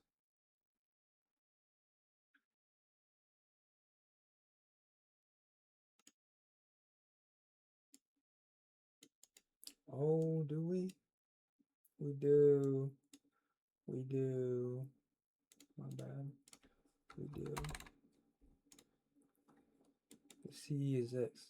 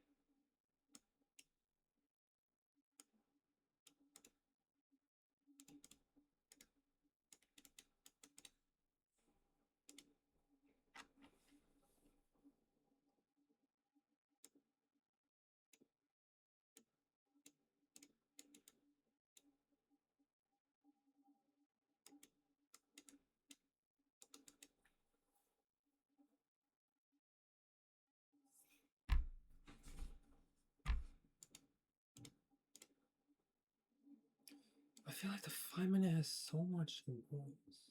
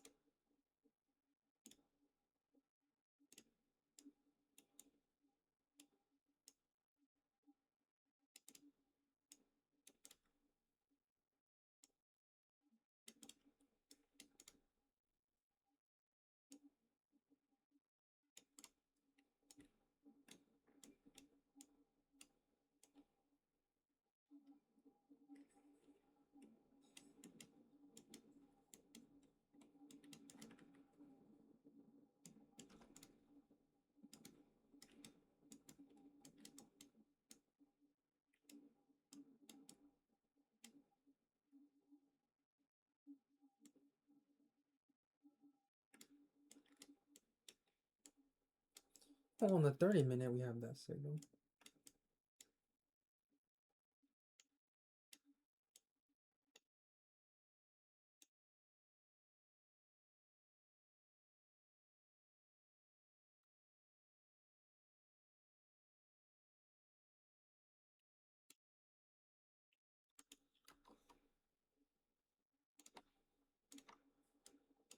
I feel like this is gonna lose.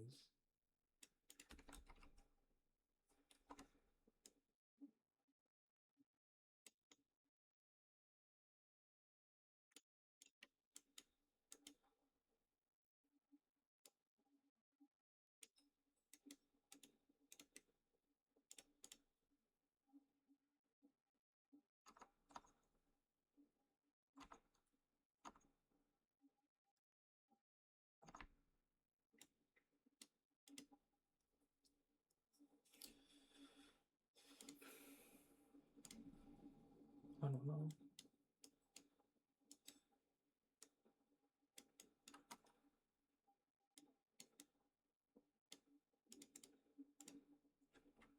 Well, okay, the 30-minute, do we have it? Yes. Do we have this? We don't have this one, but we have this one.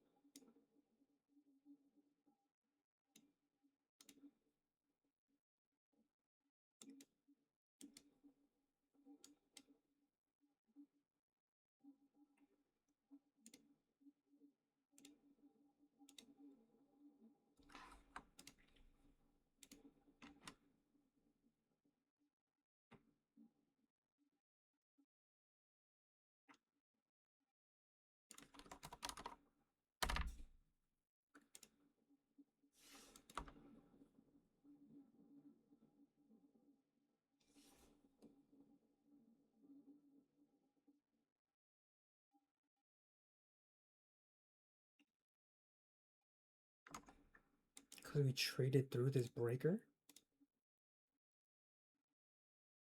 We traded through it, but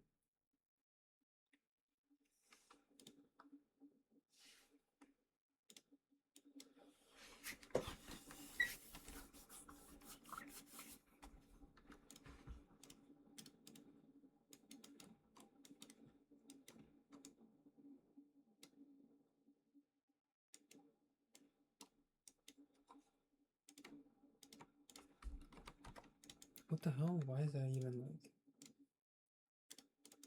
Why does that show that? Okay, this is all there.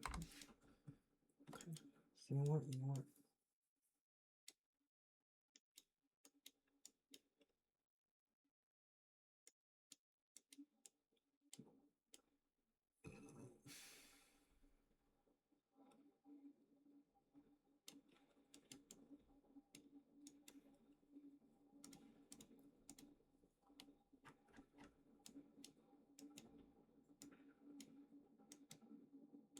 Okay, first of all, I wouldn't. I'm not. Sure. That's kind of crazy, but I mean, what do we have? Right? We have on the 30-minute. Change your character. Yep. PD array being respected. Yep. Retracement. Yep. The three expansion candles. CE was closed below. Yep, right here. Even though we kind of did wicked, but technically, you know. 5-minute signal. Yep. Yep. Serving this is the intermediate term high. On the higher time frame, of course.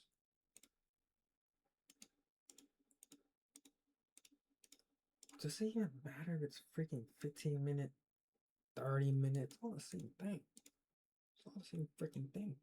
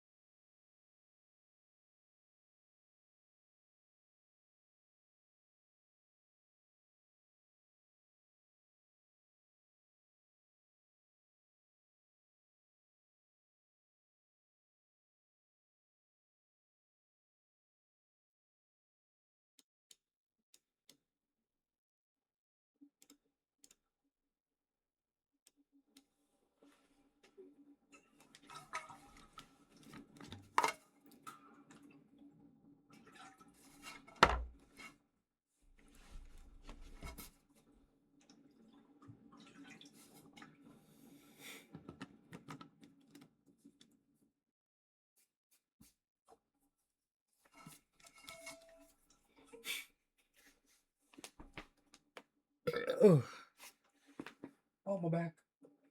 Oh my god. Damn, it's already 5. I did this the whole freaking day.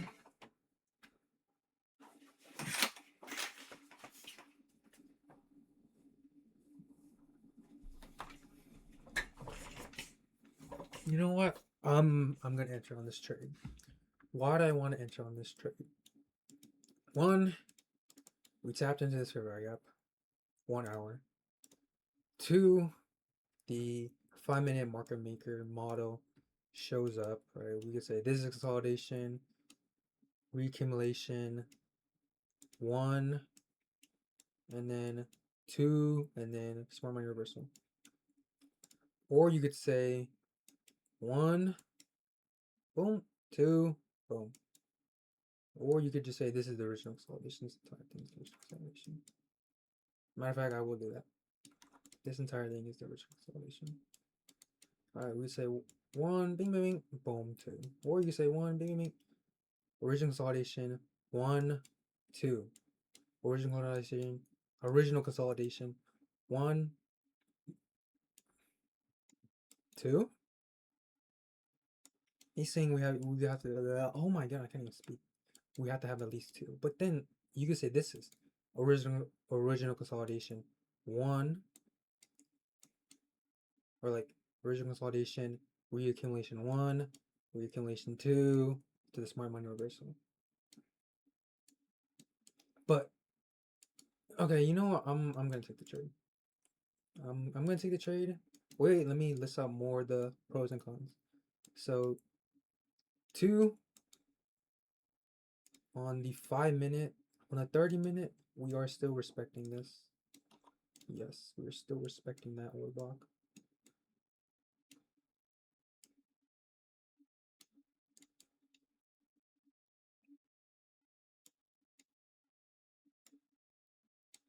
Yes, we're still respecting that order block. We're still going down. Use this as this. Wait, and then Okay, retracement back into here. Low risk short. Alright. Now these expansion candles are a little concerning. 1, 2, 3, but if I group them all, 3 we did close. We did close above 3 of them. Alright, there would be one right here. Close, I mean below. And then the 5-minute, I have that. I have a 5-minute. Well, that's from like all the over here being respected.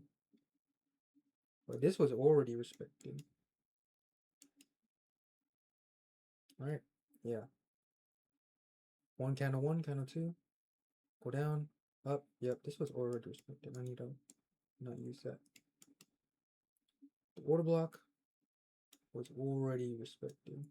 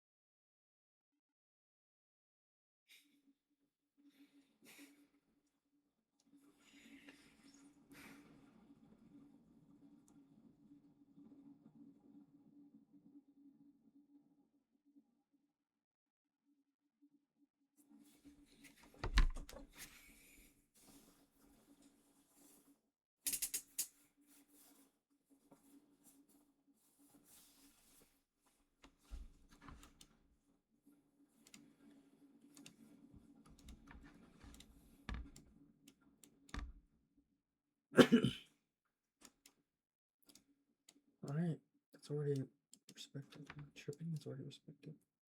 Yep, this one. Yep, that's already respected. So we kind of went to that. It's fine. Alright, we have that fit regular here. This one respected.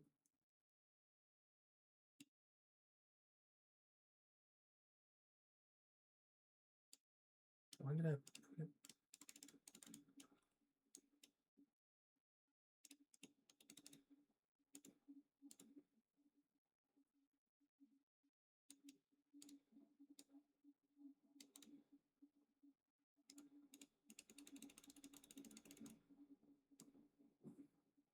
I don't think I would have put it that high. If I'm being completely honest, it would not have been that high. It would have been right here. And to be honest, we can target like the low of this.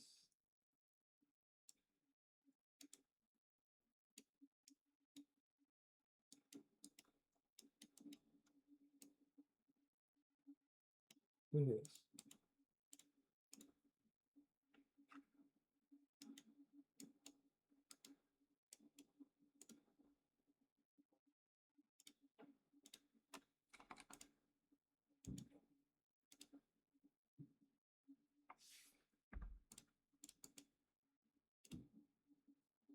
Alright, I'm entered on this. I forgot to enter on this. Good.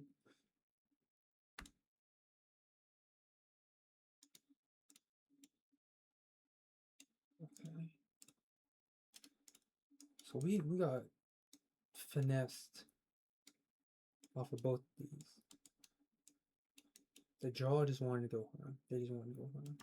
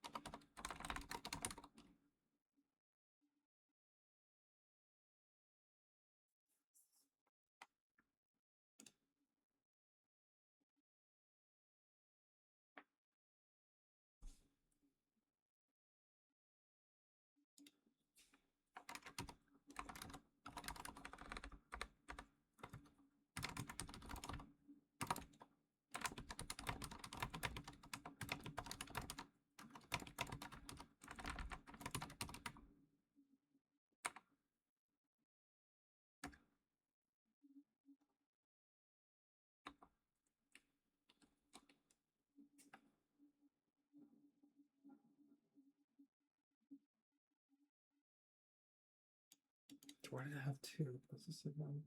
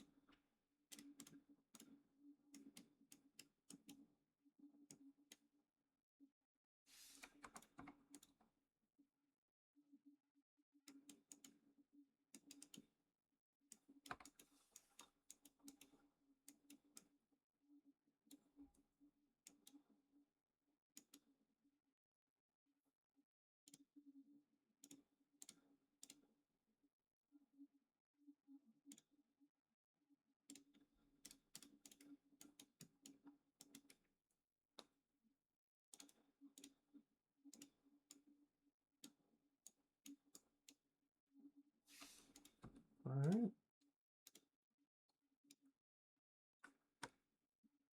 All right. Is it all time right? Oh no. So I'm tripping.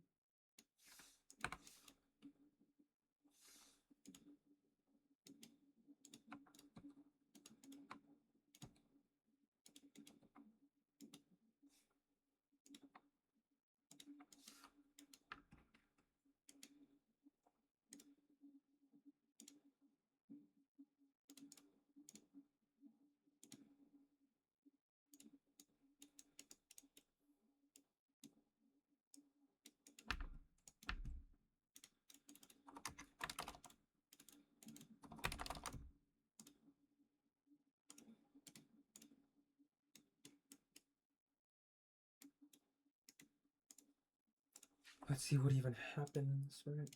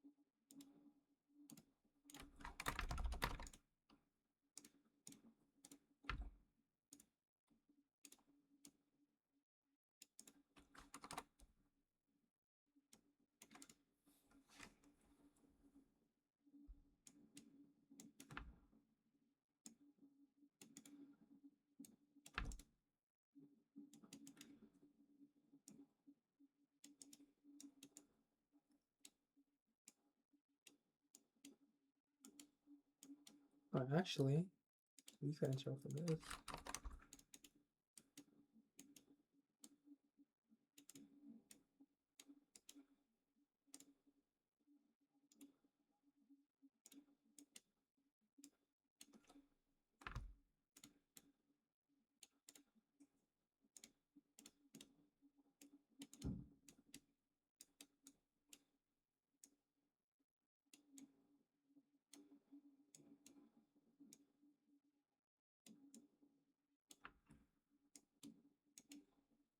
I picked this one.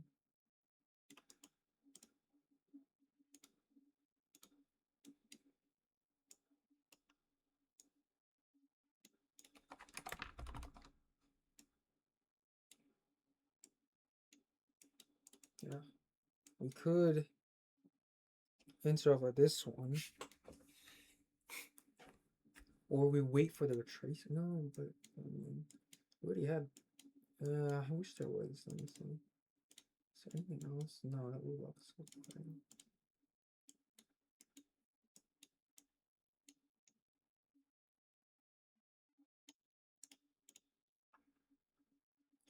Right here, consolidation, accumulation 1, accumulation 2, small universal.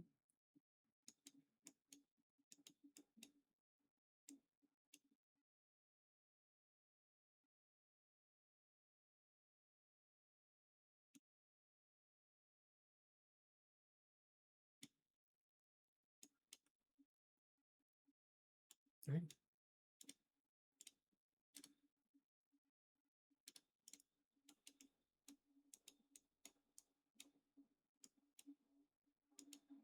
Okay, tons of expansion up.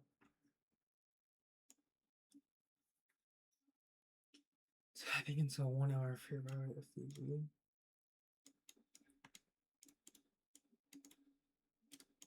Going into the 5 minute. Seeing that we have that fair value being respected. There's a change here. There's one here, but the respect this confirms that.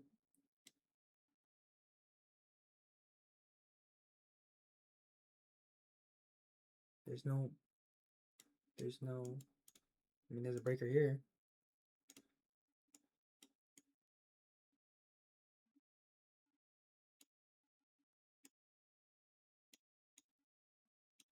But we never closed through it unless,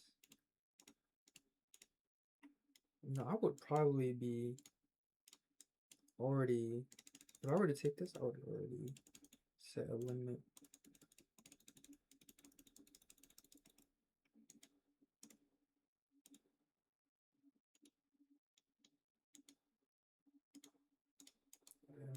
Is that long?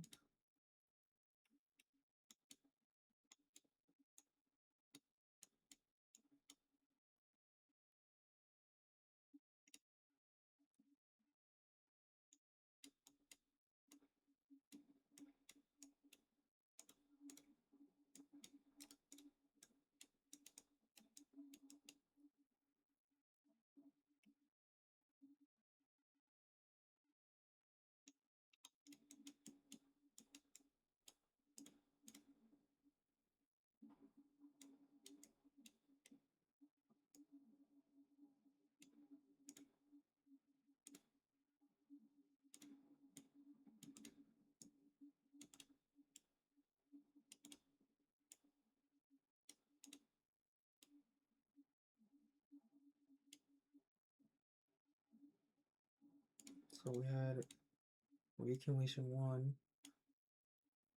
I mean, accumulation 1, another reaccumulation, because they respected these FEGs, the bullish FEGs right here, right? And then we had one where we respected. Oh my god, why are my words being slurred? 2.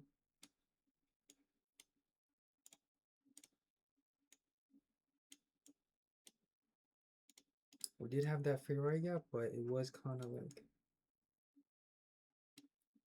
did I draw one? No. Oh. Okay. And here.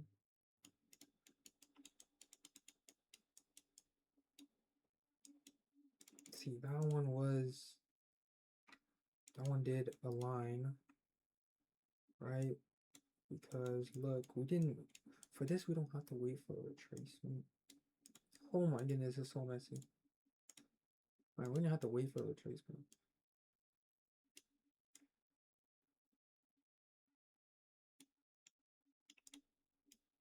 Because look, we have,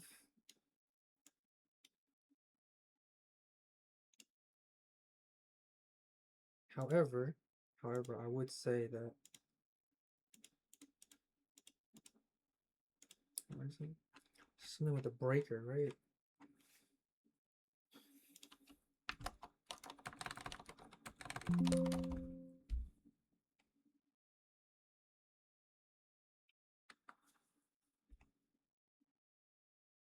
Silver bullet only forms when we trade through a breaker. And it says low risk buy forms only after a breaker in here. So there is a breaker here. It wasn't respected or anything, really, until we closed right here. Oh, it wasn't really respected. Look at purely on the 5 minute. 30 minute. The same thing with the 30 minute. This one is no retracement. This one is okay. We have confirmation, we have continuation, and we have fair value gap being right here.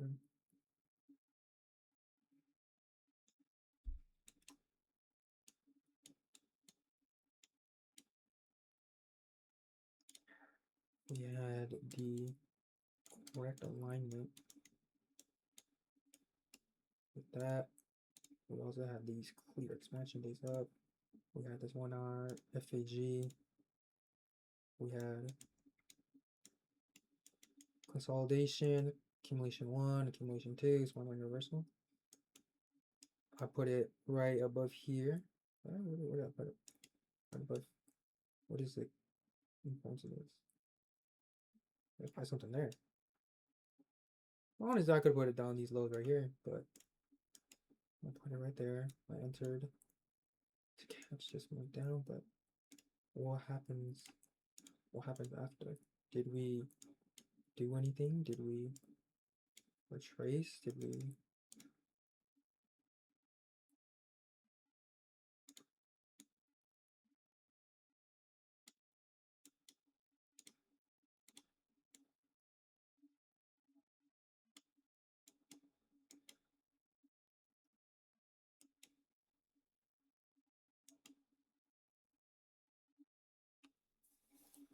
Oh my god, I've been sitting since game 9 or 10. I've been sitting.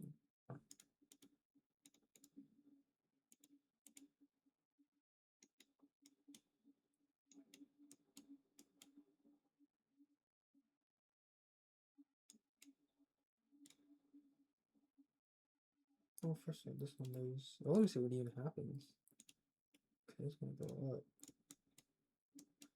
This one, we wouldn't even enter off of this. Because there was no, like...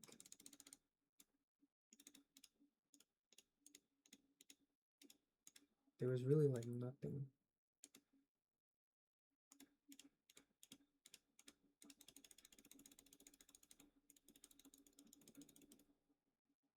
Where did this sweep to? Here?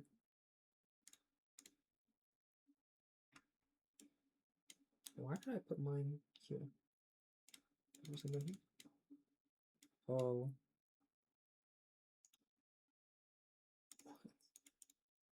Oh, there was this order block here.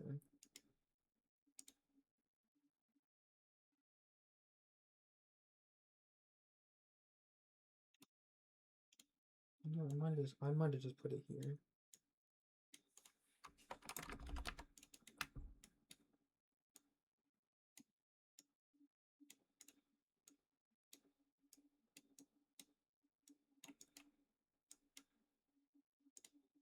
But we were wrong. We didn't even reach this. We were wrong.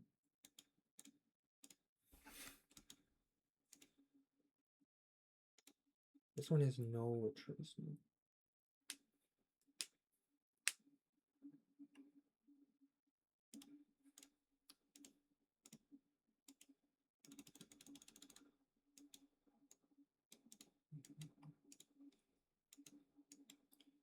But that one is a 3.3.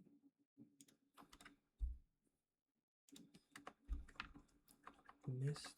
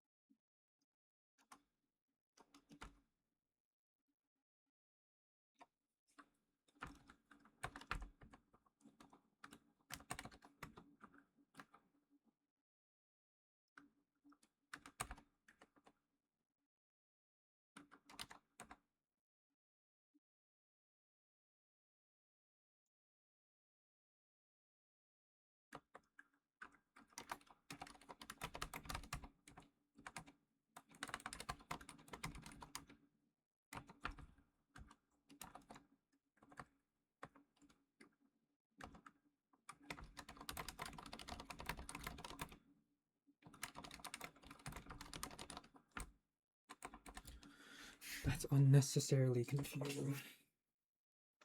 That's unnecessarily confusing.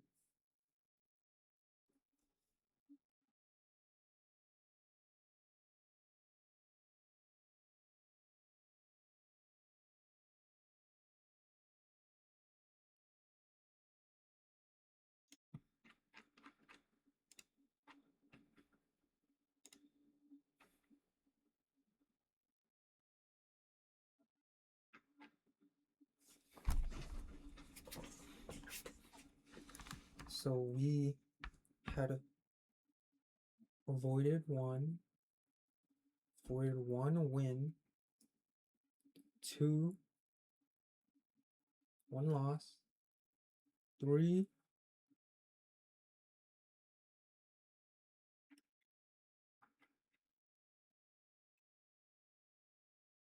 it's more so like missed. Alright,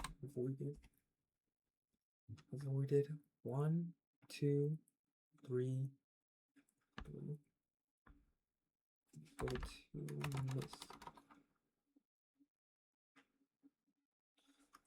Oh my, this is unnecessarily complex, right?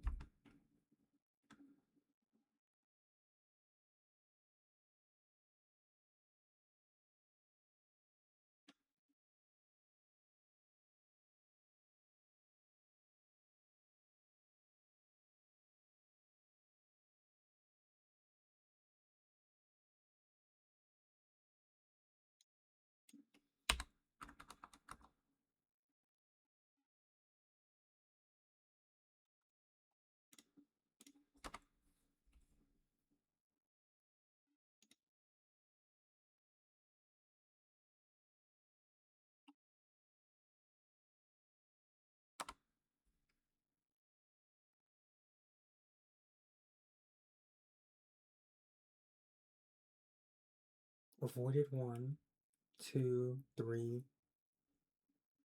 So this is just 1 avoided 3.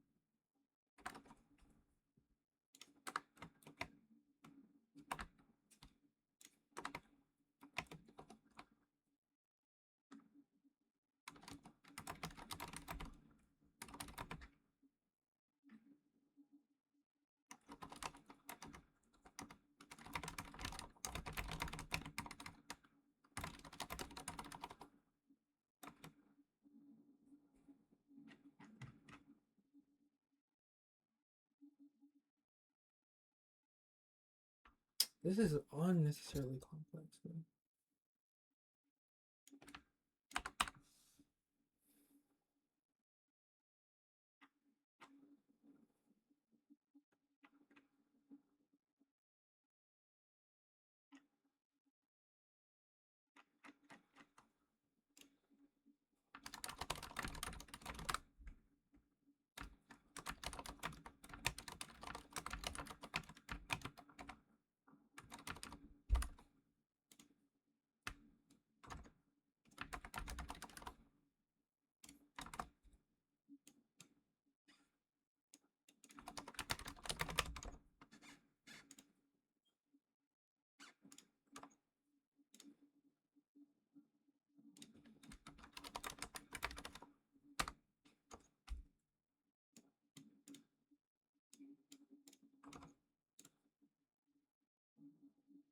So this one, oh, I should put it on the screen. What was I doing? This one is 2 2, 3.3. So this is going to be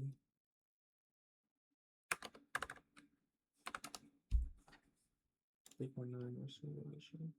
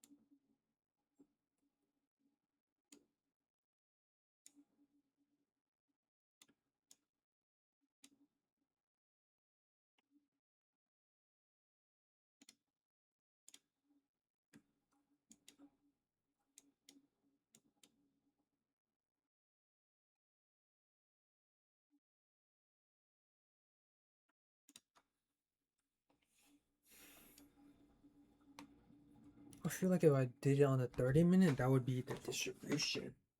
I would enter late on the distribution, no? But I feel like the 30-minute is kind of crazy. It's kind of crazy.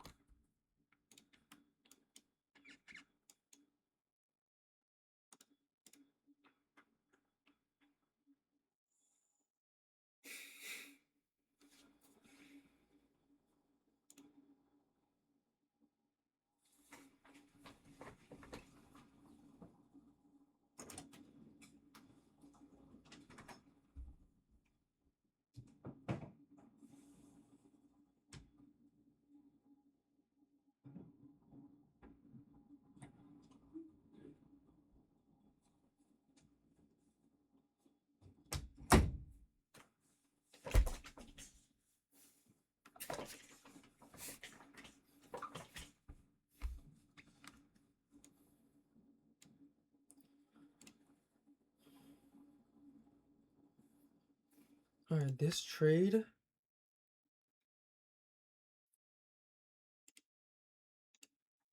Wait, how many trades I avoid? 1, 2, 3, 4.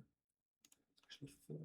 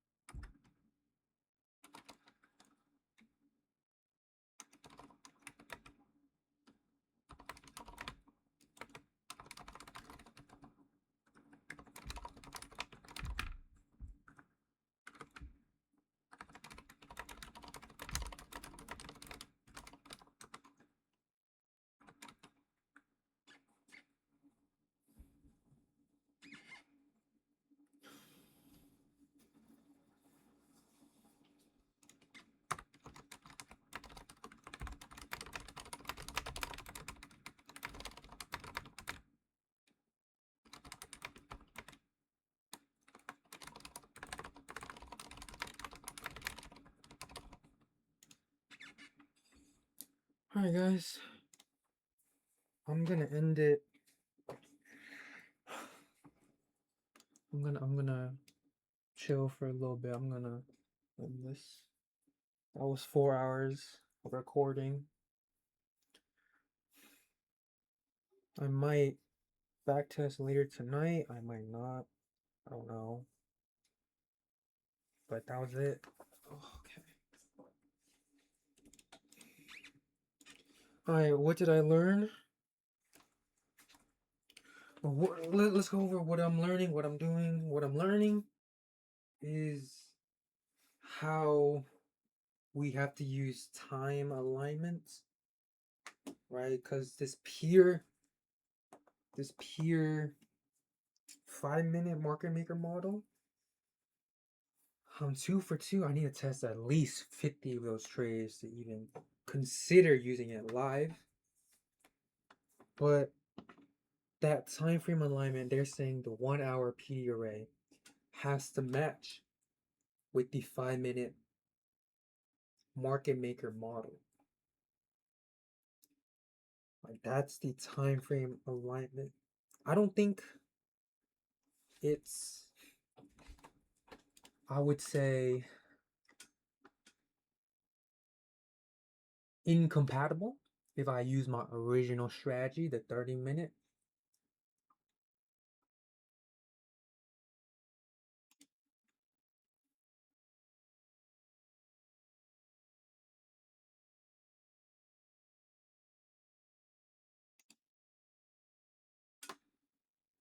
As it is still a market maker model, but I just have 2 things I'm back testing now because the market maker, his trading model is 1 hour PD array, 5-minute market maker model designed to be able to see the original consolidation, the reaccumulation 1, accumulation 2, in order to get the actual thing. Because if we were to do it, if we were to pair the 1 hour to the 30-minute, it may just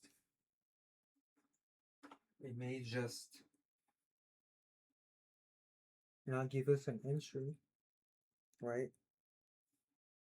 It may not be correct.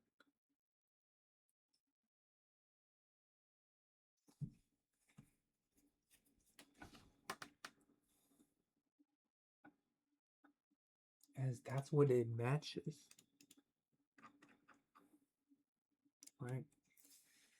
Look, we're literally right here. Timelines are directly linked to each other, and if you stick to the rules I gave you today, more success. Yes. One of the keys to finding clean market maker models is understanding the time frame, the form, and relation. Yes. 1 hour PD array, 5-minute market maker model. Reason being is because if we pair the 1 hour PD array to the 30-minute market maker model, it may not be the correct phases, right? Because that's like a 1 to 2. It may just be not enough information. But if we do a 1 hour PD array with like the 1 minute, that's just too much noise because that's like a 1 to 60. 1 to 60, which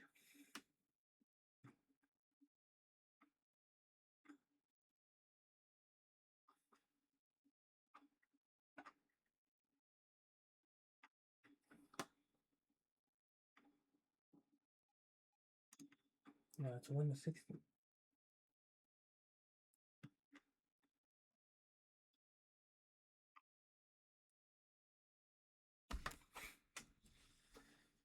And the thing is, okay, I am kind of breaking it because in my original strategy, I'm using the 30 minutes to build the model when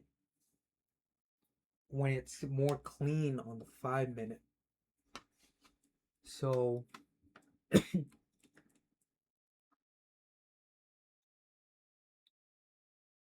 originally I was doing the 1 hour PD array to the 30-minute market maker model ish confirmation with a 5-minute trigger.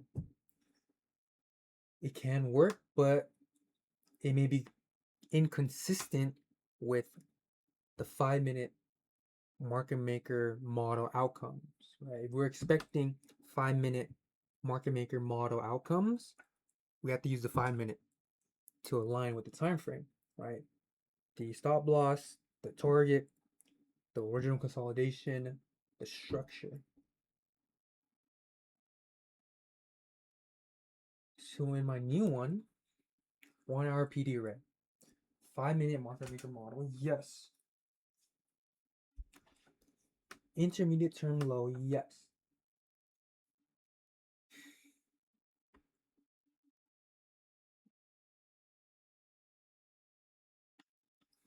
Okay, that's true. The 30-minute will sometimes come in late.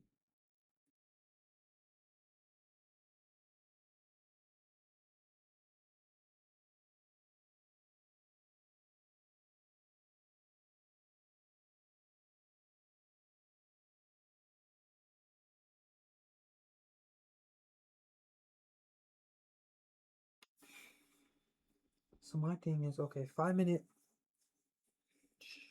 major change of character, 5-minute PD array, respect, low risk short, using that as the intermediate term low. I mean intermediate term high, that respect.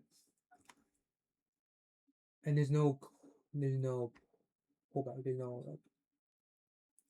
like yeah, there's no 5-minute signal retracement. So pretty much, all right. Pretty much these two strategies are exactly the same. However, I am not entering off of, or we're just removing the retracement back into an unmitigated PD array with a 5-minute signal. That's all I'm removing if I use this 5-minute market maker model versus the 30-minute one. That's all I'm removing, right? Is that not all I'm removing?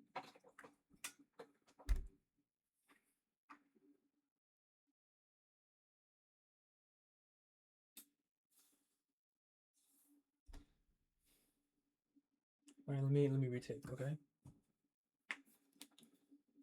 Yes, yes, yes.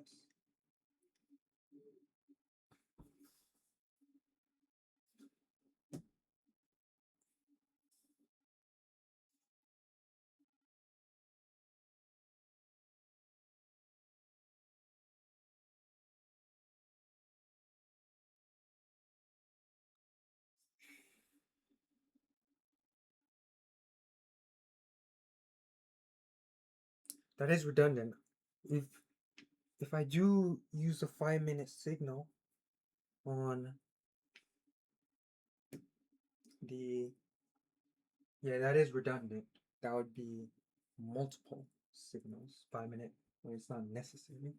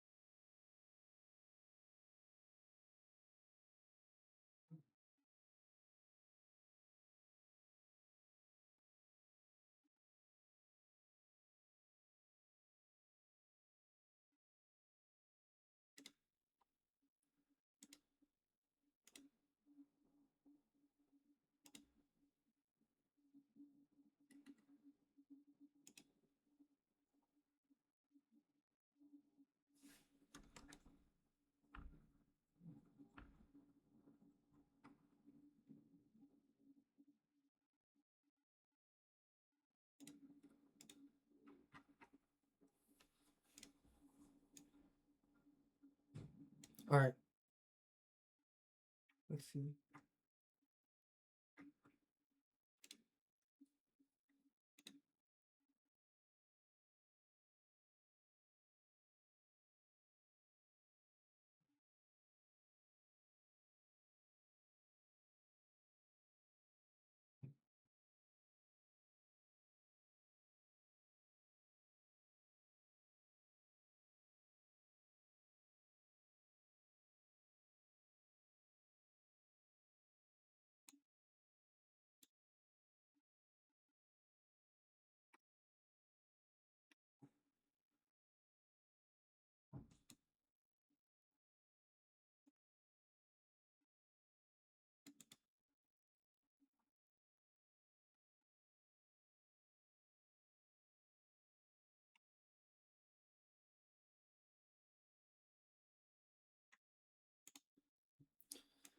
Okay. All that is different from the 5 minute, the pure 5 minute compared to the 30 minute is that I'm still looking for a major change of character. I still am looking for a PD array to be respected. So the confirmation bias and the continuation bias are the same. It's just now it's not a 5 minute. I mean, it's not a 30 minute, but a 5 minute one. Three,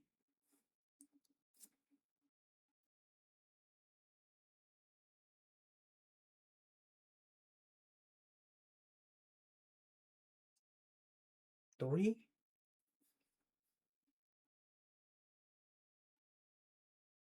the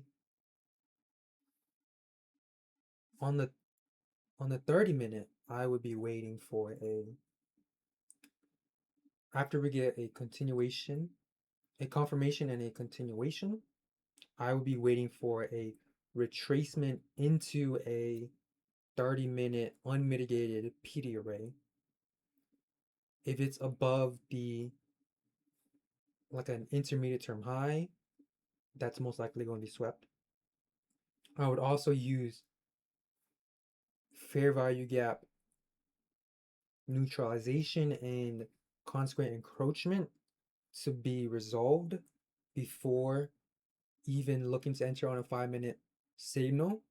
Because if we get a 5 minute signal on those, I'm not going to be looking to enter. And then let's say we do get a 5 minute signal, which is a confirmation and a continuation bias on a 5 minute time frame. I would be looking to enter off of that. Stop loss at that most recent intermediate term high, the high that we swept into a unmitigated PD array. Entry at a fair value gap somewhere in there. Take profit below. Now, the 5 minute is exactly the same. However, the retracement is kind of like embedded into it. Like, I'm still looking for a confirmation. I'm still looking for a continuation. Once we get that continuation, that high would be my intermediate term high. That's the stop loss because that's the rebalance of a fair value gap right here, right? Right here. This is the intermediate term high. Right, we respected that fair value gap. That's the intermediate term high. Entry would be on a PD array within here. Stop loss above here. Take profit here. Enter. Yes, that's correct.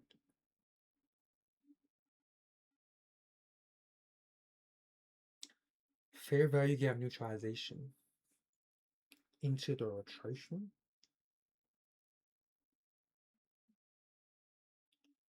Well, if that were the case, I need to wait like right here.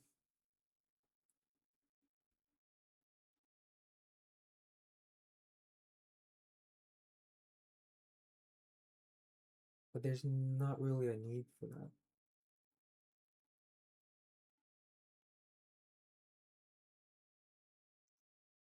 I need to test it more. I'm not going to say more or less trades. I need to test them out. Day 6. Okay.